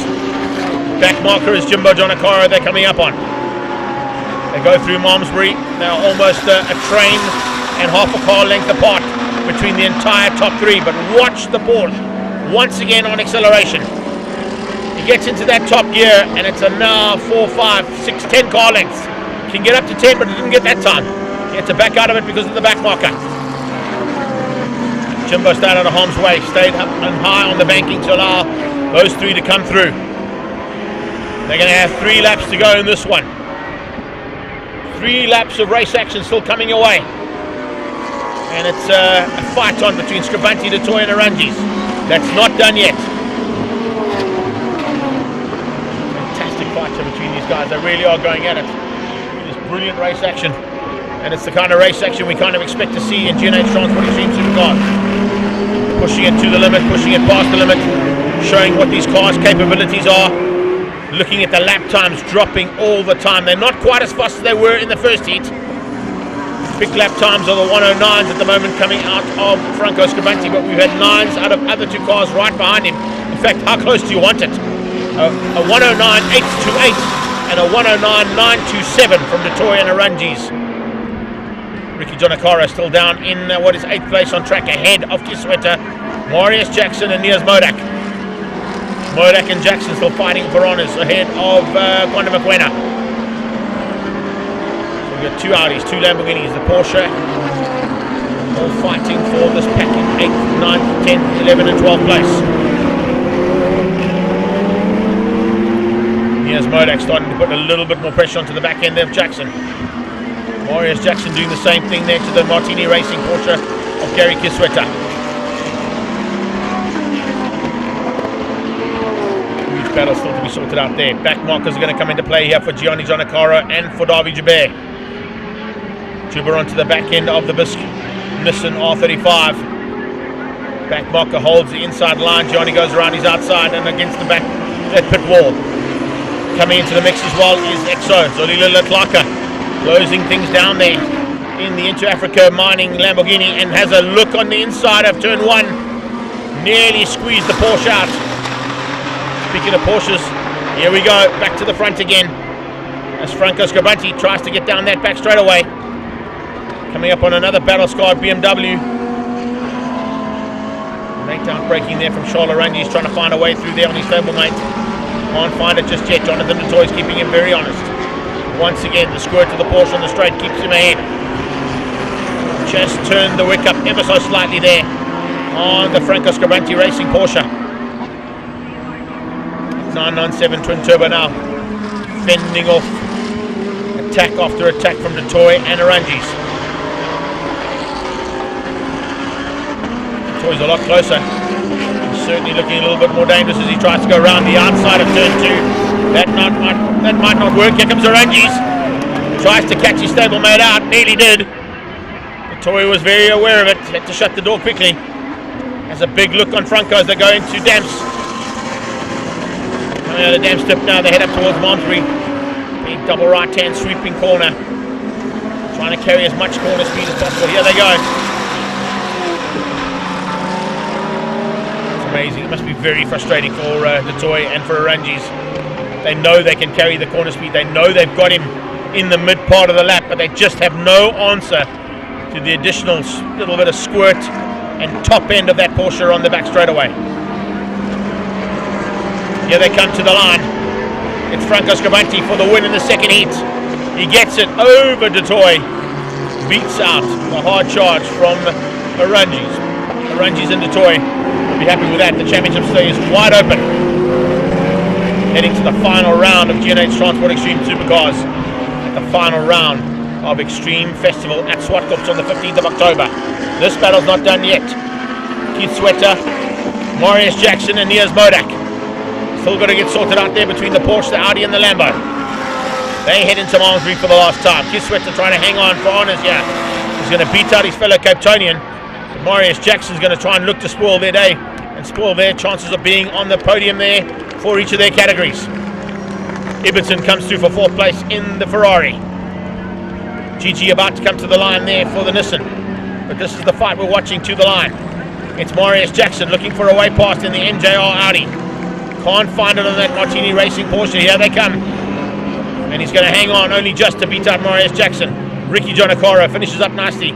He's in 8th overall. And that's how we wrap things up here from the G&H Transport Extreme Supercars point of view.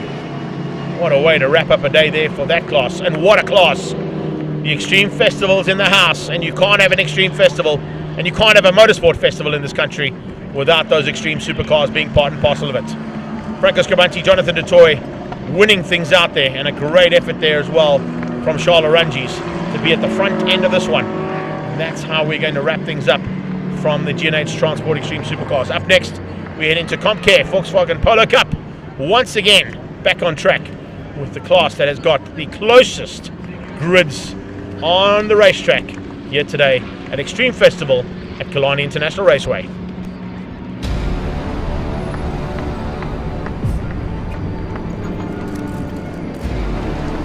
That waiting for the gun, the nerves are just too much, thinking about what is about to go down. There goes the horn to start the race. No, I think it's really amazing. And now the whole setup and people are dressed up. We're giving something, I think, to the people is just fantastic.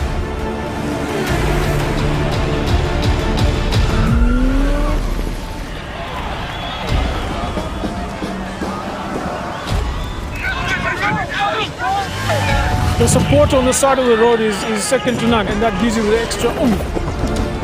Thoroughly enjoyed it. The scenery is beyond what I could imagine. I seriously enjoyed it. I met so many wonderful people on the way. Really enjoying Cape Town. People seem to really appreciate artwork here, which is really nice. Come and visit Cape Town. We are waiting for you with open arms. We welcome you here. This will remain a city of hope and opportunity for everyone, not just in Cape Town, but around the country and the world. And he takes the tape.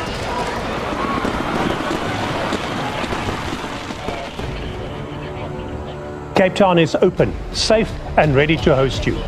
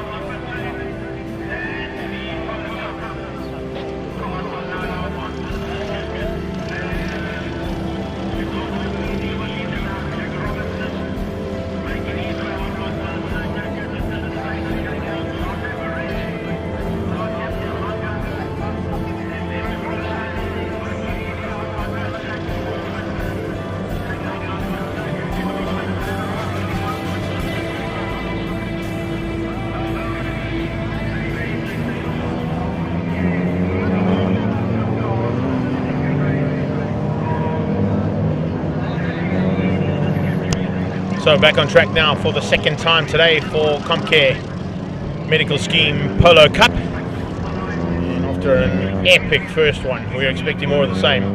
Natium Samanga though will be on pole position after his luck went his way, I should say, yesterday afternoon, as he was able to draw that number 1 plate from the 6 plates lying on the floor in front of the top 6 second fastest lap times out of qualifying. They go into a lucky draw, and you basically get to choose a plate that's on the floor, and on the count of 3 they all pick them up and find out who's on the pole. And that was the man from Squadra Course who was lucky enough to take that number 1 plate off the floor ahead of Giordano Lupini, who of course is race 1 winner here today, and he'll be looking for a double at his home circuit. Charles Visser will certainly be looking to spoil that, as he will be fighting hard with Clinton Besaidnote on the second row of the grid. Clinton Besaidnote has to try and get as high up as possible, stay in with a chance of trying to close that gap down on Yuri Swart, who he only just finished 1 car ahead of in race number 1. So the championship has stayed wide open after that first heat of racing. Darby van der Merwe was up in the front end as well. He'll be looking for more of the same, along with his teammate Mo Karodia, who had a phenomenal dice with Cara Hill and Bryce Pillay. And at the back end as well, the new man who's coming to the series right in the closing stages, Joseph Ellerine. So as they come around now to take up their positions on the grid, it's a standing start, remember, for our Polo Cup competitors. You see the contingent of CompCare are up in the control tower and in the VIP suite as well. Big welcome to all of them from the Johannesburg region coming down here to support the series that they put their money behind, and I'm sure that they've enjoyed some great return on investment on that money spent, and it's very, very well spent amongst competitors that are this evenly matched.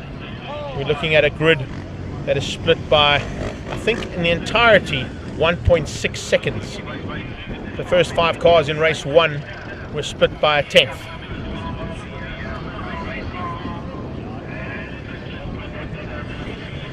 So let's see how they line up there. Nathan Victor has joined this field for the first time as well there in Summit Racing and Umpini Motors Polo. It's the white one with the sort of turquoise strip through it. Black striping on the bottom. Just behind him is Dean Fenter, looking at the weather conditions as well. I'm keeping an eye on that all the time. The wind has certainly picked up. These guys with portable shades and gazebos are going to have to be very wary that they don't take off in the wind. Watching the birds as well, that's always a big indication of when the rain's going to be coming from. But let's have a look and see if any of these spectators are going to be even slightly moved with Polo Cup pending. And it's certainly got cooler out there. You can see the jackets are on, and probably looking for a bit of coffee out there. I see Tim Bishop from Angry Racing in that crowd. You can see Mo Karodia's mum and dad down on the gallery as well. They're enjoying all the action from that side of things. You can see all around the track, whatever vantage points you can get to, that's what they're looking for. And the best vantage point is right here on our live stream, of course, and a massive thanks to everybody who's joined us from all around the world. Frankie Ennis has joined us from the commentary team up top as well. Hope you're enjoying all the action here, Frankie. We're about to go at it one more time for Polo Cup. Certainly Dean Fenter's not on the pole position there, so let's just refresh that timing monitor as they head down towards turn 1. That is the man who is leading the championship, not Dean Fenter, that's him there. We're just talking about the IDN cars plan. But just ahead of him there is the Bullion RT car of championship leader Yuri Swart, and he still maintains a slender margin over this field. Clinton Besaidnote has closed him down slightly. And there you can see that Stu Davidson and Sons McDonald's coloured car ahead of the Angry Racing car of Tate Bishop. Summit Racing is Nathan Victor, Yuri Swart, Dean Fenter, Cara Hill there in the Calyx machine ahead of Jagger Robertson for Big Boss Auto, Liqui Moly and Team Red. Literally, we have 17 cars on the track, and I would say between 13 to 14 of them can still win this race. We've seen some cars come from the back of the field and still win races in Polo Cup in the past. They're just very lucky that they're not racing against that Ford Ranchero in the background. The fastest car around this track ever. The yellow recovery bucky.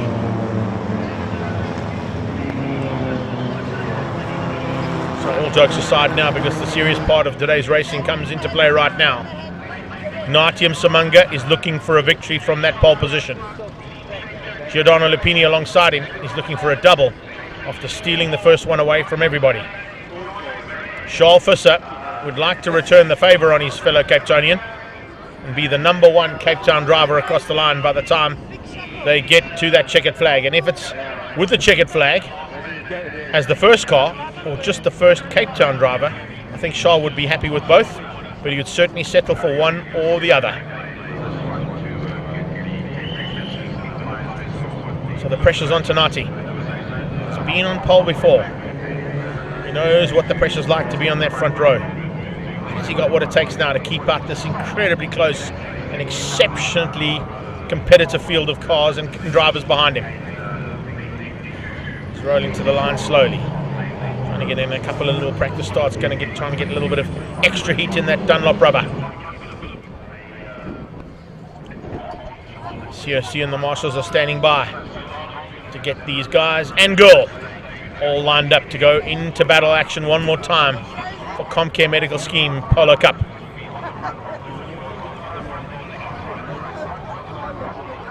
It's one of the only medical schemes in the country that provides full coverage for extreme sports. It's one of the reasons they've got involved in this championship. And I'm sure they're going to be enjoying the fruits of every bit of pennies they've put into this, because you cannot ask for a better and more competitive class than Polo Cup right now. The 5-second board is about to go up. The green flag has disappeared, and so is the 5-second board man. Lights are on, lights out, and we're racing. Great start from Nati. Saw the bonnet lift on that car before the Bullion RT one, and looks like he's got the drop. He's going to bring Charles Visser along for the ride. Darby's going to try and squeeze through as well. Here comes Tate Bishop. Tate Bishop's up in the second place. Darby the third, and around the outside comes Poseidon. Giordano Lupini from the front row has dropped down to fifth. Lupini got an absolute nightmare of a start. He's tucked in behind and looks like he's already trying to fend off a few of the cars alongside him in the form, by the looks of it, of the third of those Team Red racing cars, and that is pushing hard Jagger Robertson. Mo Carodia goes side by side with Jean-Andre Marais. Oh, and Jean-Andre gets a little bit out of shape there in the second of the Stu Davidson cars coming out of turn 3. Turn 2, I beg your pardon. They're heading to turn 3 right now with Clinton Poseidon. Charles Visser side by side. Oh, and a touch! A touch between Gio and Charles. Charles runs wide onto the dirty stuff. He keeps it buried and he stays in it. He's going to be able to come back on track, but he's going to fall in just ahead of the final car there. That one would be, of course, the new man to the series, Joe Ellerine. So Joseph Ellerine just getting a baptism of fire here in Polo Cup. And he's got Charles Visser, a fellow karter from RKT, his teammate from a long time ago, now just ahead of him. He can learn a lot from Charles Visser. Tate Bishop is right underneath and looking for a way through there on the leader. He is pushing hard as that angry car gets even more angry, heading towards the first part of this lap, or these 12 laps to be completed. 1 down and 11 to go. As they cross the line, it is Natyam Samanga from Tate Bishop. Here comes Darby van der Merwe. Darby van der Merwe is doing everything right to try and close that gap down between himself and Poseidon and Yuri Swart. Oh, and the top two out of shape. Darby's going to squeeze through. Darby van der Merwe takes an opportunistic line, stays on the inside line as the top two go wide. They go flying out of turn 1, and both Natyam Samanga and Tate Bishop ran wide. That's given Darby a chance. Here comes Poseidon. He's going to try and capitalise as well. He goes side by side with Natyam Samanga coming out of turn 2. On his inside, he's got Giordano Lupini. He's going to have to watch out for that one. Lupini is looking to pounce. Darby van der Merwe with an opportunistic move of note. He gets on the inside of 2 cars, sliding out of turn 1 and takes the lead. Here comes Giordano Lupini with his teammate Yuri Swart right behind him, exactly where he needs to be, on the tailpiece, and now side by side with Clinton Poseidon. Red and yellow, yellow, red and black as they head down that back straightaway. Bullion RT versus the Stu Davidson Sons car. They are literally wing mirror to wing mirror heading down towards Cape Town corner, and looks like Gio's going to pull Yuri along for the ride. Yuri goes on the inside of Poseidon. He's ahead of Poseidon. The championship will stay in the hands of Yuri Swart if he beats Poseidon here. And Jagger Robinson's going to spoil Poseidon stay even more. Jagger Robinson forcing Poseidon wide. Little touch there between Jagger Robinson and Poseidon as they come out of the absolutely high impact corner there at turn 5. Lots of touching, lots of rubbing. That's always what happens down into Vostron corner. Turn 1, there's more action expected as Tate Bishop comes along for the ride. Naitium Samanga gets sideways. Gio's absolutely lit up and he gets completely knocked wide. Naitium Samanga on the inside of Poseidon forced Giordano wide. They were 3x3 into turn 1. That never happens. You will never get 3 cars out of turn 1 side by side. So Poseidon tucks in behind his team, his fellow compatriot and of course combatant and rival as they get into turn 2. Swart will continue to lead this championship if he stays ahead of Clinton Poseidon. Naitium Samanga has just managed to hang on. How he managed to do that, only he knows. He had 2 cars forcing him wide, hitting him, and there was bumping and rubbing and nudging coming out of turn 1. Amazing stuff here from these guys as they go into it once again onto that back straightaway. Davy van der Merwe trying to stay at the front end. If he wins it out, he's going to close the gap down between himself, Yuri Swart, and Clinton Poseidon. It'll be within a couple of points between 3 drivers heading towards the final round on the 15th of October at Swartkops. Here we go. Into turn 5. Jagger Robertson under pressure from Cara Hill. He runs slightly wide. Cara dives on the inside. The lady driver giving it as good as she gets as Jagger Robertson has to go onto the dirty stuff. He tries to hang onto that inside line. Cara just can't fend him off. Slightly better drive coming out of the Big Boss and Liqui Moly Team Red car. Poseidon trying to keep out Nathan Victor. Victor on the inside now. While he's on the outside as they went down onto the brakes into turn 1. He's going to try and come back with a cut back towards turn 2. Jagger hangs on to keep out Cara Hill. Cara Hill has got on her tail Dean Fenter and then the return of Giordano Lupini. Poseidon keeps out the Impini Racing and Summit car of Nathan Victor. Giordano Lupini trying to come back, but he's got 4 cars to try and get through before he gets to where he was earlier on in this second heat. Still some time in the hand though. Charles Fiss is going to try and go with him. So the 2 yellow lipstick cars there, one bright yellow, the one slightly duller yellow.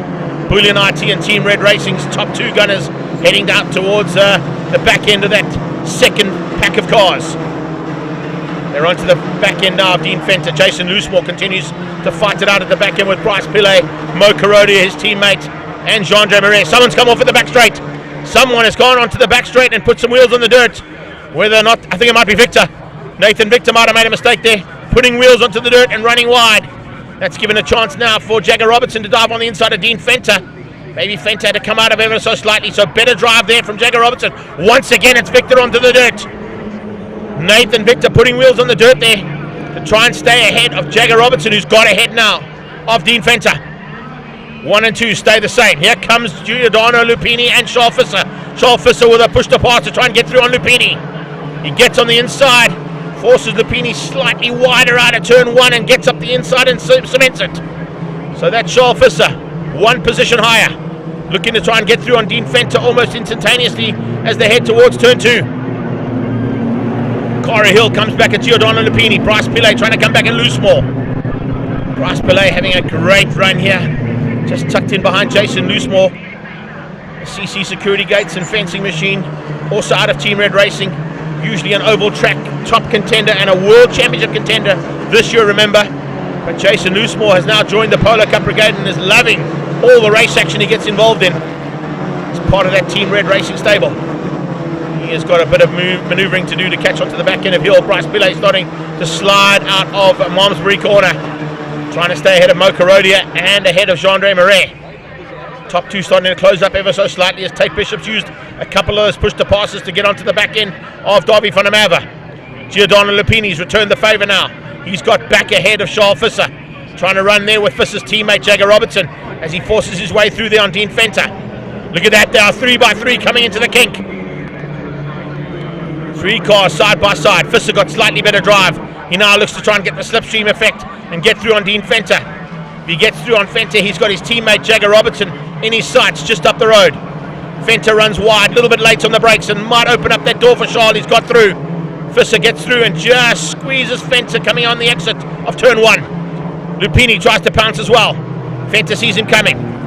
Goes defensive into turn 2. Fisser does the same thing on Fenter. Cara Hill now joins the party in the Calyx car. That Calyx machine all over the back end of Giordano Lupini. She certainly has found her own here in Cape Town. One of the best drives we've seen out of the Calyx car and Cara Hill all season long. Poleman, Naitium Samanga still behind Clinton Poseidon out there for 3 and 4 on track, or 4 and 5 on track I should say. It's Yuri Swart who hangs on to 3rd. he will also hang on to the lead of the championship if that's where he finishes up in the next 6.5 laps. We're only coming to the halfway stage of this, can you believe it? And we had so much action already. More expected as Davy van der Merwe hangs on to the lead for now ahead of Tate Bishop. Davy's lead and the potential win could see him come a little bit closer to both Yuri Swart and Klinimba Seidenote heading into Swartkops. Seidenote's trying to close that gap down on Yuri Swart. If he beats Yuri Swart, the gap will come down even more. That's what his intentions are. That's what he wanted to do all race weekend long. He saw a chink in the armour in the final practice session and in the qualifying where Yuri Swart battled with a gearbox issue. Looks like they've got that dialed in and sorted out down at Bullion IT. Whatever the team did, they did an amazing job to turn that car around. And we said, and I said it in the first race, hearing it right from Yuri Swart's mouth, he has to do a championship winning drive here this weekend to stay in contention for that number 1 plate for 2022. Cara Hill trying to find a way back at Giordano Lupini as well. That's Yuri Swart's teammate.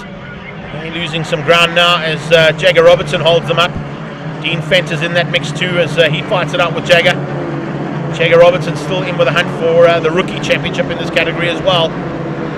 So as much as Davy van der Merwe at the front end of this race wants to try and secure as many points as possible by doing that, still stand a chance of doing what Team Red have done for 2 seasons in a row and gone from taking the rookie championship in 1 season to the overall championship in the next, back-to-back with the same driver.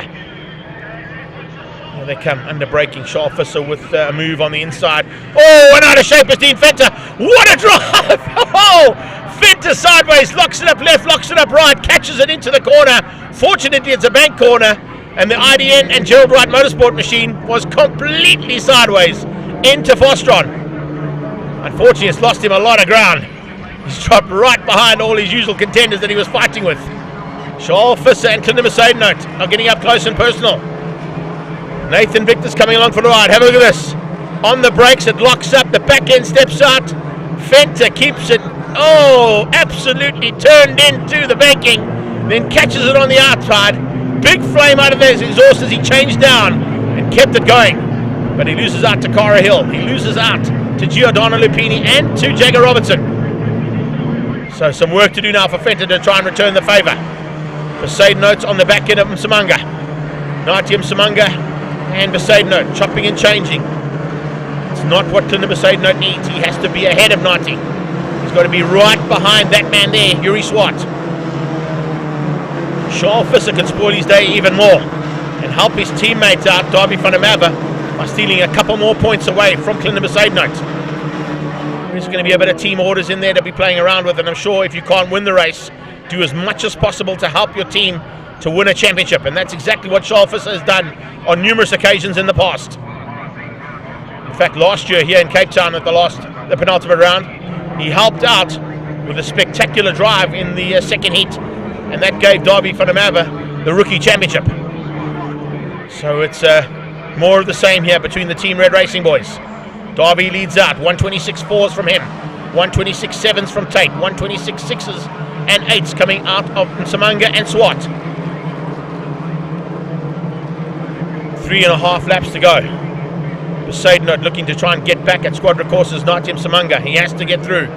Karodia coming up on the back end of Pelé. That fight's not done yet either.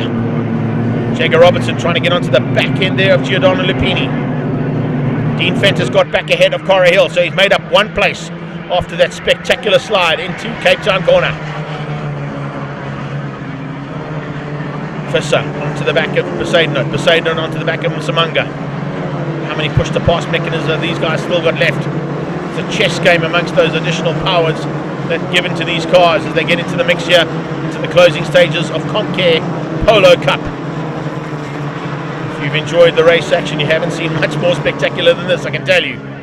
They really have put on a show here this weekend. These youngsters have got absolutely no fear when it comes to race action.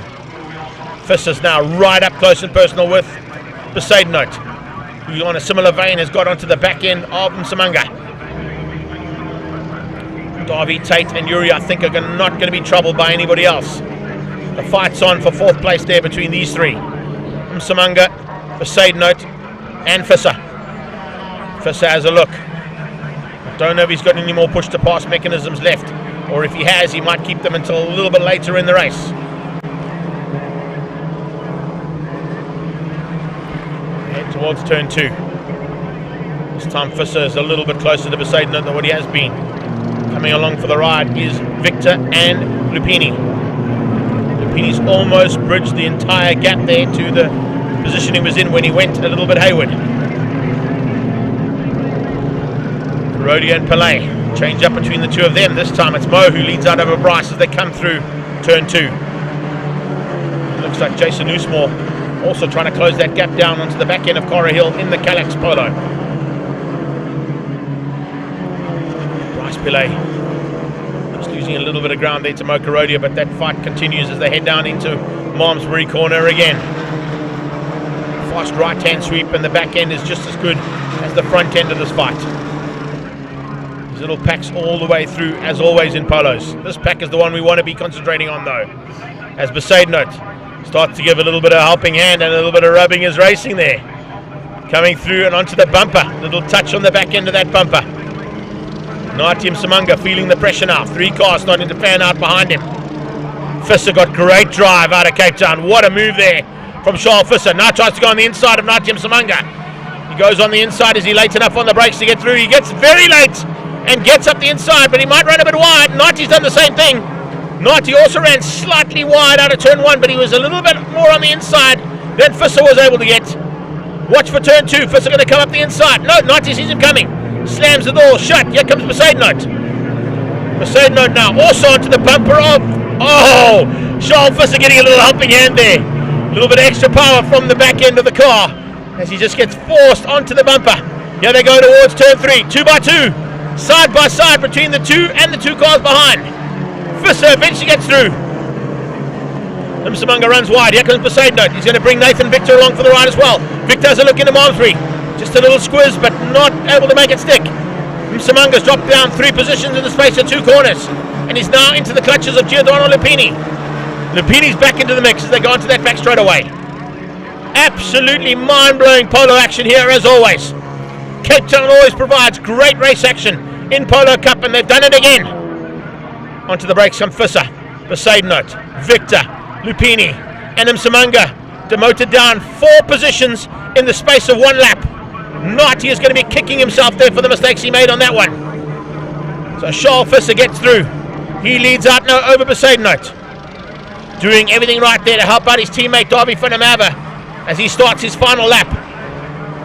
The Data and Team Red Racing man out front running ONP kit is ahead of the Angry Racing Tate Bishop.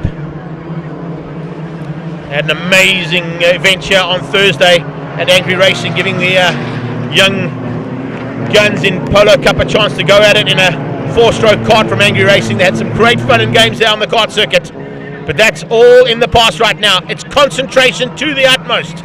110% for less than half a lap there for Darby. Can Tate Bishop do anything? It doesn't look like he can. He tried in the mid-pack. He was found wanting, unfortunately. It looks like he's not going to have enough time here to get through on Darby van der Merwe. Van der Merwe looks like he's kept it cool, calm and collected right to the closing stages.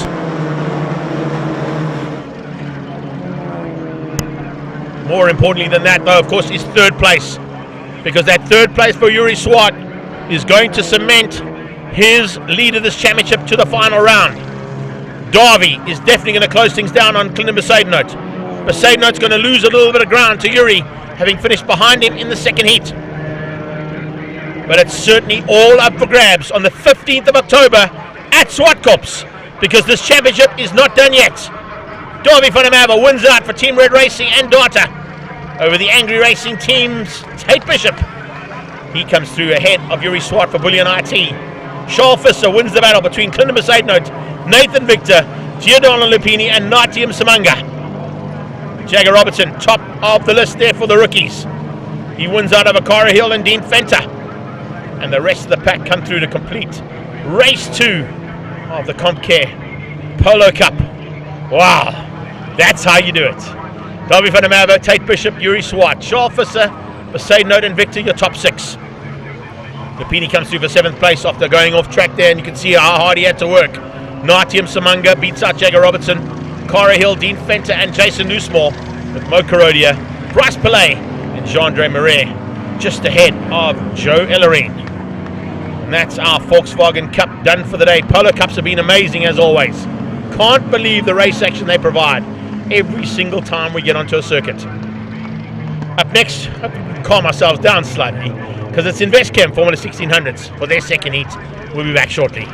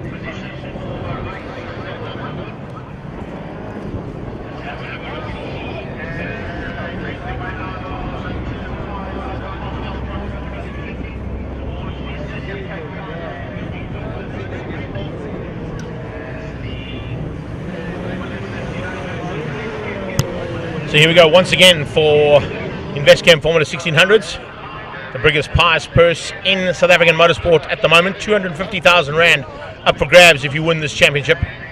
And Josh LaRue is certainly doing everything right here this weekend to try and do that, as he's taken the first victory by a comfortable margin over Gerard Caldenes.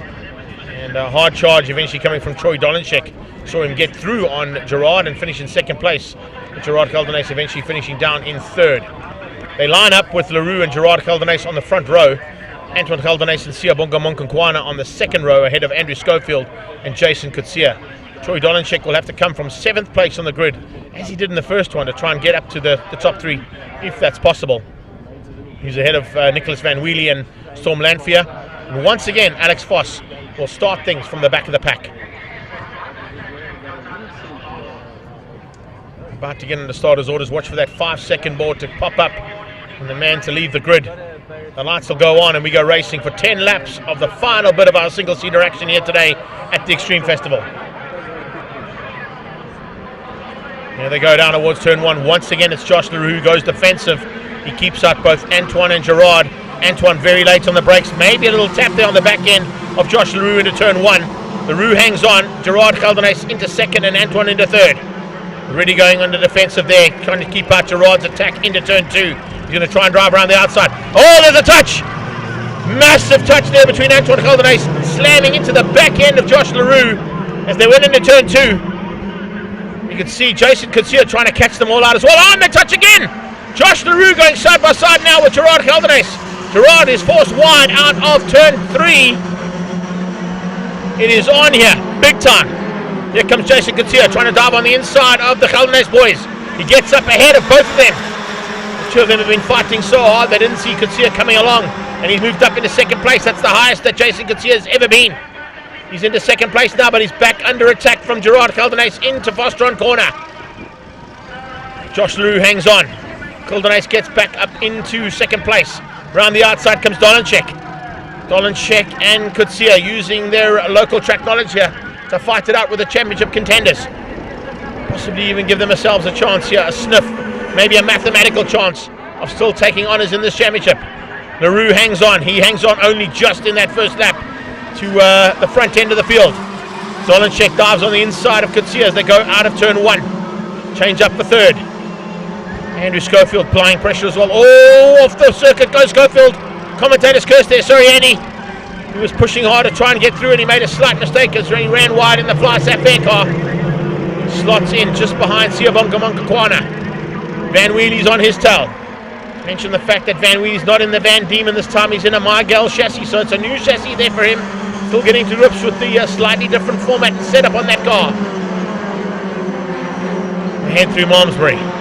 It's LaRue trying to get away from this pack behind him, as he did in race number 1. Not an easy thing to do when you've got such an incredibly tight field of cars behind you. So it's LaRue from Caldenes. It's G Caldenes. Troy Dolenchek, Jason Kutsia. Alex Voss dives on the inside of A Caldenes, Antoine. And he makes up one place into Cape Town corner. They come through and flying into the main straightaway again. Alex Voss has made himself lots of positions from the back of the track and possibly up into what is now 6th or 7th place on circuit. Make that 5th place as he crosses the line. And under attack. Oh! And Antoine Caldenes locks it up under braking. Nearly goes right up the tailpiece there of Alex Voss. He manages to catch it on the kiddie litter and he'll be onto the slip road to get back on track. But that was a huge mistake from Antoine Caldenes. That's going to be costly in this championship. He is very close to his brother in the championship. He's now nowhere near his brother on track. So that's going to be a huge moment there for Antoine Caldenes, possibly a decider between those two boys in the championship. The championship's not done yet. If Josh LaRue takes 2 victories yet today, it's going to be wide open into SupaCups on the 15th of October for the final round of the Extreme Festival. Here they come back down into braking for Cape Town and Fostron corner. Troy Dolenchek trying to get up on the inside. He has a look. He has more than a look. He has a go. He has a big look and a go into turn 5. Big move there from Troy Dolenchek. Nearly able to get on the inside. The Sujan Property Investments machine having a fantastic dive up the inside there with Dolenchek behind the wheel. Voss coming along for the ride now, looking for a way past on Jason Kutsia. The Investchem and DV Building Suppliers car having a look on that Mint Coachworks machine. Great dive, and he gets through. So Foss timed that to perfection. Just going at the last moment on the brakes and getting through there on the Cape Townian. Monkhonkwana not too far behind that in Race Driver SA and Investchem's Formula 1600. He's got Schofield returning to the fight. It's not done yet. Far from done. Josh Leroux was able to get a bit of a margin by this stage of race 1, but he hasn't been able to do it here in race 2. And he's got some very serious contenders on his tail in the form of both Gerard Geldenhuys and Troy Dolenchek. Dolenchek looks to go on the attack again. This time he tries to catch Gerard out. He goes left, he goes right, he has to go right again and left again. Can't find a way through there on the Abacus Racing Divisions car. So Abacus Divisions Racing Machine doing a superb job there in second place to fend off the Shujan Property Investments car of Dolenchek. And they come towards turn 1. Late braking from Troy Dolenchek. Can he force his way through into turn 1? No, he can't. Always tough to make a maneuver into Holzhoek. Alex Foss has done some out-braking and some closing down of his own there to get right into the mix there for that battle for second. Foss has a look. Dolenchek sees him coming, shuts the door. Behind that, Monkhonkwana had a go as well, and Kutsia did the same thing. Didn't find or give any room there for the man in 5th place to have a go.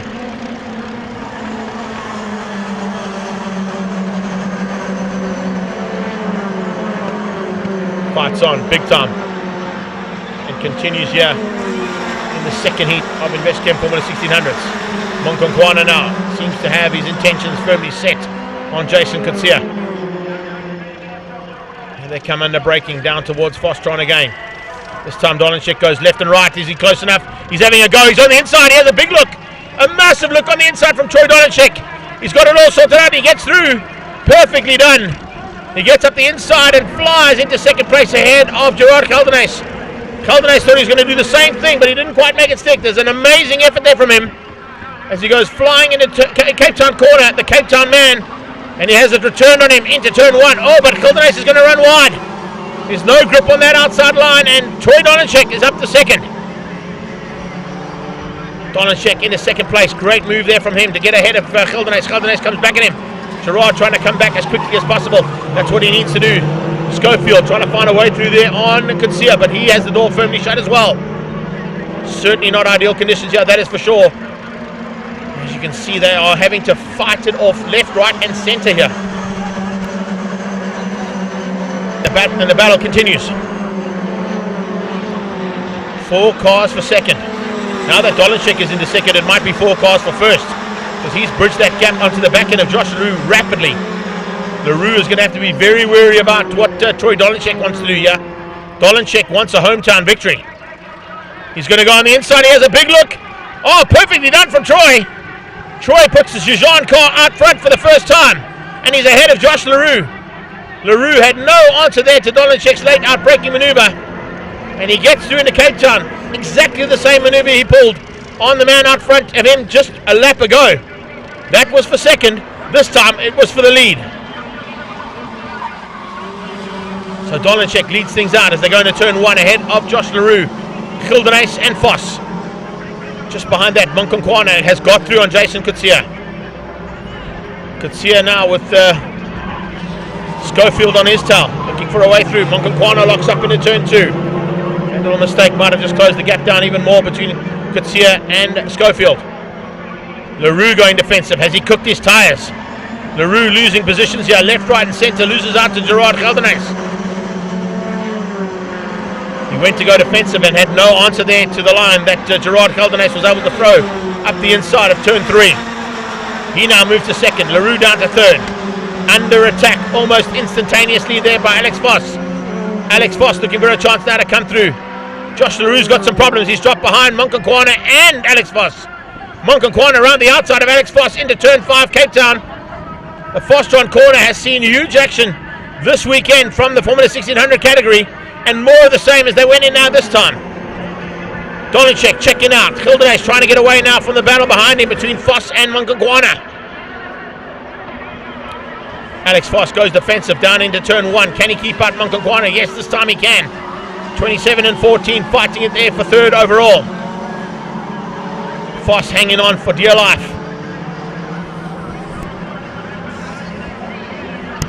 Foss looking for a chance to get third place from the back of the grid. That's an incredible drive. But Monkhonkwana, he seems to be a little bit more excited and hungry. And can he find a way through there in that 74 car? It's Kutsia versus Schofield behind that. That side of things is not done just yet as well. Schofield and Kutsia still going to try and sort it out for the final part of the top 5. Look at Troy Dolenchek. What an incredible drive from this young man. Certainly found something special here at his home track and is looking to show the boys the way around.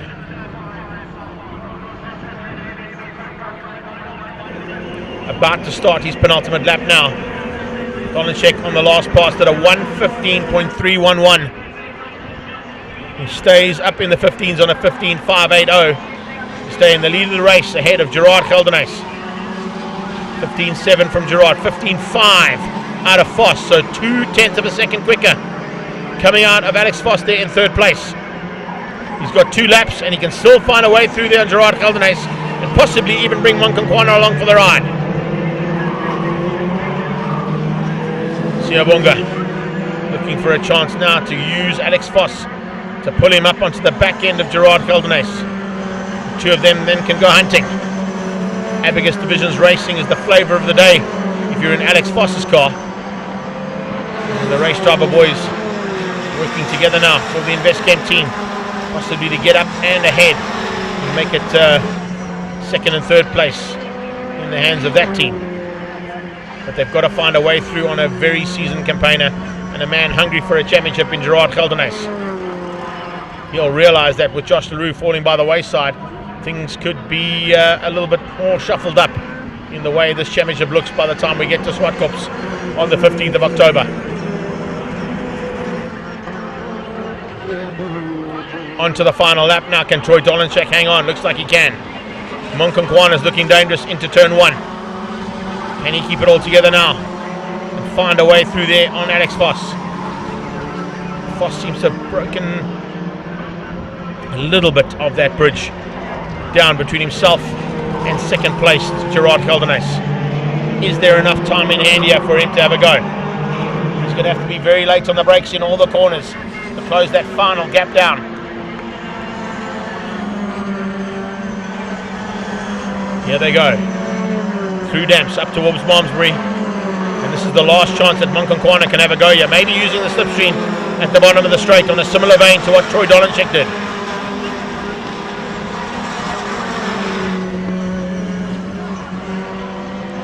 Late outbraking is what Monkhonkwana is going to have to do here. He's not close enough.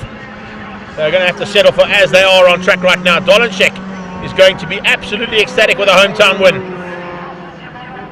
Troy Dolenchek for Sujan Property Investments coming to the line to take a victory at his home circuit. There's going to be a happy man. There you go, a little shimmy shuffle coming from him as well across the line. Geldenhuys hangs on for second and Foss comes from the back of the field to third, beating out Monkhonkwana, Andrew Schofield and Jason Kutsia. With a little resurgence there in the end from Nicholas Van Wheelie. That was good to see. Antoine Geldenhuys got back on track and he's going to finish up in 8th place. He'll still secure some championship points with that 8th spot, beating Storm Lanphier. There's problems in the closing stage for Josh LaRue, our early race leader. Something went drastically wrong. So it's Dolenchek from Geldenhuys and Foss beating out Monkhonkwana and Schofield for the top 5. Kutsia and Van Wheelie, Antoine Geldenhuys and Storm Lanphier. And then a little DNF, unfortunately, for Josh LaRue. That wraps up our single-seater championship action for the day. Hope you enjoyed all of that. And up on track next, we move into Global Touring Cars, second heat, and the second heat of the GDC Super Cup.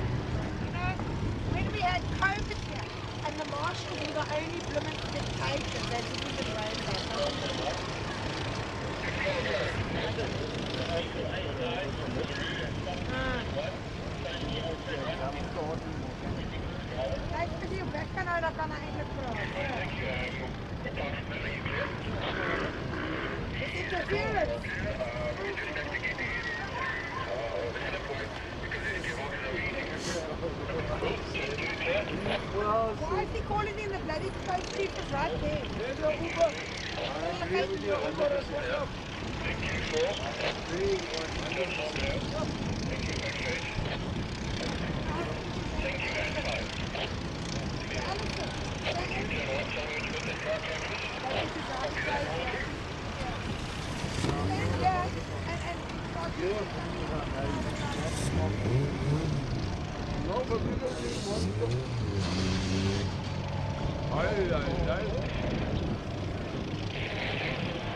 Off, like the next horse. Then we send it to America.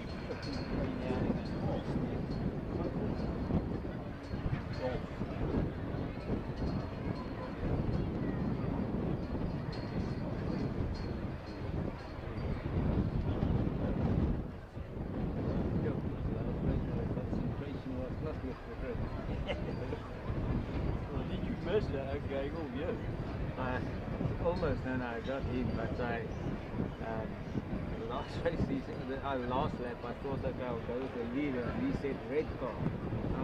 And then I clicked red car, and oh hell. Oh, he's telling you. And a few times, it was just, well, he's going to SupaCup, we're already in the screen. So. Yes, but I'm thankful I don't have to do much focus. No, notice you can leave it on its own. Now, it's not on autofocus. I can't put it out. It doesn't work like that. It's not. So now I've tried it earlier. Yeah, on video. So I just can you all try to get my limits? Yes, but it's not. I'm talking about like these guys. Can you leave? Yeah, no. What kind of rain do you get? These are when I work in the super sport, we've got these 100 to 99 times. Sometimes it's good extended. So it's really tricky. You need lack of light here. But luckily, and there you've got this wheel that you roll. It's quiet sometimes. But it's and you set yourself markers, especially when you work on shows, music shows that's directed, and so follow almost preset, so you know you've got to turn your wheels, follow. Real tricks, just wait until you see it a little bit, because my eye's getting so weak now. It's getting trickier for me as well. My problem.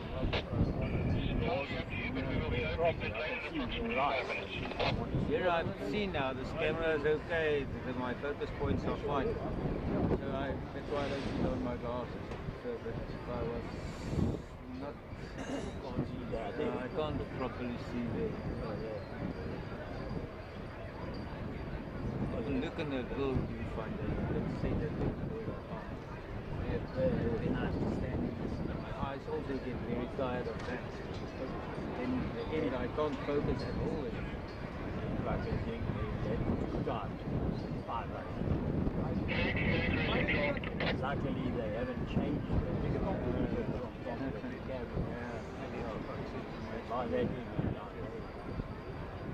Eric Schultz, race control. Oh, you have been summoned, yeah? I think it's a lekker job to get constant. It's a lot less stress. That's why I do. In the super sport, there's a lot of stuff. Everybody's 15 minutes wide. Yeah, you do your thing.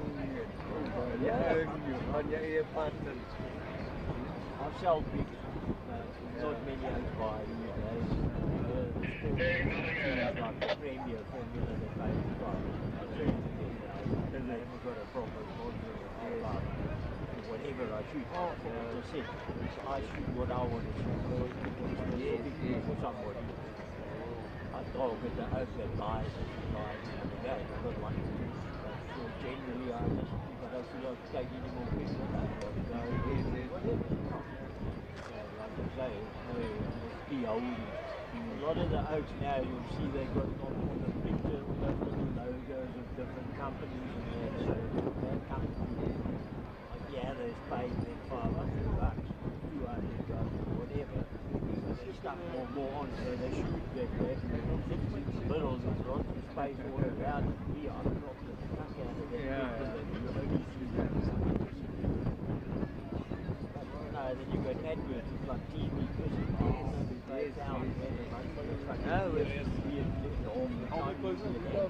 luckily here they haven't said much, but I remember last time we were World Rally Cross.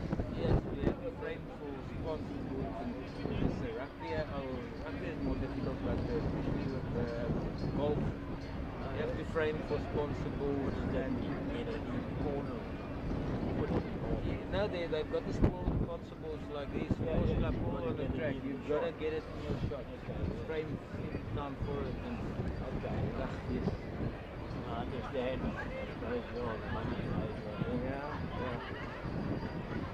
At least those things, there was always something on the go here. We're sitting for how long talking shit, man. Just fucking one car on the grid, and that. Of course, the pit lane is closed. I still don't know why. Shit. Guys are probably bitching because we're on the Somebody spotted a teaspoon of oil in the pit lane and sitting looking at it. Are we ready? running ahead of time, so. No, but that's not the time our race is supposed to start. You know, there's some of them are mega drama. Okay, alright. Well, that's fair. Oh, fuck, it's the day this week. They never come to the next year. Another one. Like you said, I've never. Look at that. Lightning. Shit, about 2-3 weeks ago we had lightning one evening. I went outside, I thought, fuck, it was at a flash. It was amazing display of lightning for like 10 minutes. Right through down there. And there was no cloud. It was like a full burst.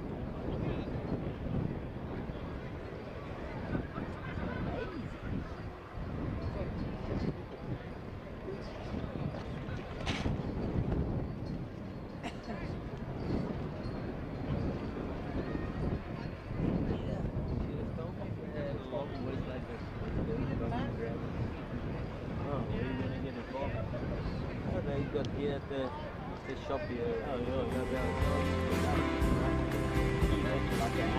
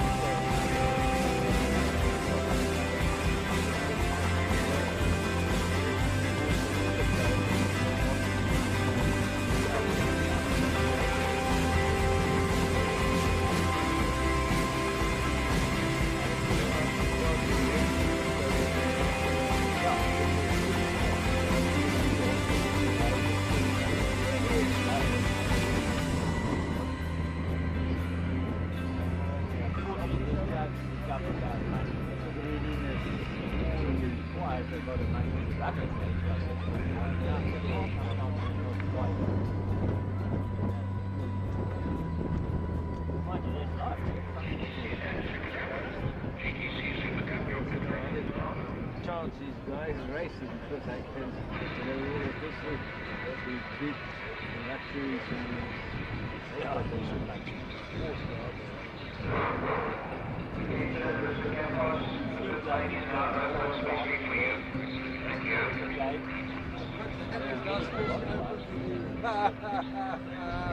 I like that. It's a man, dance to everyone.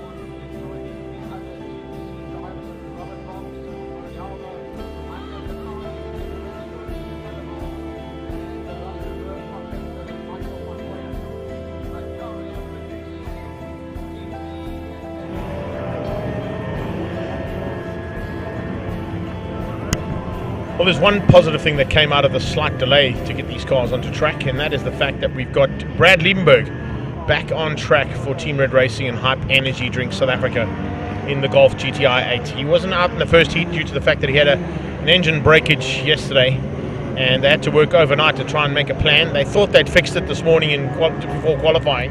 He went out just after the V8 Supercars had finished their warm-up session, and found that there was still an issue on the car with a little misfire. So they did a full engine change this afternoon, and have now got him ready for the start of heat number 2 of GDCs and the GDC SupaCup. So he'll be starting from the back of the GDC grid, which is just ahead of Jeff Kruger and Daniel Rowe, who'll be on the front row of that GDC SupaCup grid. Daniel Rowe on pole, Jeff Kruger in second, Donnie van Niekerk and Leighton Free make up the second row of the grid ahead of Jonathan Mahotsi and Keegan Campos. So we've got Mandla Ndakani with the reverse grid ahead of Andrew Rackstraw, Julian van der Vat and Michael van Rooyen, Saad Variawa and Robert Volk, who lead things out there from that side of things. So the reverse grid, of course, is also implemented in the GDC SupaCup class, and that's why we've got Rowe and Kruger on the front row ahead of van Niekerk and Faree, and Jonathan Mahotsi, Keegan Campos. The race winners are on second place are at 5th and 6th on the grid. Behind that, it's Record Ritz and Paul Luthi, the man we chatted to in between the breaks and in between the heats of racing that we had here at Killarney so far, all the way from Scotland. He's looking to possibly take on one of SA's finest saloon car drivers in Record Ritz, and he'll be looking forward to the challenge, as you heard from him as he chatted to us in that break. Tata Corello will be fighting hard with JP van der Walt, a nice little rivalry between the two of them, and of course some close racing expected between them as well here into the second heat of GDC SupaCup. They're ahead of Nick Davidson, who continues to lead out the Masters Championship ahead of David Franco. Stefan Schneiders and Roy Campos, if they were able to get those two cars sorted out, should be back on the 10th row of the grid, and they're ahead of what says Brad Liebenberg, but of course he'll be behind the GDCs, not behind the SupaCup class. And there you can see him lined up just behind Sawad Variawa on the grid in the shot right now.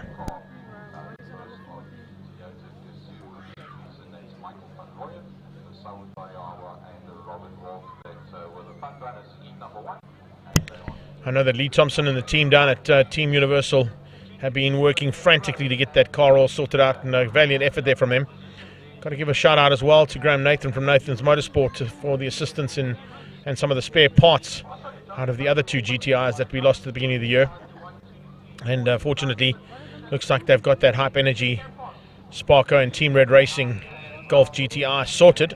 It hasn't had a chance to run anywhere, so we'll have to wait and see in race conditions if they are going to be happy with the performance, and hopefully it'll give Brad a chance to at least fight for a couple of championship points and salvage something from the weekend. That's what he'll be looking to do. Andrew Rackstraw in Cape Town on a reverse grid is also a dangerous man to watch out for. If he's on pole and looking for a chance to win out ahead of, well, not of the pole man, but he's on the front row, I should say, and win out on the pole man there, Mandla Ndakani. Ndakani will certainly love to steal a victory from all of the competitors in GDC. Mandla Ndakani, Rackstraw, Van der Vat, Van Rooyen. That's the first two rows. Variawa and Volk. 6 cars ahead of car 7 this time of Brad Liebenberg. So we now go on the warm-up lap. Behind the safety car. And heat into that Dunlop rubber is going to be vital. But with track conditions cooling down dramatically in the afternoon, we're down to the low teens in terms of ambient temperature, which means track temperature is going to be very, very cooler than what it was earlier on in the first heat of this GDC category.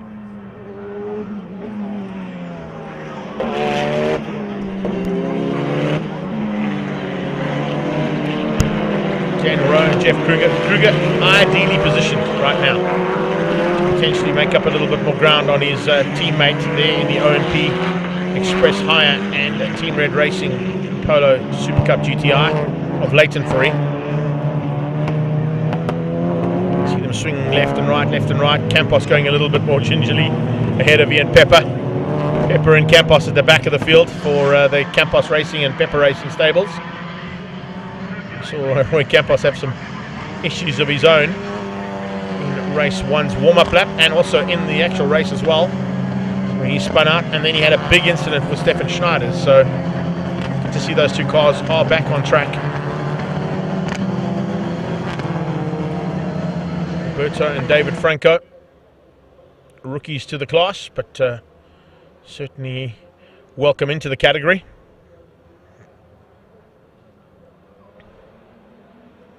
So what will happen now is that Renault will peel off into pit lane, and Indakani will take up the helm of the race and dictate the pace for the start of GDCs.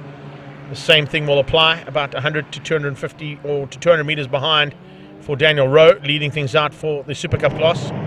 Watch how they bunch up close and personal now. Brad Liebenberg tucking in there behind Saud Variawa. Robert Volks on his outside. He's got Michael van Rooyen ahead of him, and we're about to go racing. Lights out for GDCs, and here we go down towards turn 1, and it's Indakani trying to hang on to the inside line. Andrew Raxell's going to put pressure on him into turn 1, but there's huge pressure coming from Julian van der Walt. We spoke to Julian van der Walt in the press conference, and he said the reverse race and the reverse grid is his to own. He's won 2 of them here in Cape Town in the past, and he's looking for a 3rd victory. Watch out for Brad Liebenberg coming around the outside. Looks like that car is working well. A valiant effort there from Team Red to get him back on track. GDC Super Cup come out of turn 1. The 2 Francos going at it with Pepper, Schneiders, and Schneiders off track. Schneiders running wide and gets off circuit completely into turn 2. Oh, we got a big moment in the background. Rechel Roots. Roots got a bit of a tap from the back. He gets it completely out of shape, but he catches it. Only Rechel Roots would have caught that. Team Perfect Circles, Rechel Roots with a big moment coming out of turn 2. The leader is now Leighton Ferree. Jeff Kruger side by side with Daniel Rowe, and on his tail is Donnie Van Niekerk. Van Niekerk looking for a chance to pounce now on Daniel Rowe, but Jeff Kruger's going to have to maybe give way here to Rowe as they go through Malmesbury. Or is there enough room for both of them to go side by side? There is. Wow, that's incredible. 3 by 3, they head onto the back straight away. Outside line is Jeff Kruger. Schneiders is stuck on the inside of turn 2. Schneiders with the problem. There are 3 by 3 still down going into Cape Town corner, and it's a Cape Town man into second. Donnie Van Niekerk gets the 2nd place. Jeff Kruger's round the outside with Campos forcing him wide. Then you got Machotsi being forced wide by Danielson. Daniel Rowe, Jeff Kruger, and Machotsi. 3 by 3 onto the main straightaway. Still 3 cars abreast. 3 side by side down towards turn 1. One of them's going to have to give way here at some point. Kruger's not going to have any of it. He's late on the brakes and hangs onto the inside line. Machotsi tucks in behind him. Round the outside comes Daniel Rowe. Daniel Rowe getting forced into some maneuvers he doesn't want to make so early on. He's lost pole position and dropped down to about 6 overall. Leighton Ferree capitalising on some overtaking maneuvers that happened in that mid-pack. And a little bit of chopping and changing. We see Paul Luthi in there. Schneider's just being avoided by a couple of cars. Oh, and Pepper didn't see that. Pepper did not see Schneider's on the inside of that corner and had to take evasive action. Very lucky to avoid the spinning car. Here comes a move from Campos. Keegan Campos diving on the inside of Van Niekerk as they go towards Malmesbury. He gets up to 2nd place. Leighton Ferree leads things out. He'll be leading the championship if he stays there. He'll continue to lead the championship to Swartkops. His teammate and, of course, arch rival Jeff Kruger is not there. There's Rechel Roots pulling into pit lane. Roots has got a problem on the Team Perfect Circle car. He's had to pull into pit lane and go over the scales, and that's the end of the race there for the 2nd of the Team Perfect Circle machines. Big moment into turn 2 there for Rechel Roots. How he caught it, only he knows. But it looks like there might be a bit of damage on that car. So it's Leighton Ferree across the line, leading the GDC Super Cup class ahead of Campos. Donnie Van Niekerk is there as well, and he's under pressure from Machotsi. Machotsi's looking for a way past as they head down into turn 1. He's got Kruger on his outside. Jeff Kruger trying to come back here, get himself back into contention and stay in the hunt for the championship. Got yellow flags waving still there for the stranded car on the inside line. It's in a very dangerous position. I'm not quite sure why they haven't. Oh, they've got it out of the way eventually. Just got it out of harm's way there. Stefan Schneider's had an absolute nightmare weekend. 2 big incidents in 2 races. Watching the background as well, you can see some big manoeuvring there from JP van der Walt, trying to dive through and make up some ground. He's trying to get ahead there, and it looks like he might have got just ahead of Paul Luthi. So the finish line in CompCare Products Polo fighting it out there with Wheelie.co.za and Platinum Wheels car. Out front though, Express Hire, OMP and Team Red Racing's Leighton Free lead things out. Back to the front end of GDC's. Frantic action in the GDC SupaCup, and now frantic action at the front of the GDCs themselves. Sawad Variawa hits the front. Is that Volk up into second space? No, that's Van der Walt. Van der Walt with some problems on the forward focus. Running wide and opening up the door to allow Team Gazoo Racing 1-2 with Volk behind that. Van Rooyen is up. Oh, a massive moment down the main straight away. A huge moment there in the SupaCup class.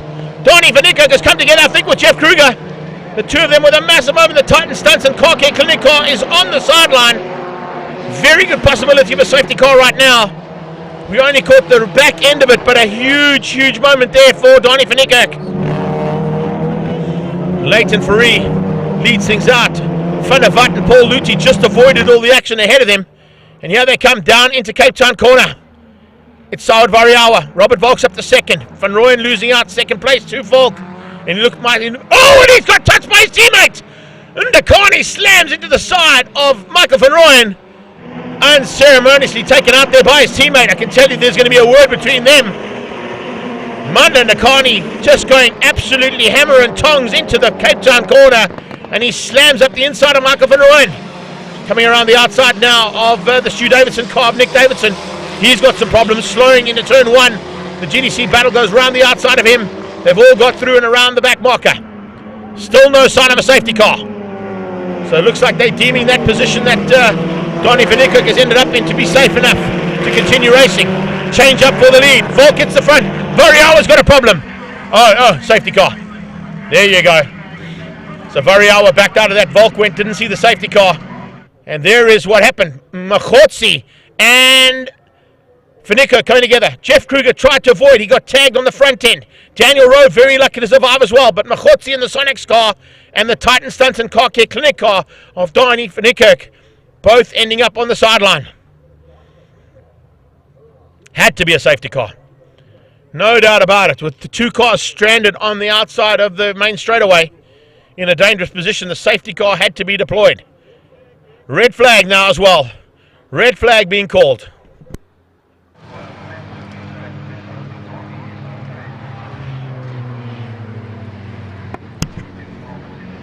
So Donnie Van Niekerk still in the car after a massive moment there. And I think the medical team are just checking on him, making sure he's okay. The Titan Stunts man has had some big moments in his career, and of course he's had to put some big moments on as well. But the medical team just making sure he's okay. Jonathan Machotsi was the first man to check on him as well. That was good to see. A big moment there between the two of them. Machotsi's okay, he gives a thumbs up. But Donnie's still in the car, just having a double check there from the medical team. Jonathan, of course, the first man to make sure that his compatriot and fellow combatant is all right before he walks away. They'll come back to the line and they'll have to reshuffle that grid big time.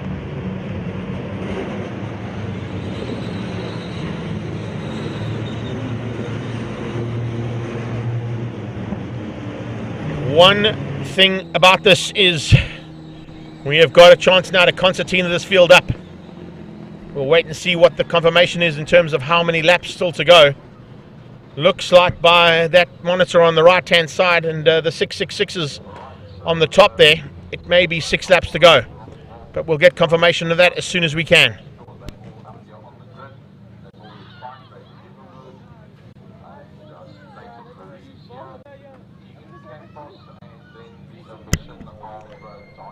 So, some big incidents. Have a look at this. It's Machotsi and Van Niekerk who come together. Jeff Kruger just avoids with a little battle scar on the front end there. I think he might have just caught the back end of Machotsi as the two of them came together on the main straightaway. As I said, Paul Luthi and Van der Walt were very lucky to avoid the incident. They saw the latter part of it. By the time they came through, the two cars had already spun off the track. So the Sonax car and the Titan Stunts and CompCare Clinic cars are stranded on the right-hand side, just to the top left of the shot that we're on right now. Brad Liebenberg, when we saw him come back into it, I don't think he wanted to come back into a battle that was that hardly fought. But needless to say, as I said, with what has happened on track right now, it will concertina the field up again, and we'll get a bit of a sprint race on for the last part of action from Global Touring Cars.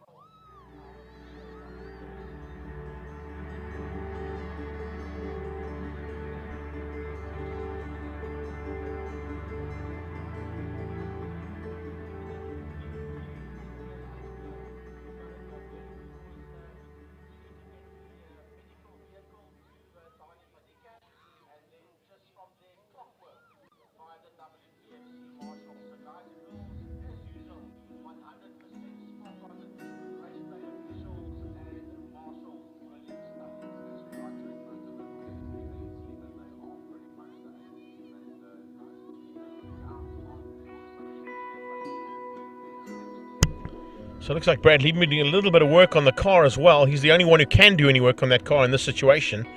He ran across to the team on the sideline, just asked for, I think, a spanner of some nature, just to do a bit of tightening up. So Stefan Schneider's actually just walking past our commentary booth here as well, as he makes his way back into pit lane from where he got stuck in turn 2. So that's the Titan Stunts car care clinic car of Donnie van Niekerk. Oh, he's not a good thing to see there. Looks like Goodwood Body and Spray have got some work to do on that car as they make their way into the final round of the championship. He'll definitely be up for the challenge to get up to SupaCups if there's not too much damage on that car. And as I said, I hope he's okay. But the medical team and marshals were on it almost instantaneously to ensure the driver was in good hands. A little chat on there as well between the two of them. So it's a lot of work to be done here to get those two cars out of harm's way and into a safe place before we can go racing again. Once that has been done, we will get racing. Just waiting for confirmation from the timekeepers and officials as to how many laps we will be racing for the last half of GDCs and GDC Super Cup.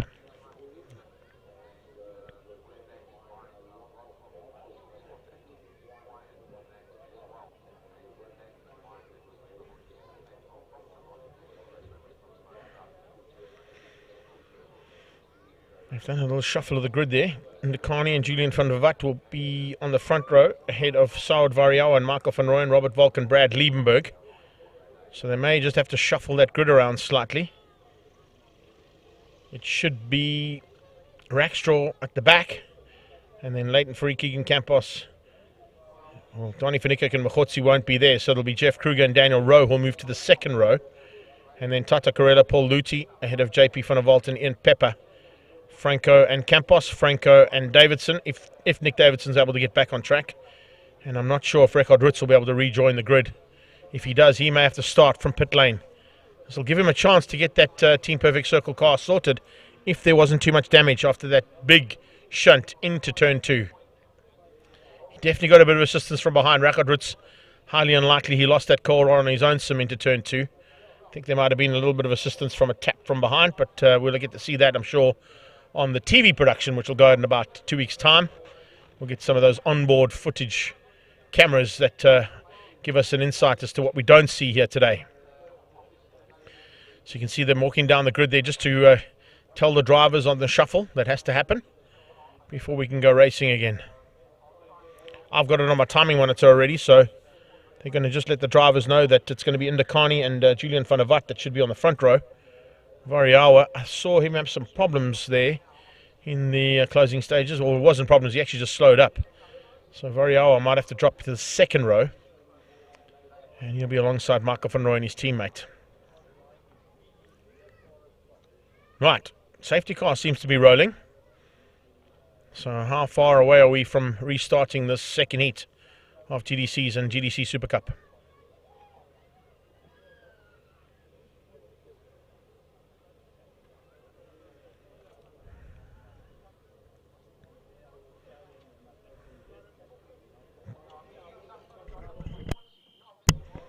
I hear whistles blowing. This is always a good sign.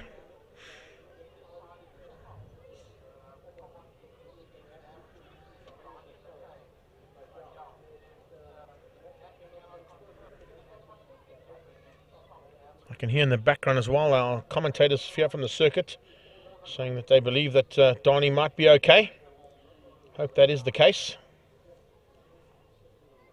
It's not a nice thing to see a big incident like that, but it's always good to hear that the driver involved has walked away with relatively no harm. As I said, he comes from a team that does that kind of damage to cars on a usual basis, and that's of course when he does the stunt driving for movies. But of course, stunt driving in a race car is not what you want to be doing. Seems to be a little bit of fluid that's been dropped somewhere around the circuit as well by one of the cars, which is what they're working frantically to get sorted out there on the Joubert Straight between Holes Hook and Turn 2.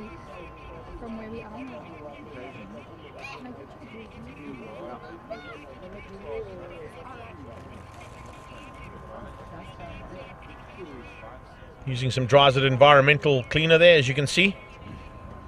And the man, of course, who's behind that is Greg Parton. He's no longer involved in the current format of G&H Transport Extreme Supercars, having sold his car on to Ricky Giannaccaro.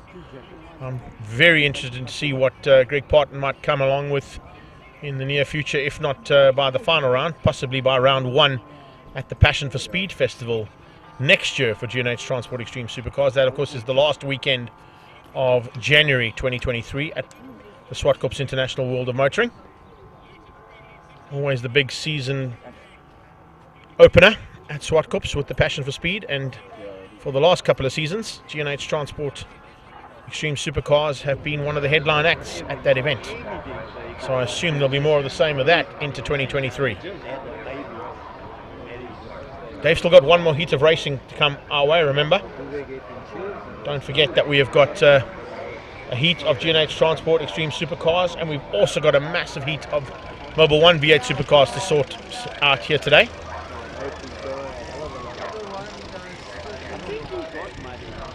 Hey, Belinda Kroenewald, thanks so much for joining us so late in the afternoon. Hope Paul and you are well. And Brendan Kelly, I hope you stuck around, but because, man, there's been some phenomenal race action here today. All our friends and fans out there on our Extreme Festival coverage on Facebook and YouTube, thanks for sticking around, guys. And as I always say, please pass this on to all your friends, fans and family. Get them to like and share it as well. We want to try and grow this platform as much as possible. And that just bodes well for, of course, even bigger and better things in 2023. As I said, that little shuffle has to happen. Ndakani will be on pole. Van der Walt will be into second if he's on the grid. I don't see him there, though. So he might be in pit lane. He might have to come onto the grid and slot up into that second place. Second row is Variawa and Michael van Rooyen. So Michael van Rooyen will have to move a little forward on the grid and take up position alongside his teammate. Volkan Liebenberg will be the third row, and Andrew Ekstraw will be the 7th car on the 4th row at the back. Well, it's a 6th car right now because I don't think we got Van der Walt on track. I think he may have been the reason for the oil in turn 1 to turn 2 there. Also, Stuart and the team, though, are working frantically to get that car back on track, if that is the case, because we did tout him as a hot favourite for the reverse grid.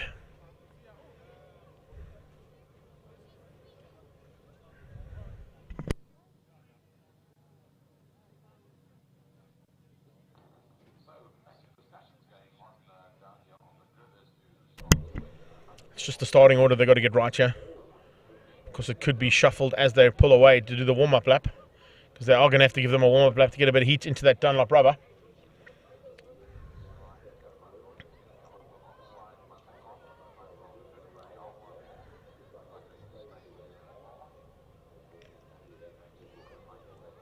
If Van der Walt is able to get that car going, he'll have to come out of pit lane, and I wonder if he'll be allowed to join the position on the front row.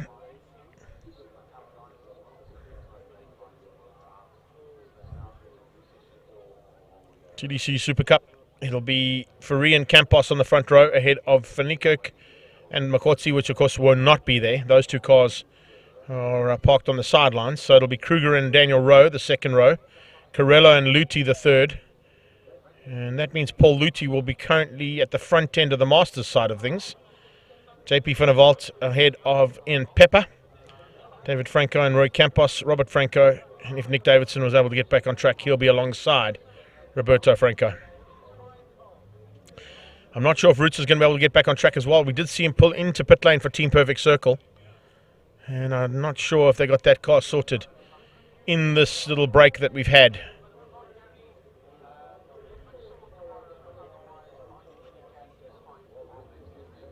Also hearing in the background there, Gary saying the same thing as what Frank said earlier on. Donny Finnick sending the message saying he's okay. He's going to probably feel a little bit tender in the morning, but fortunately survived that one. It was quite a big one on the main straightaway there.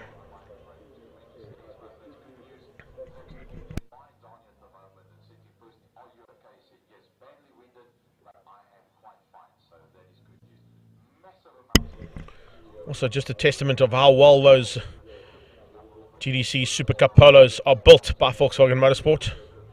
The safety cell in the cars, once again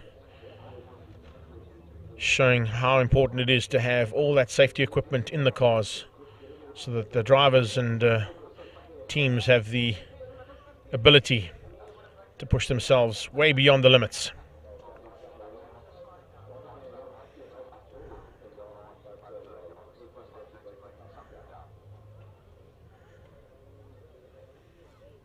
Can't be too far away now. I can see a bit of assistance being given there by Stu Thompson from WCT to get the Team Red Racing Hype Energy Drinks Golf into its correct position, which should be alongside Robert Volk.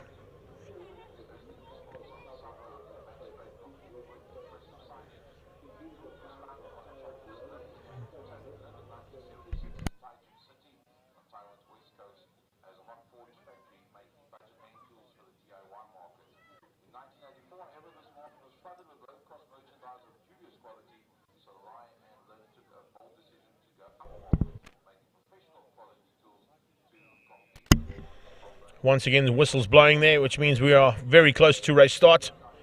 And the second start today of Heat 2 of GDCs and the GDC SupaCup.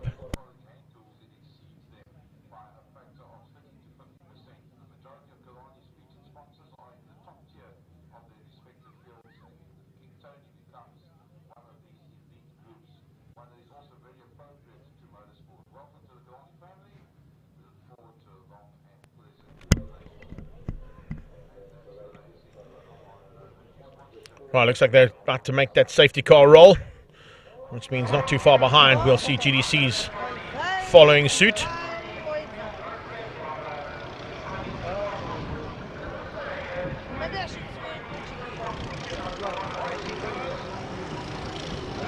Here we go.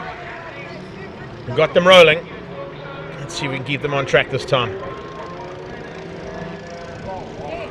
And Carney will have the front row to himself. It's Team Gazoo Racing 1, 2 and 3 at the moment, ahead of the Hype Energy, Sparko and Team Red Racing Golf GTI 8, Brad Liebenberg, WCT's Chemical Logistics teams, Robert Volk and Championship leader alongside Liebenberg in the field of SupaCup competitors, swaying left and right, trying to get as much heat out of that tarmac as possible, but there's not a lot out there. Nick Davidson coming from pit lane. Roots is back on track, so they have got Rechard Roots' car back on track in that break. The second Team Perfect Circle car is on circuit, tucked in behind, I think, is that Roberto Franco? Yes, it is. Nick Davidson will come alongside him as they come to formation. So GDC is coming out of Malmesbury onto the back straight away. A couple of cars still heading into turn 2, so they're going to have to try and bunch that SupaCup class up. Looks like we're going for a 6-lap race here. As I always say, 6-lapper you always have to pay double for. Let's see if we can get Jeff Kruger to pay double now. It's giving him another chance to get back up and close and personal with his championship rival and teammate, Leighton Faree.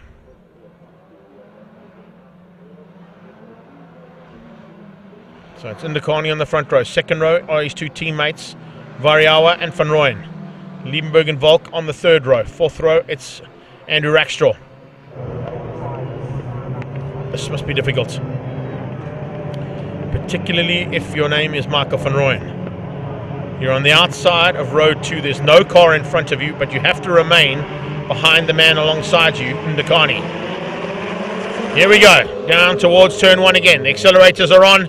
It's Gazoo Racing 1, 2, 3 towards turn 1. Ndakani trying to hang on. It's Sawad Variawa applying the pressure right onto the tailpiece there as Gazoo Racing Corollas go through turn 1, line astern. They got Robert Volk tucked in behind that. Then it's Rackstraw. Liebenberg tucks in behind Rackstraw. Brad Liebenberg, I think, is going to try and just secure as many championship points as possible. Try and stay out of the fracas that could happen at the front end. Front end of the Super Cup class. Faree from Campos, from Kruger. It's Daniel Rowe. And then comes Paul Luthi side by side with Tata Carello. Already some maneuvers being happening in the background there from Rechard Ritz's point of view. And then Nick Davidson bringing up the rear end. I don't think Davidson caught onto the back of that pack before the race started, which is why he's so far back. But here comes Campos on Faree. Leighton Faree goes defensive into Damps. He's got Jeff Kruger behind him, has Campos, so Campos going to have to watch out. He's the meat in the sandwich there between the two Team Red Racing boys as they come out of Damstip and head towards Malmesbury. On their tail comes Daniel Rowe. Luthi is in the mix there. Paul Luthi, what a drive from the young man from Scotland. He's having an absolute blast of a day here in Cape Town. One of the best performances we've seen out of him this season, that's for sure. And he comes alongside Daniel Rowe, an SA Saloon car, and of course a GDC champion in his own right, and a Polo Cup champion. And he's gone alongside and got through. Some locking up of wheels coming out of Cape Town corner. Oh, Leighton Faree could be losing out here big time to 2 cars. He has. Leighton Faree's lost out to both Campos and Jeff Kruger. Kruger's in the right place where he needs to be, ahead of his championship rival. Teammates fighting hard as they go down into turn 1. It's Campos on the inside. Kruger going to try and drive around the outside. Remember, Kruger's going to try and hang on to that outside line to try and capitalize on the inside line, but he gets forced into a little bit of an outbraking by his teammate Leighton Faree. Faree hangs on to the inside line into turn 2. Here comes Daniel Rowe back at Paul Luthi, bringing along, is that Roy Campos? Yes, it is. Roy Campos with a bit of duct tape repairs on the sideline of that car after the incident in race 1 with Stefan Schneiders. So here they come out of the right-hander in Damps, heading up towards Malmesbury again. Daniel Rowe trying to find a way back at Paul Luthi, back to the front end. It's Ndakani, who's dropped down into 3rd. He's now behind championship leader Robert Volk. Volk has got through on both Ndakani and Van Rooyen. But it's Sawad Variawa who leads things out. That is exactly what the young man has to do from Gazoo Racing stable. He has to win to stay in the hunt for the championship. Robert Volk needed 2 wins today to take this championship, I think. Oh, and again Ndakani slamming into the side of his teammate. That's the 2nd time Mandla Ndakani and Van Rooyen have come together, and that's given an opportunity to Rackstraw. Rackstraw's through. Can Andrew Rackstraw get through on Ndakani and leave the 2 Toyota Gazoo Racing Corollas to fight it out amongst themselves? He's now the meat in the sandwich between those 2 boys. Seems to have a little bit extra pace though. Maybe there's a bit of damage on Ndakani's car. He's looking to try and capitalize on that if he can. They head through the fast right-hander, heading to an even faster one just up the hill. Robert Volk trying to close things down. He's going to not have a lot of laps to do that, so he cannot wait too long to have a go there at Sawad Variawa. Sawad Variawa, youngest driver in the pack at the moment and hanging on to the lead of this race. Potentially for a GTC victory here in Cape Town. Rackstraw looking for a chance to squeeze through there on Ndakani, but he can't find it just yet. They come out of the fast right-hander at Fostron Corner, turn 5, also known as Cape Town Corner. And the city of Cape Town are behind this event in a big way. And they're now seeing just how valuable this circuit is with the entertainment provided today. Rackstraw trying to go around the outside of Ndakani. They'll try and hang on to that outside line because it eventually becomes the inside line if he can get his nose in. Here comes Campos, Faree, Kruger and Rowe. Luthi's dropped back into the clutches now by the looks of things, and that is Roy Campos on his tail. So Campos and Luthi fighting for honours in the Masters. Campos, Faree and Kruger fighting for honours in the GDC Super Cup category. Campos leads out. The new daddy looking for a chance. Oh, Van der Walt with a problem. Van der Walt with a problem. Looks like he's spun out down at turn 1. So the wheelie.co.za Platinum Wheels and Team Red Racing car out at turn 1. Here we go, into the kink. Leighton Faree might be just biding his time. He knows that Campos is running some good pace. As long as he stays ahead of Jeff Kruger, he stays in the lead of the championship. will he put Campos between himself and Kruger by the time we get to the checkered flag? Watch for those indicators to go flashing. When they do go flashing, that means they have engaged their push-to-pass mechanisms. It's the one cool thing with GDC Super Cup. We get to see when the push-to-pass mechanisms are used, as opposed to when we see it, and we don't see it, I should say, in Polo Cup. Or lock-up of the brakes there and some smoke coming out of those back tyres. Leighton Free can't do that too many times, otherwise he might flat spot those Dunlops. That will definitely affect the drive of the car.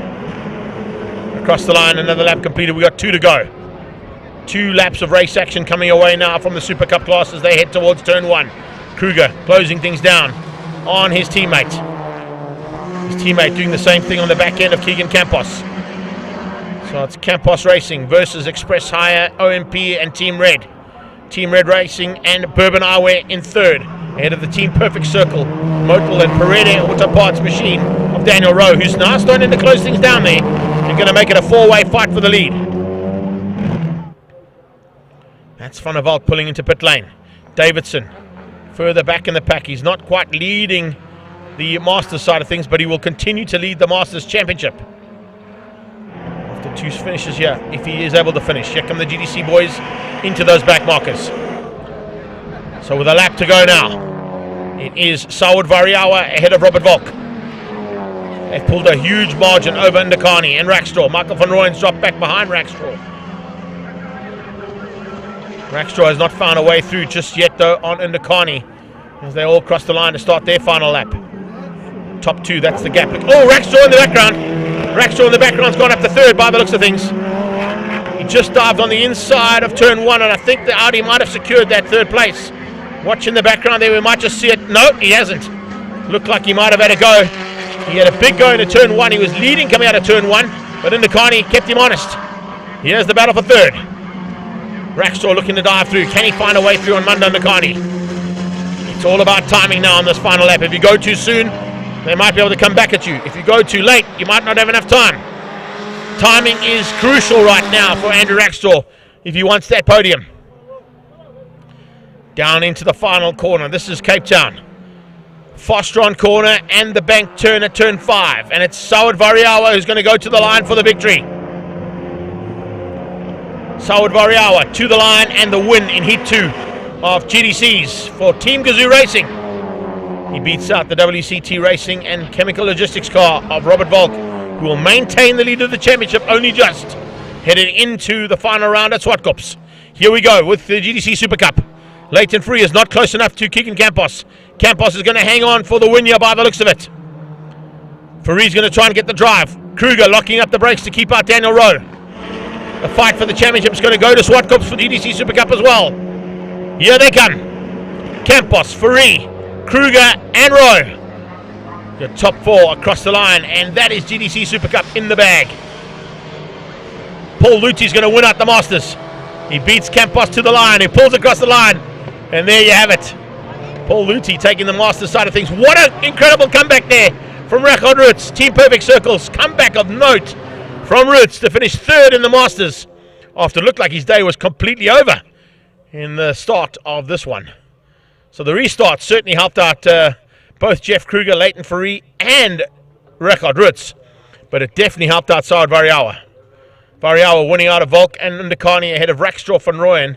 That's your top 5 in GDCs. Campos wins out the Super Cup ahead of Free, Kruger, Daniel Rowe and Paul Lutti winning the Masters ahead of Pepper, who came through there. Actually, it was Ian Pepper, I beg your pardon. It wasn't Roy Campos. Ian Pepper right behind there, looking for a way through to get ahead of Paul Lutti in the closing stages. So that's how we wrap things up there for the Global Touring Cars and GDC Super Cup. Up next, we're getting into the final bit of action for the race day. And man, have we had some great action here today. There's no doubt about it. And as I said, when you come to Killarney, it always provides for some great race action. Next up, we head into the 3rd and final heat of the Mobil 1 V8 Supercars. Control zone 4, go 4. Permission to switch inside of my corner. Go ahead. Mariam, why don't you just check and see whether we need to sweep there, please?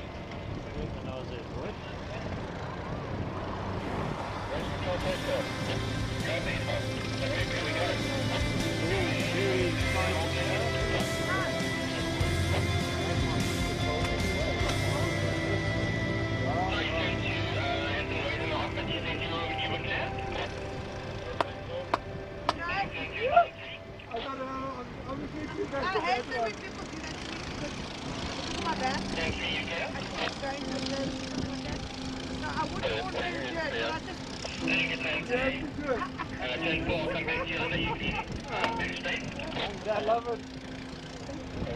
Oh gosh. We're going to get longer, another hour and a bit again. Yeah. Thank you. All right, turn 4, let us know when you're ready. Cool. And also 4, yeah. Thank you very much. Right. There's no objections. Can we go ahead with the next car? And the next car.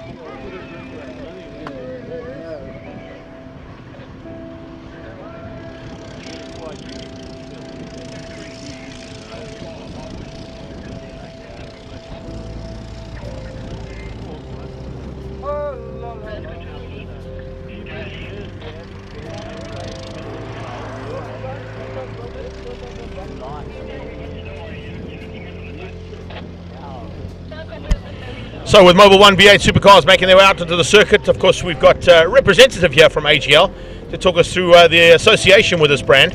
Of course, jumping in after Westbank have been there for almost 40 years. It's a really awesome class you guys have got involved in, and with a new format of racing here this weekend, you must be pretty excited. Very excited. So from our side as well, from AGL, we've been representing Mobil now since 2015, and very exciting to be a part of the V8 series. Our new Mobil Super range is something that we've become very deeply involved in, and we actually are blending it locally. We used to be on an import model, so it's very exciting to be involved with. Out of the two products that we're currently giving the V8s, we actually sponsor their engine oil as well as their diff oils. So it's nice to be a part of almost the full drivetrain on their vehicles, and hopefully they are getting as much performance that we see on the track today that the product can provide. And I think it's also quite synonymous with the racing heritage that Mobil has. You know, they're involved in Formula 1 side, they've been involved with superbikes at one point as well, and of course there's been a huge association with South African motorsport in the past as well. So I think that relationship going into the future is really one that you want to try and leverage as much as possible. Exactly, so that's our presence here at the tracks, having been with the V8 series now for a period of time. Definitely wish to promote the brand and get it out and known as it once was in South Africa, so it's definitely a good footing, especially with being so televised and well known and enjoyable for everyone to experience as well. Well, I think the team that you've got behind you is certainly doing a great job, because what was synonymous with, as I said, with the Westbank brand is now become the Mobil brand. They're known as the Mobil 1 V8 Supercars, and of course they are just putting on a show of note. A completely different format this weekend has thrown a cat amongst the pigeons here, and there's still a 10-lapper to go. It's going to be brilliant to see what happens. We've been enjoying it so far. Only came through today, but exciting stuff. Hopefully everything goes safe as it is, and enjoying it. Fantastic, man. Well, thank you so much for your insight, and thanks for jumping in with us. And go and enjoy the race, and we'll catch you a little bit later on. Awesome job, man. There you go. Catching up with the boss man there from AGL, talking us through exactly what the association is from Mobil 1's point of view, and how much they're enjoying the association with Mobil 1 V8 Supercars. And we're about to enjoy more of that action right now as we get into the third and final heat. A 10-lapper here from the Mobil 1 V8 Supercars.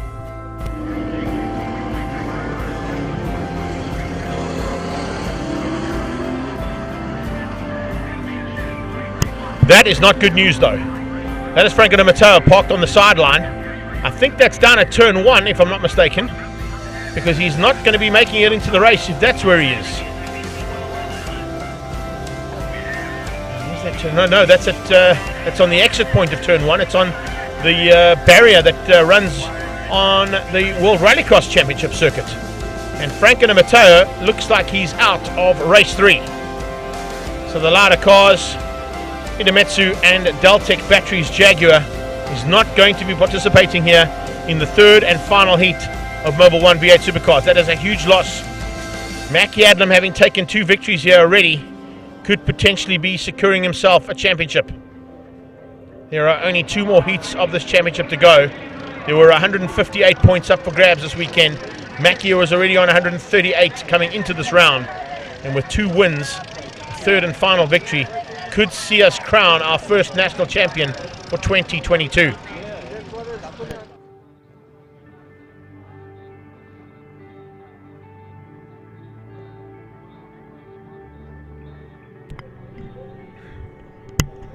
Lombard and Reed are going to be on the front row. Familiaris and Michael Nell will be the second row. Terry Wolford is there. You can see him. He'll be alongside Franco Di Matteo, but unfortunately Di Matteo, as we just saw now, retiring the Black Cat and parking on the sideline. That will leave Adlam ahead of David Kutsia, JP Nokia, Sam Dahl and Aki Kampon.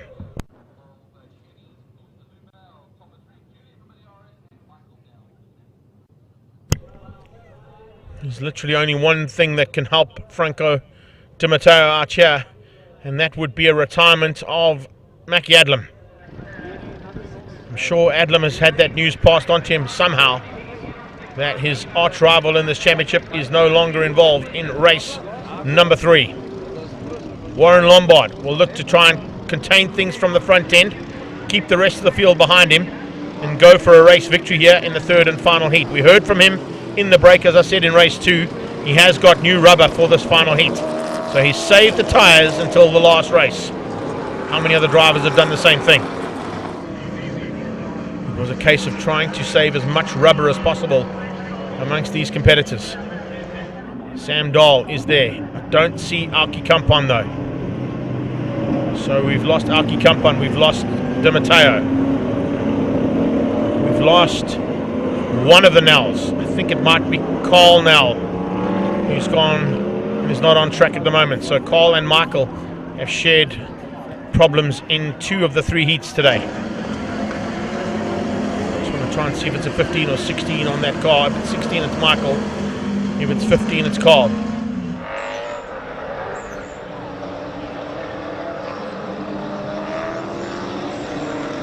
We're into Malmesbury.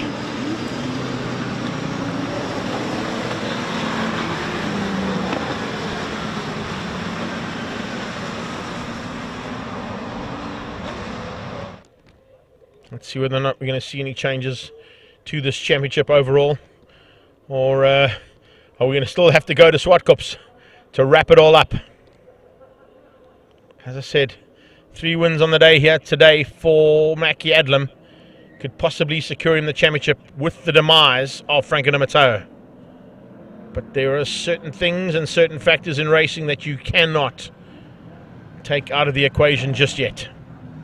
And that means, in English and layman's terms, 10 more laps of race action here today. What is going to happen to create some more drama in the Mobil 1 V8 Supercars? Lombard hanging on to the front. Thomas Reeb should be alongside him. He's not. He's caught them all napping. Lombard accelerates and gets away. It's Julian Familiaris who tucks into 2nd place by the looks of things. Chevy battle for 2nd as they go down into turn 1. It is Michael Kampon who's up there. Michael Nell, I should say. Michael Nell, 3 Chevys tucked in behind the Ford Falcon. And there's a wheel. Someone has lost their wheel and it heads down and nearly takes out one of them. It's Lombard. Warren Lombard has lost his front wheel. Lombard put on new wheels and put on new tackies, but it looks like they didn't tighten the one and he's come off the front right. The front right of Warren Lombard's car comes flying off as he heads into turn 1, and he loses a huge advantage. He had a massive advantage heading out of turn 1. There was no one even near him. And next thing, he drove the wheels right off that car. So we got Chevys 1, 2 and 3 for the first time in a long time in a Mobil 1 V8 Supercar race. It's Familiaris from Reeb, from Nell. Here comes the Fuchs Falcon of, the Fuchs Mustang, I beg your pardon, of Terry Wolford. His Fuchs Falcon is up in Joburg. He didn't make it down here. He's in his spare car at the moment, is Wolford, but running in the red colours as opposed to his normal white colours for that Fuchs team. And he sits in 4th place ahead of Mackie Adlam. JP Nokia, David Kutsia, and at the back end it's Sam Dahl. Michael Nell has a big look. Drives on the inside of Reeve and shows his fellow Lumina driver the way through turn 1. Nell up the inside and into 2nd place now, looking to try and hunt things down. JP Nokia and Kutsia have come together. Nokia and Kutsia have come together in turn 1. That's 2 more V8s out. It's a race of attrition in this 3rd and final heat. They're holding nothing back, and JP and Kutsia have come together. Flames flying, and it's great to see in this low light those massive flames coming out of the cars as they gear down for the corners and brake hard. We've got yellow flags waving at turn 1 to warn the drivers, but they're not there yet. Here are the two drivers. Paramedic going to go and make sure that the drivers are okay. Are we going to see a necessity for a safety car here? Very good possibilities that safety cars are on. I can tell you that it's not quite done just yet in this one. Amazing race action here in Mobil 1 V8 Supercars as always. But there is a possibility of a safety car needing to be deployed. Or is there? Are they going to deem those two cars safe enough under double yellows? That's the V8 pit. That's the concerned faces we see into that. And double yellows are being waved on the start-finish line. No overtaking into turn 1. Now they've all seen where the action is. Here comes Mackie Adlam on the inside, looking for a way around on Thomas Reeb. Reeb sees him coming, shuts the door. Mobil 1 Super out there as well on those windscreens. Just heard how important their brand association is and the new brands that they're running in both the differentials and the engines of these cars. All courtesy of their headline sponsor. Adlam has a little squiz and a little flick to go left and right, but Reeb wasn't having any of it. Reeb looked in the rearview mirror and said, no, you're going to have to work harder than that. I'm not going to give this up without a fight. Here comes Adlam into the slipstream down the back straightaway. Will the Jag get past on the Lumina? They are side by side. Nell looking to get on the inside of the Corvette for the lead. Adlam squeezes out and just sneaks ahead. Reeb drops down to 4th. So it's Adlam up to 3rd, Reeb to 4th. Here comes Wilford for a possibility of the fight with Thomas Reeb as well for that 4th space. Across the line, double yellows again. Still waving there, so no overtaking into turn 1. Oh, Michael Nell out of shape slightly into turn 1. Did he get caught out maybe by a bit of the debris that caused the accident between those two, or that was a cause of the... Not a cause, was a result of the incident between those two. As they come out of turn 2 now, you can see Mackie Adlam means business. As I said, 3 wins on the day, and some bad luck for one of his rivals in this championship could secure him a 6th title in the V8 Supercars. Adlam going to close things down and get ahead of the first of the Chevys that's up the road from him. He's got through on Reeb. He's now looking to get through on the 2nd of those Luminas. Under braking into turn 5, not close enough to have a look though. He is looking, and he's certainly meaning business though, but Michael Nell is going to try and keep him honest. Local track knowledge there from Mark is going to be put into big practice here. Yellow flags have been retracted, so there is a possibility for an overtake. Here he goes. Adlam had a look. He made sure there were no yellow flags, and he dives on the inside and takes the lead of that 2nd place battle, moving himself up another position. Now, is there enough time in hand? They're on to 4 done and 6 to go, and he's got to make up about 1.5 seconds on the leader, Julian Familiaris. Familiaris for Thermo Racing.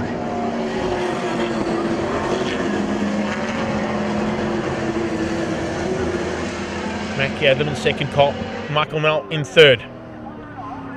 Just watching some flags there. In case of emergencies of safety cars, are they going to need to deploy safety cars to retract those vehicles? No boards coming out just yet, but there are a couple of flags in hands on the side of the circuit. That's why we're just keeping an eye out there in case. Familiaris in the Corvette, using the slipstream ability of that car, but the Jag is also pretty nimble through the air down here in Cape Town. Wilford starting to close in on Reeb now. Fuchs Mustang looking for a chance to get ahead now of Thomas Reeb in the Chevy Lumina. Mobil 1 and Cafe 9 Automotive. Thermo Racing's Corvette leads out over the Adlam Auto Jaguar. Chevy Lumina of Nell in 3rd, ahead of another Lumina. That is Reeb and Wilford. Wilford all over the back end of that Cafe 9 Automotive Lumina. Wants to get the forward ahead. These two are seeing red big time, literally and physically. The fight is on, and chuck that red mist down as well, to throw in another superlative of a racing terminology. Wilford definitely looking for a chance. Itching to get up one higher.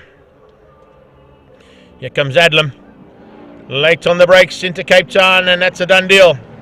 Familiaris will run high on the banking, but it'll give Adlam the chance to squeeze through. And will he take the lead? There's a little bit of room given there by Mackie Adlam. The Corvette's coming back at him. Jules is not going to make this easy.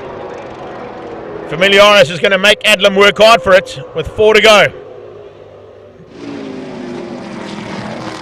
Adlam eventually late enough on the brakes and goes around the outside. Cuts back just to cut the nose of that Corvette off and take the lead. Taking the lead of this championship, is this enough to secure the 2022 V8 title? It could possibly be.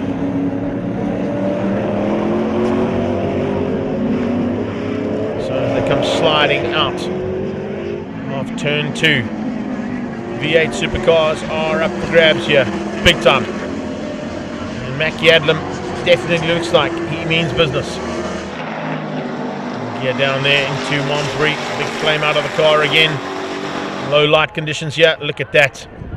There's a sight you don't want to see. Warren Lombard watching from the sidelines, knowing the race win was possibly his here in the final heat of the day, of what has been a historic moment in V8 Supercars, with 3 heats of racing today at the Extreme Festival at the Killarney International Raceway.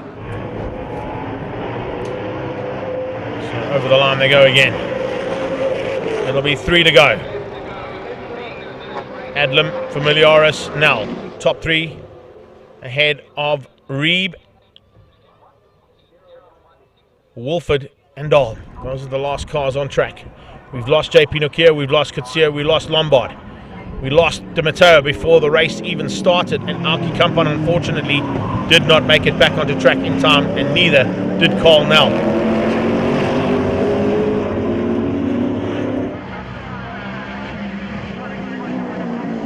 Familiaris staying just in contention there, in case something goes wrong with Mackie Adlam.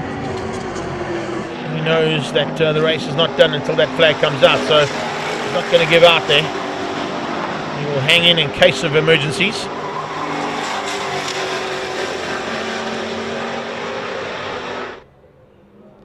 Down the back straight. Will we see a chance here for Wolford to maybe make up one more position, get through on Reeb? Fuchs Mustang putting the pressure onto that Chevy Lumina. As the leaders start their final lap, they've overtaken Sam Dahl. Dahl will have one less lap to do as they start their penultimate lap. Back towards turn 2. As you can see, I can tell you now, Julian Familiaris is not giving up. Familiaris is still keeping Mackie Adlam very, very honest as they come out of turn 2. Closing that gap down rapidly. Looking to possibly spoil his day. Spoil the chances of the championship to be wrapped up. I say that it's working the mathematics out in my head, so it's not confirmed. But there's a very good possibility that Adlam could wrap it up here. Wish I could get one of the Adlam team to come and join us at our commentary booth here just to confirm that for me. And if you guys are watching, I know Billy was watching a bit earlier on. It would be really awesome to get that kind of information. Adlam late on the brakes. Familiaris was even later and closes the gap down. But he runs a bit high and wide. Oh, he's run very high and wide. Big mistake from Julian Familiaris. Looks like there's a problem in the car. Yeah, he's putting in the pit lane. Familiaris is broken with a lap to go. Oh, what a pity there for Julian Familiaris. Something went wrong as he pitched it into the banking of turn 5 Fostron. So it's Michael Nell up in a 2nd place. Highest finish ever for Michael Nell if he stays where he is right now.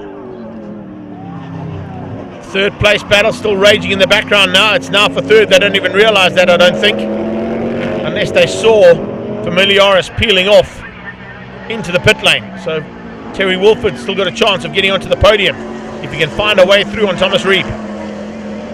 Well, Michael Nell's backed out of it. He's not going to fight with Mackie Adlam, the multiple SA V8 Supercar champion, possibly wrapping up his 6th title here. Here they come down that back straightaway for the final time in anger. Under braking for Cape Town and Fostron corner. Adlam runs high and wide. Cuts back on the inside into the apex. Perfectly done there from Mac Yadlam. Ladies and gentlemen, that's 3 out of 3 for Mac Yadlam. Is that enough to secure the championship? From the gesticulation there and the hand out the window, I think it might be. Mac Yadlam has taken 3 out of 3 here today. He wins out of Michael Nell. What a good drive there. Nell was on for a win in the first heat, and it all went wrong at Malmesbury. He's going to be happy with the second place in the third and final heat of the day. And it's Thomas Reeb in the Mobil 1 Cafe 9 Automotive Chevy Lumina who comes through there for third place. So confirmation of the V8 Supercars, proudly brought to you by Mobil 1. Mackie Adlam, Michael Nell, Thomas Reeb, Terry Wolford. And I think Julian Familiaris will still be classified there in 5th place, beating out Sam Dahl for 6th overall. We lost JP Nokia in that final heat. We lost David Kutsia and Warren Lombard. And Franco Mateo, unfortunately, didn't even make it out on track for the start of the third and final heat of V8 Supercars here today. We have got some more action coming away now very shortly from the G&H Transport Extreme Supercars for their third and final heat. And then to wrap things up at the end of the day, Thermo Fires, Clubmans. So 2 more races coming to you very shortly.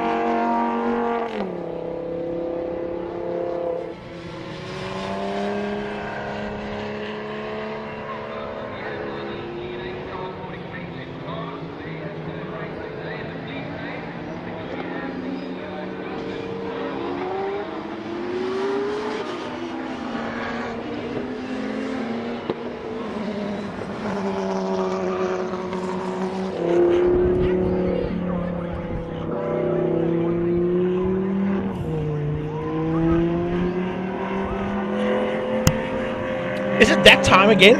I think it might be. Teenage Transport Extreme Supercars making their way out onto the track for their third and final heat of today's race action from the Oni Festival in Motorsport Extreme Festival here at the Killarney International Raceway. Once again, a big field of some exotic cars about to go to battle, and that's the way you want to do things. Lots of exotic cars, mixing it up at the front end. Some lights on though, because we're down into some very low light conditions here at the Killarney International Raceway. So it's going to be interesting to see what happens here in this third and final heat. We've seen a victory come from the front end of the Stradale Motorsport Cup in race 1. Seeing Charles Arungi's beat out Jonathan du Toit and Franco Scribante. Then in race 2, it was Franco Scribante who took the victory ahead of Jonathan du Toit and Charles Arungi's. So now it's up to Jonathan du Toit to keep the trend going and ensure he finishes in the lead ahead of Franco Scribanti and Charles Arangis. Then it'll be even points scored by all three drivers in Class A+.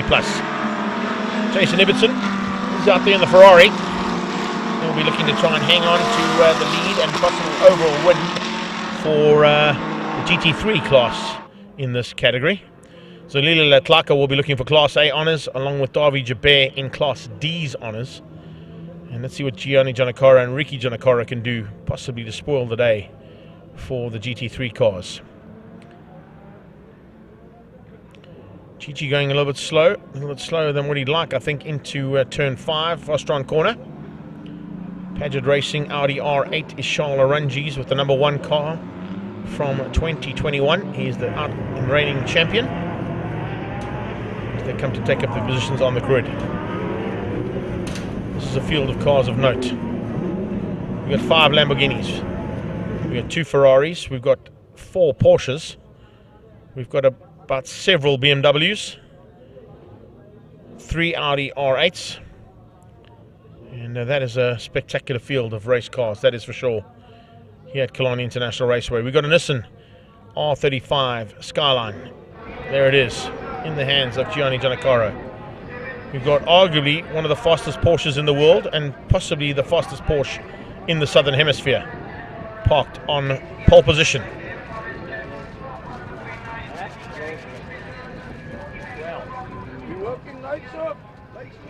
There's definitely going to be some fighting between those top 3 again. And some mid-pack battles to be sorted out now for the 3rd and final heat. 12 lapper, extra 2 laps thrown in for a bit of comfort. Let's see whether or not we can get through this one and the next one before we head into load shedding, which of course is a big concern down here in the Cape as well. Well, it's a concern all around the country at the moment, I suppose.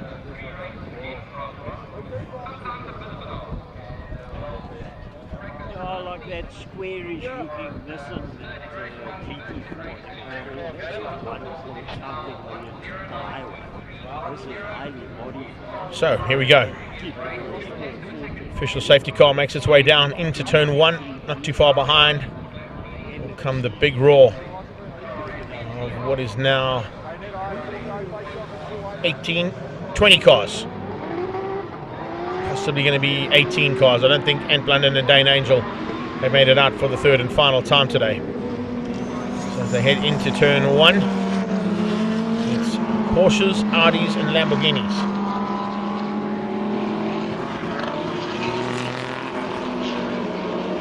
BMWs at the back end of the field, filling up that big field with a couple of guest drivers coming from the local Cape Town categories.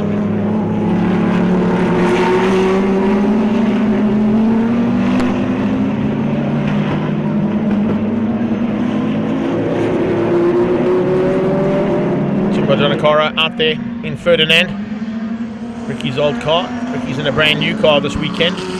You've just joined us for the first time in our coverage. It's G&H Transport Extreme Supercars and the man from G&H Transport, Ricky Giannakora, in Greg Parton's Lamborghini Huracan now. First time out for him in that car, so a little bit of teething issues to be sorted out, but still some big action expected once he gets up to pace in that car. Same thing can be said about his brother Gianni. Gigi in the R35 Nissan Skyline, also a brand new car out of Stradale Motorsport, which they've been developing over the last 3 or 4 months. Looks like they've got it almost dialed in. I think even he will agree they're looking for a little bit extra pace to run slightly higher up than what he's been doing today, but take nothing away from the progress that's been made on that car. Wild cards in there are the Wild Rose Porsche of Davi Jabir, Jason Ibbotson in the Autohaus Angel Ferrari 488, as we get ready to go now for the 3rd and final time in G&H Transport Supercars. Lights ablaze on all the cars. Low light conditions here into the late afternoon, and 12 laps coming your way.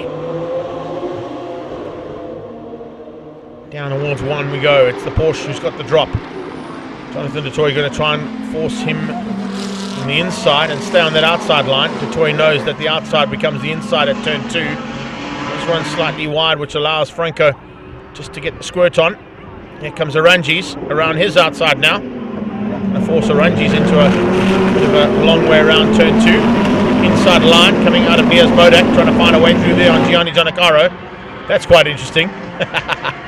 Gianni's old car going past his new car. Nias Modak at the wheel. Aranji's trying to stay there with Jonathan de Toy. Looks like it's Zulila Latlaka and Ibbotson fighting for 4 and 5 right now. Ibbotson holds on to the advantage in the Ferrari. So the first just keeping out that Lamborghini and the Porsche of Derby Jaber. Keith Sweater just behind that as well. Watch out for him in the Martini Racing colours. It's a grey Porsche with those Martini Racing stripes on it. Come out of the kink and head down towards the finish line for the first time of 12. Wanda Mokoena just ahead there of Ricky Giannacaro.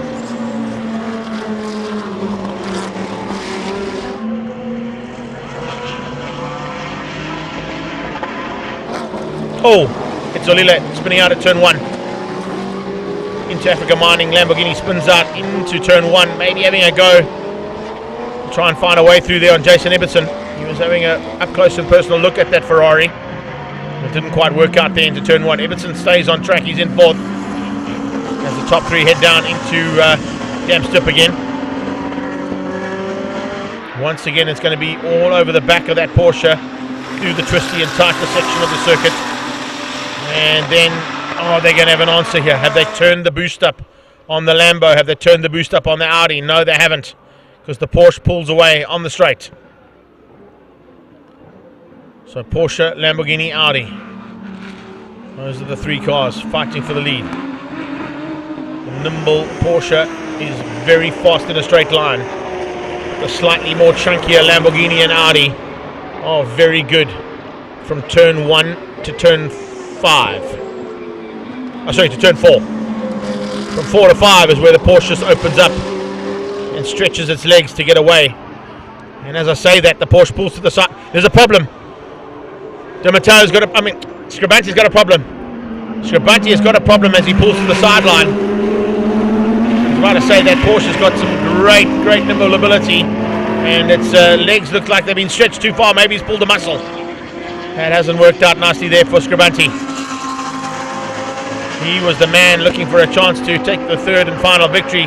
He's now going to leave it in the hands of the 2 teammates to fight it out. It'll move Ibbotson up 1 position into 3rd.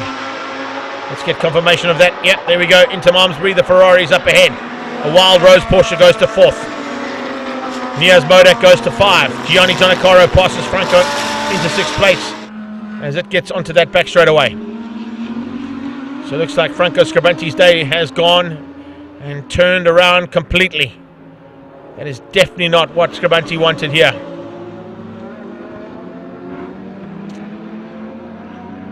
Big move here from Jackson, trying to find a way through on Ricky Giannacaro. Audi R8 versus the Lamborghini Huracan.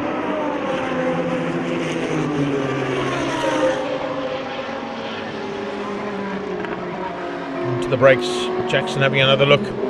Ricky sees him coming, just places the Huracan into the middle of turn 1. Not getting any room to dive either side of that Lamborghini.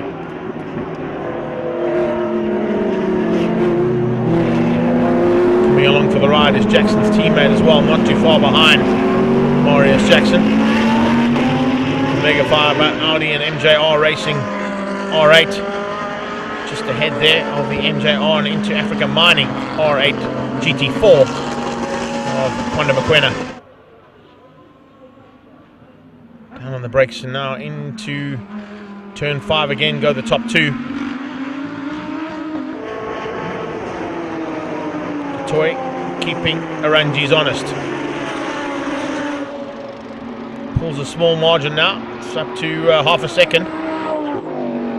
Aranjis knows how to control things though. He's got the number 1 plate on that car for any other reason than he has the ability to do everything right to win championships.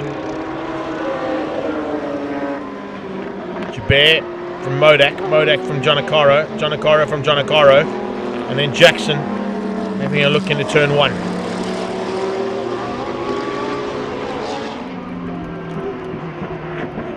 Jackson, quickest of those three cars that are fighting at the moment. So it's just a case of trying to find a way through. Ibbotson needs his class and is fourth on track.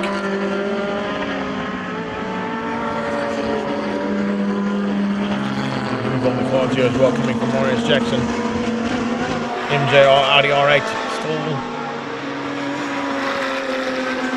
not quite able to get through there on that Lamborghini Huracan.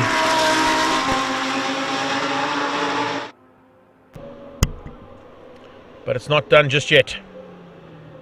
Still a lot of race action to come our way here, and potentially some spoilers in the midst. The Bisc Racing colours there, of course, of Gianni Giannacaro, looking to try and hang on to the lead of the GT3 battle.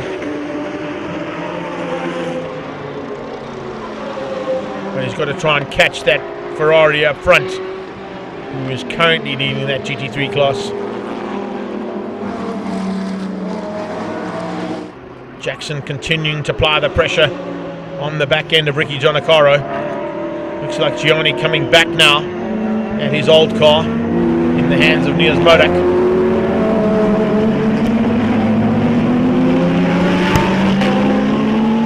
Fight of note here between these guys.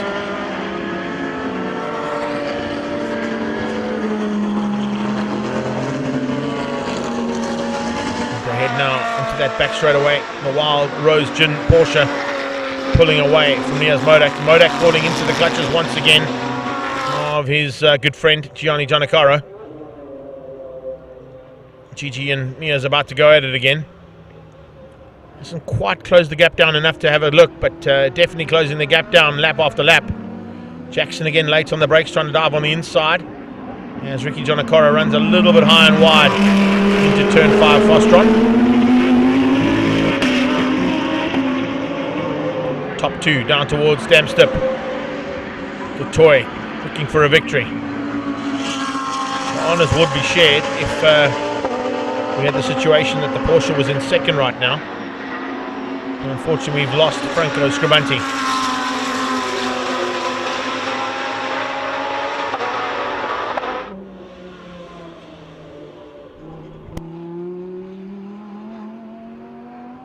Scribanti also, of course, with his demise, has lost the chance of sharing points with the other two of that top 3.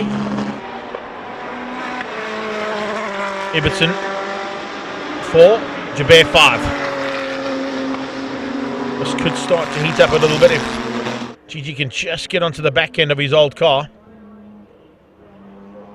I think Niels Modak is going to make it very difficult for Gianni to pass.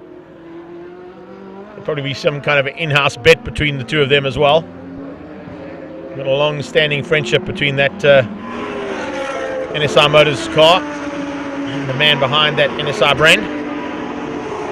And one of the twins in the Giannacaro camp.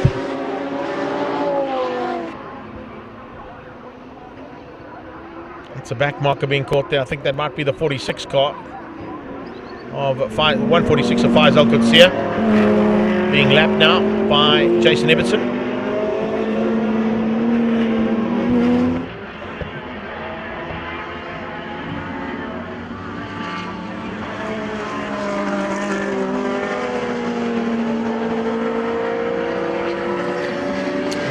It goes. Malone Ferris out there.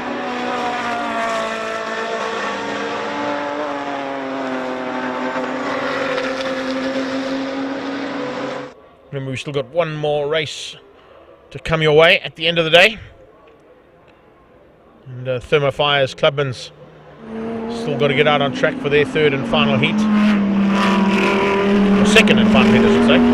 They've only got 2 heats on the day.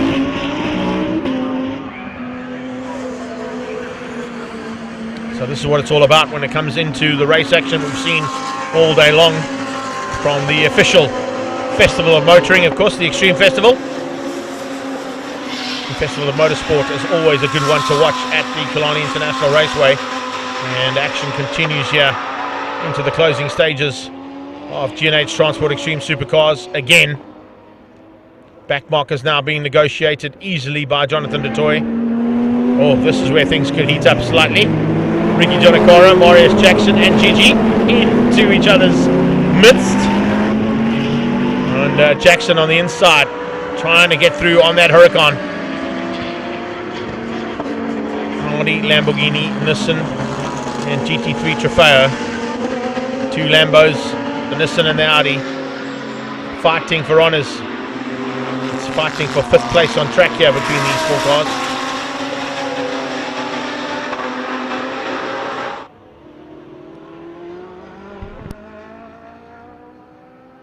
Joubert just up the road from them, trying to stay out of this little hunt. Jackson's looked inside, he's looked outside, he's looked at every single corner out there. Can't find a way through. Here comes Gianni now, applying a little bit more pressure than what he has been on the last couple of passes. Niaz sees him coming, goes defensive, puts the Lambo right in the middle of the road. Gonna force Gianni around the outside, try and find a way past me there. Oh! The Lambo steps out of turn 1. The pressure's on, here we go. Into turn 2, Niaz Modak just stepping the back end of that Lambo out with pressure coming from Gianni. Ricky sees that, he says, I'll have a little bit of that action. Action Jackson behind that says, I'm in for it too. 4-way fight here, that's what it's all about. Extreme Supercars starting to heat up in the closing stages of what has been a spectacular day's racing.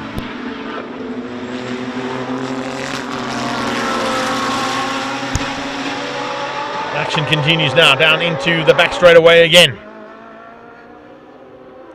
They're on the penultimate lap. So they're going to be starting the last lap now as they come down under the brakes. Here's Jackson on the inside of Jonacaro.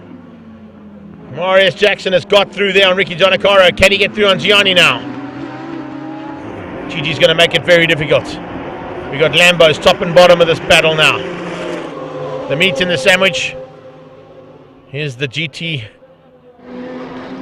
R35 of Gianni Jonacaro. He's going to try and get on top of that Lamborghini.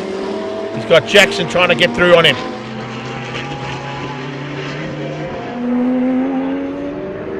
Three abreast into turn 2. Someone has to give way eventually. Ricky Jonacaro puts his nose of the Hurricane up the inside of Jackson. Marius Jackson is going to have no answer. He loses out again. Ricky Jonacaro on the last lap has got through, back ahead now of Marius Jackson as they head into the second half of the lap and the last part of the day's proceedings for G&H Transport Extreme Supercars. We're on the last lap. The leaders should be heading towards the line. It's going to be a win for Jonathan DeToy. These guys fighting so hard. Niaz Modak keeping out Gianni Jonacaro. Coming to the line. Niaz Modak going to try and hang on. Is he going to be able to do it? Looks like he might just be able to hang on there. Across the line again.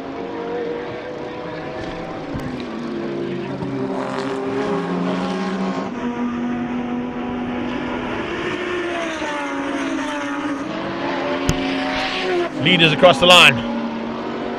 Have they started their final lap? Well, only you know. Because I think the flag should have come out on that last pass, but it hasn't come out yet.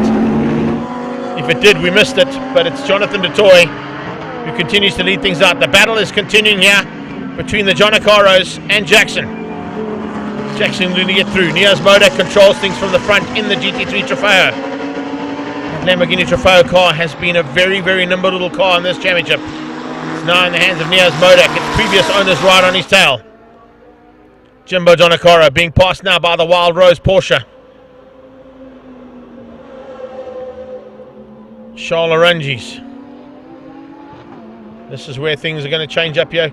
Possibly for what is 5, 6, 7, 8 and 9th place on track. Looks like we might have lost. Yes, there's a problem there. Flags out, and Gianni Jonacaro had a problem right in the closing stages. Ricky Jonacaro looks like he might have just got through and beaten Niaz Modak. He has.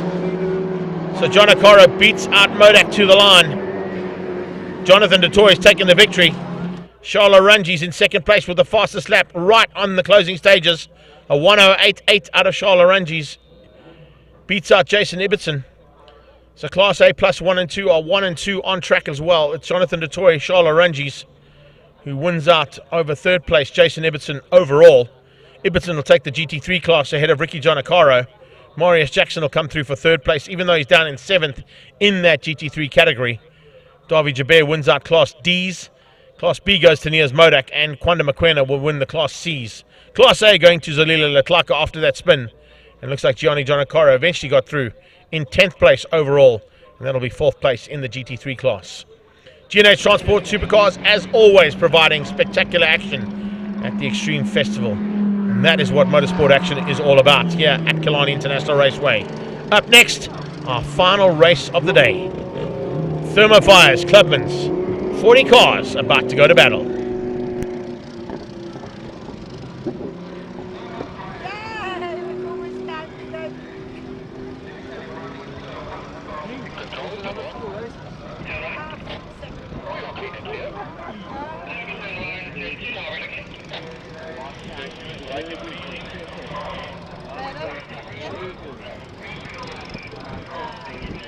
I'm going to have a broth and have wine.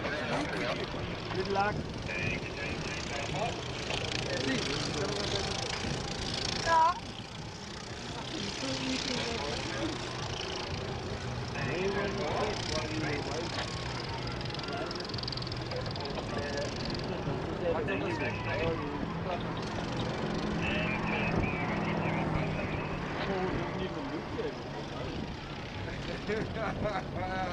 But there's been issues with that back here.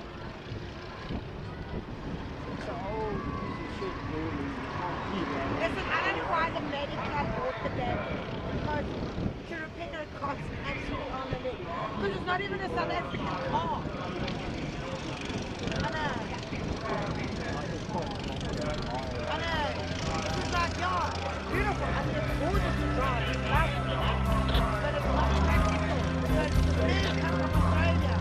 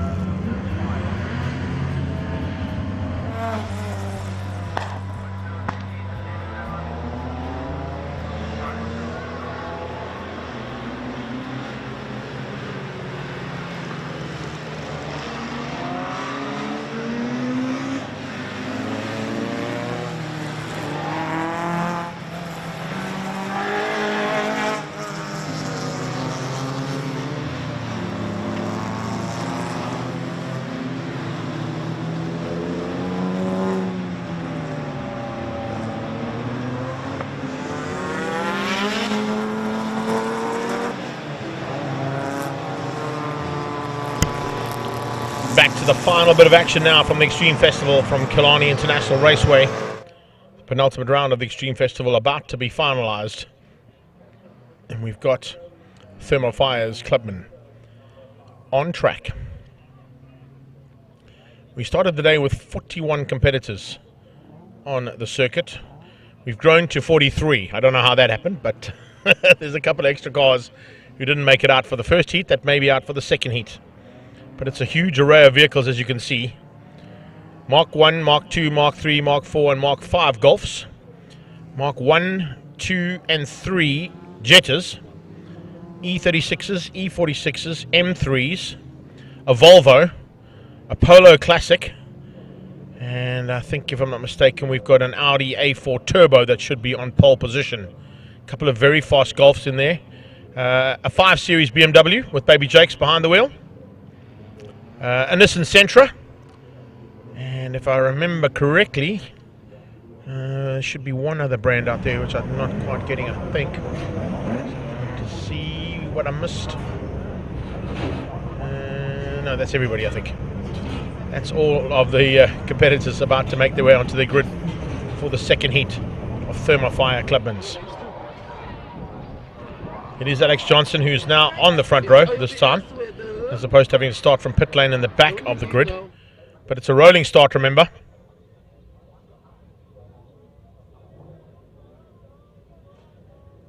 So they'll roll behind that safety car.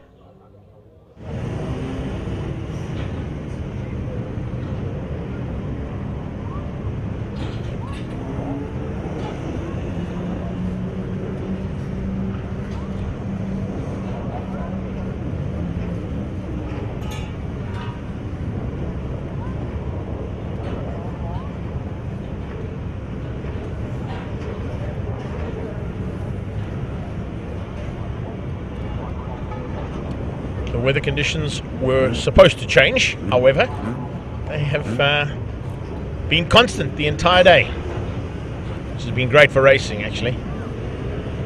And I think we're going to see a final heat with no holds barred, as always, in Clubmans racing here at the Western Province Motor Club, Killarney International Motorway. The circuit has had some truly memorable races here today. And a possibility of the first South African champion being crowned as well. Haven't got confirmation of that yet, unfortunately. I was hoping that one of the V8 Supercar drivers or somebody behind the scenes there could have come and confirmed what I think happened in race 3 of Mobil 1 V8 Supercars, and that is that Mackie Adlam is now a 6-time V8 Supercar champion. Just final shuffles on the grid here to get them all sorted out. Looks like is that Shane du Toit, I think, making his way to the front. Oh, no, Mansour Parker making his way to the front. Du Toit's already there in the orange and white BMW. Mansour Parker makes his way to the front row there alongside Alex Johnson. 2-minute board. We'll change to 1 minute in the space of about 10 seconds. And I think we are now good to go for the rolling start.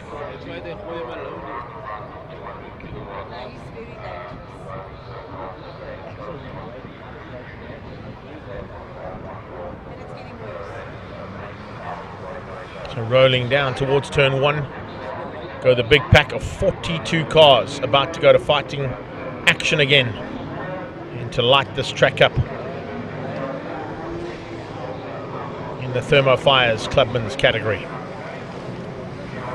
Alex Johnson, Mansour Parker ahead of Solomon Effendi, and it's Jess Huggett alongside him. Then you've got Josh Dolenchek and Ahmed, Clint Reynard and Shane du Toit, Michael Assure and Rasley Harris ahead of Anwar Levy and Paul Munich. It's Bruce Mayer and Baby Jakes ahead of Shane Smith and Daniel Kutsia.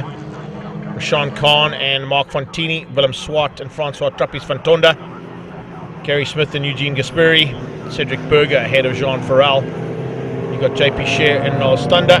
Kiara Fidikirk in the Wingfield Motors car, up ahead of Ziad Ali. Denver Benjamin and Anton Jacobs ahead of Stephen Goos and Graham van Rooyen.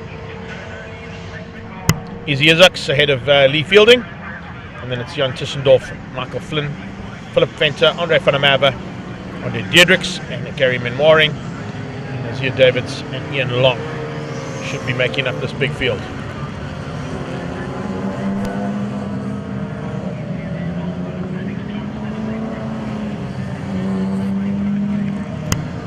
As you can see, there's a lot of support on the sideline still for the local category.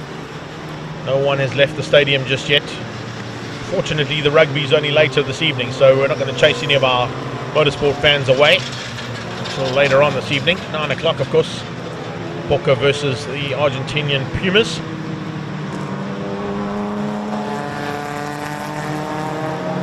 That'll be an interesting battle.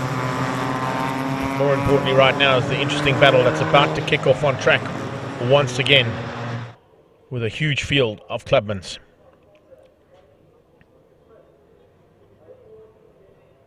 Pace car starts to accelerate slightly, lights go out, handing the duties now to Alex Johnson in the Red Bull Audi out front. Mansour Parker alongside him will be looking to outgun him into turn 1 in the box BMW. Let's see what happens now with guest driver here this weekend, Suleiman Fendi and Jess Huggett side by side.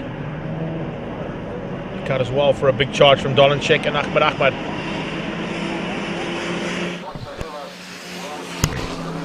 Lights out, and here we go. Now he gets the drop. Looks like he's going to hang on for the whole shot into turn 1. He's got the Jess Huggett Jetta looking to dive on the inside of Mansour Parker. Fetty around the outside trying to find a way through there. Look at the mid-pack starts to heat up. They all come through turn 1. Looks like only a bit of problems for Alex Johnson. Oh no, in the background. A huge moment. A massive moment there. Munich getting sent to the sideline. And corner pocket onto the exit point of turn 1. He goes onto the track and back off it and then back on again. And he was helped out there unceremoniously by the 84 car of Bruce Meyer.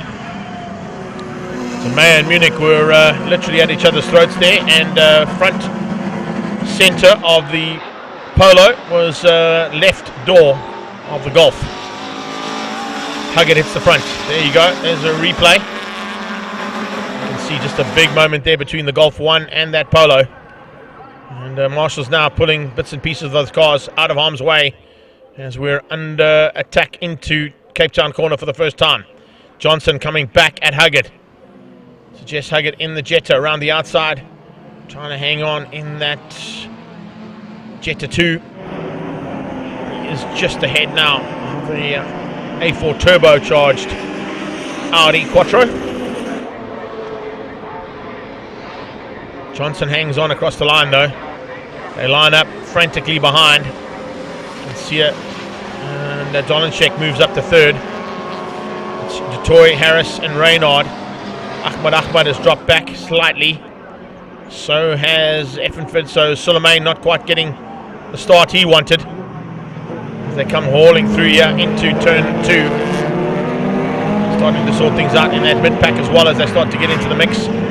Proper big fights in this category. JP Share now in the mix there as well, having a bit of fun and games. He is just behind the fight with Baby Jakes, but JP having his own fight with Jean Farrell and Cedric Berger. Baby Jakes in the 5 Series. Ahead of that battle we've just been talking about right now. You can see there, Share, Farrell side by side. Coming out of Damstip. Leaders onto the back straight away. Shane DeToy, Josh Dolanchek, Huggett, Renard and Ahmad there as well. Late braking coming out of Dolanchek, trying to find a way into that top 3. He's just fighting with the toy frantically as they go down into that turn at Fostron. Once again we pick up on action in that mid-pack. Gary Manwaring fighting there with JP Share. On the inside is Farrell. Great little fight. Huge battle at the front end. They're doing such a good job.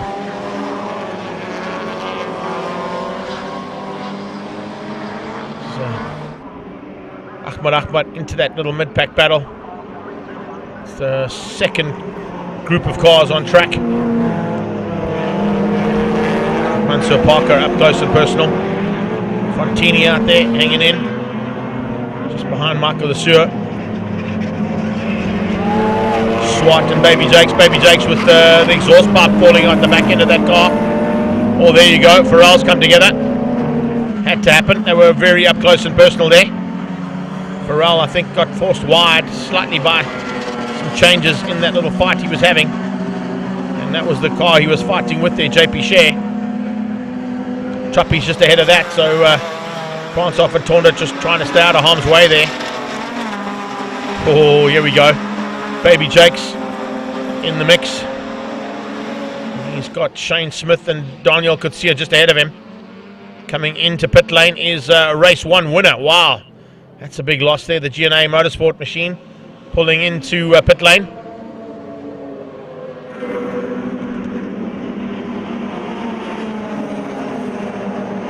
Fights in this pack, 3 BMWs and a Mark II Jetta. Further back there, Scully having some fun. Looping out. Oh, that's not good. Lay Fielding and the Hyper Aluminium Guttering BMW.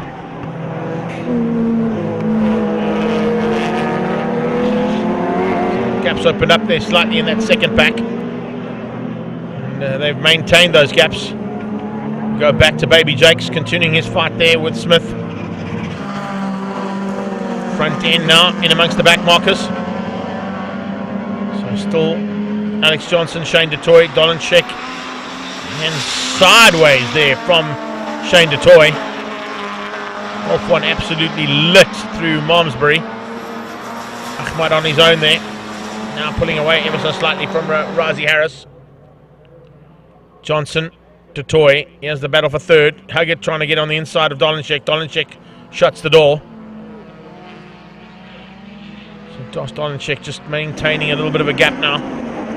Not a huge one, just enough to sort of say, and that's it. Because Huggett's right there. It's the of Huggett that you have to look out for. Down into turn 1. Couple of back markers now trying to stay out of harm's way as they see the big steam train coming through there. These guys don't run headlights on these cars, so I'm not really sure of when the leaders are coming up on you, other than if it's Alex Johnson in the Audi. He's got his lights ablaze, warning the slower cars that he's coming through. The marshals will be waving those blue flags frantically to warn the slower cars of the hard charge coming from the front. It's for 4th place at the moment with Dolanchek fighting with Huggett, and Razi Harris now into it as well.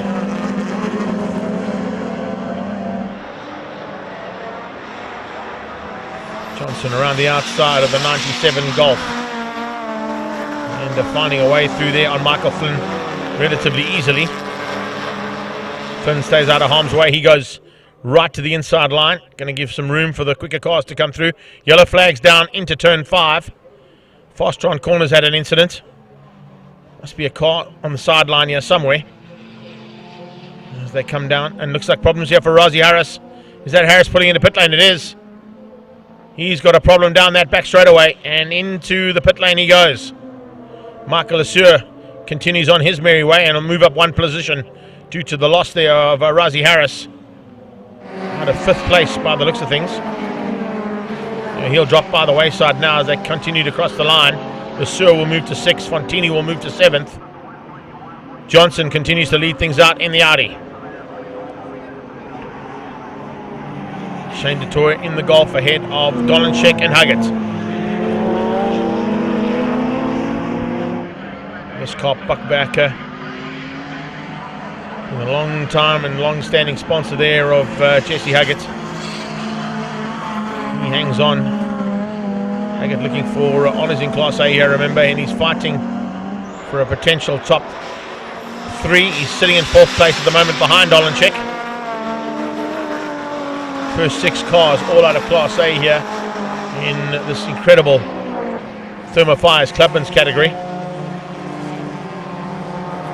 Ghost in the Jetta 3, get of the Nissan Sentra and 2 Golf 1s.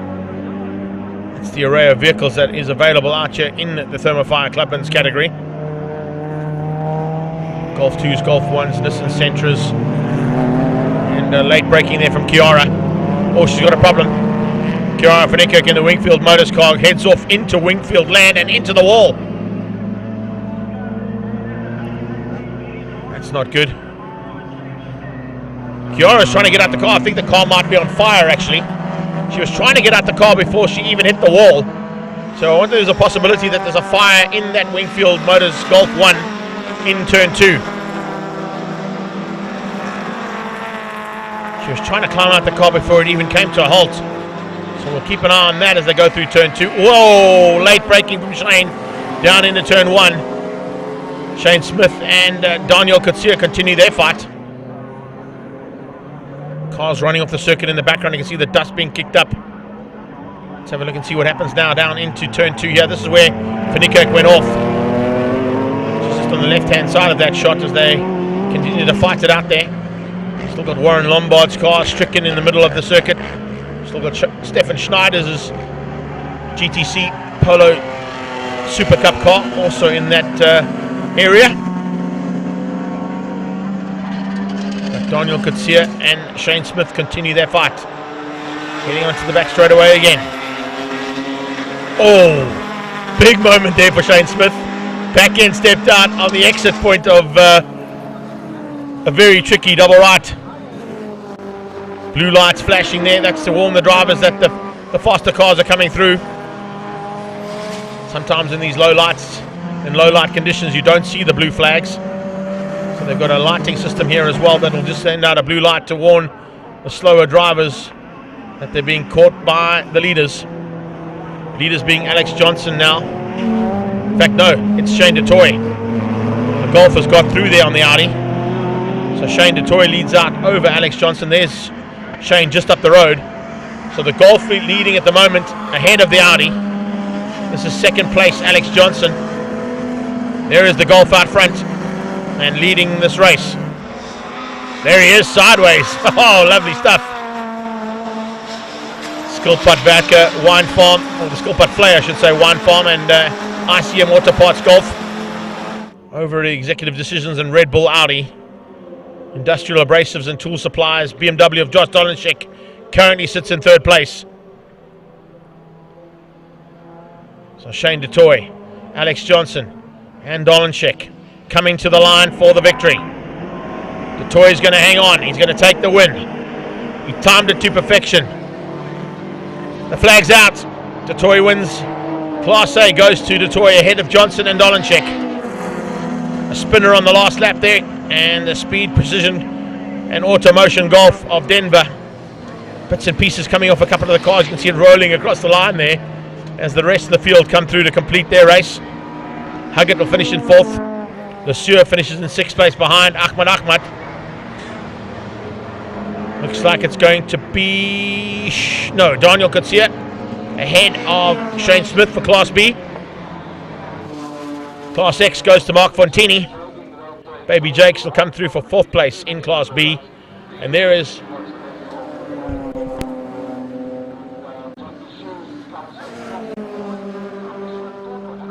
so let's quickly run through there. Class A, Johnson, Du Toit and Dolenschek.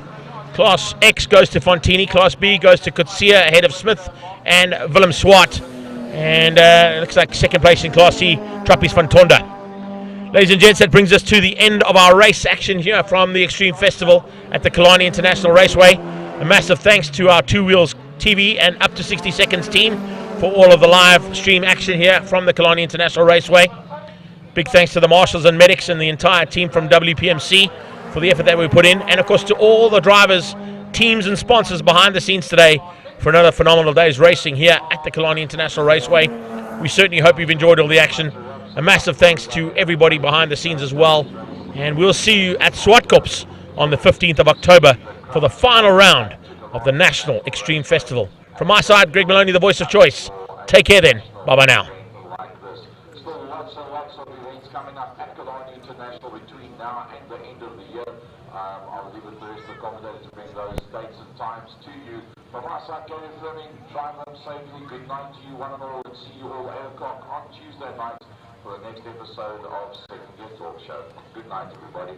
Yeah, and before we let the other guys say goodbye, just from my side to all involved, all the sponsors, a big thanks to everybody. All the marshals, all the officials, you guys are superstars. And then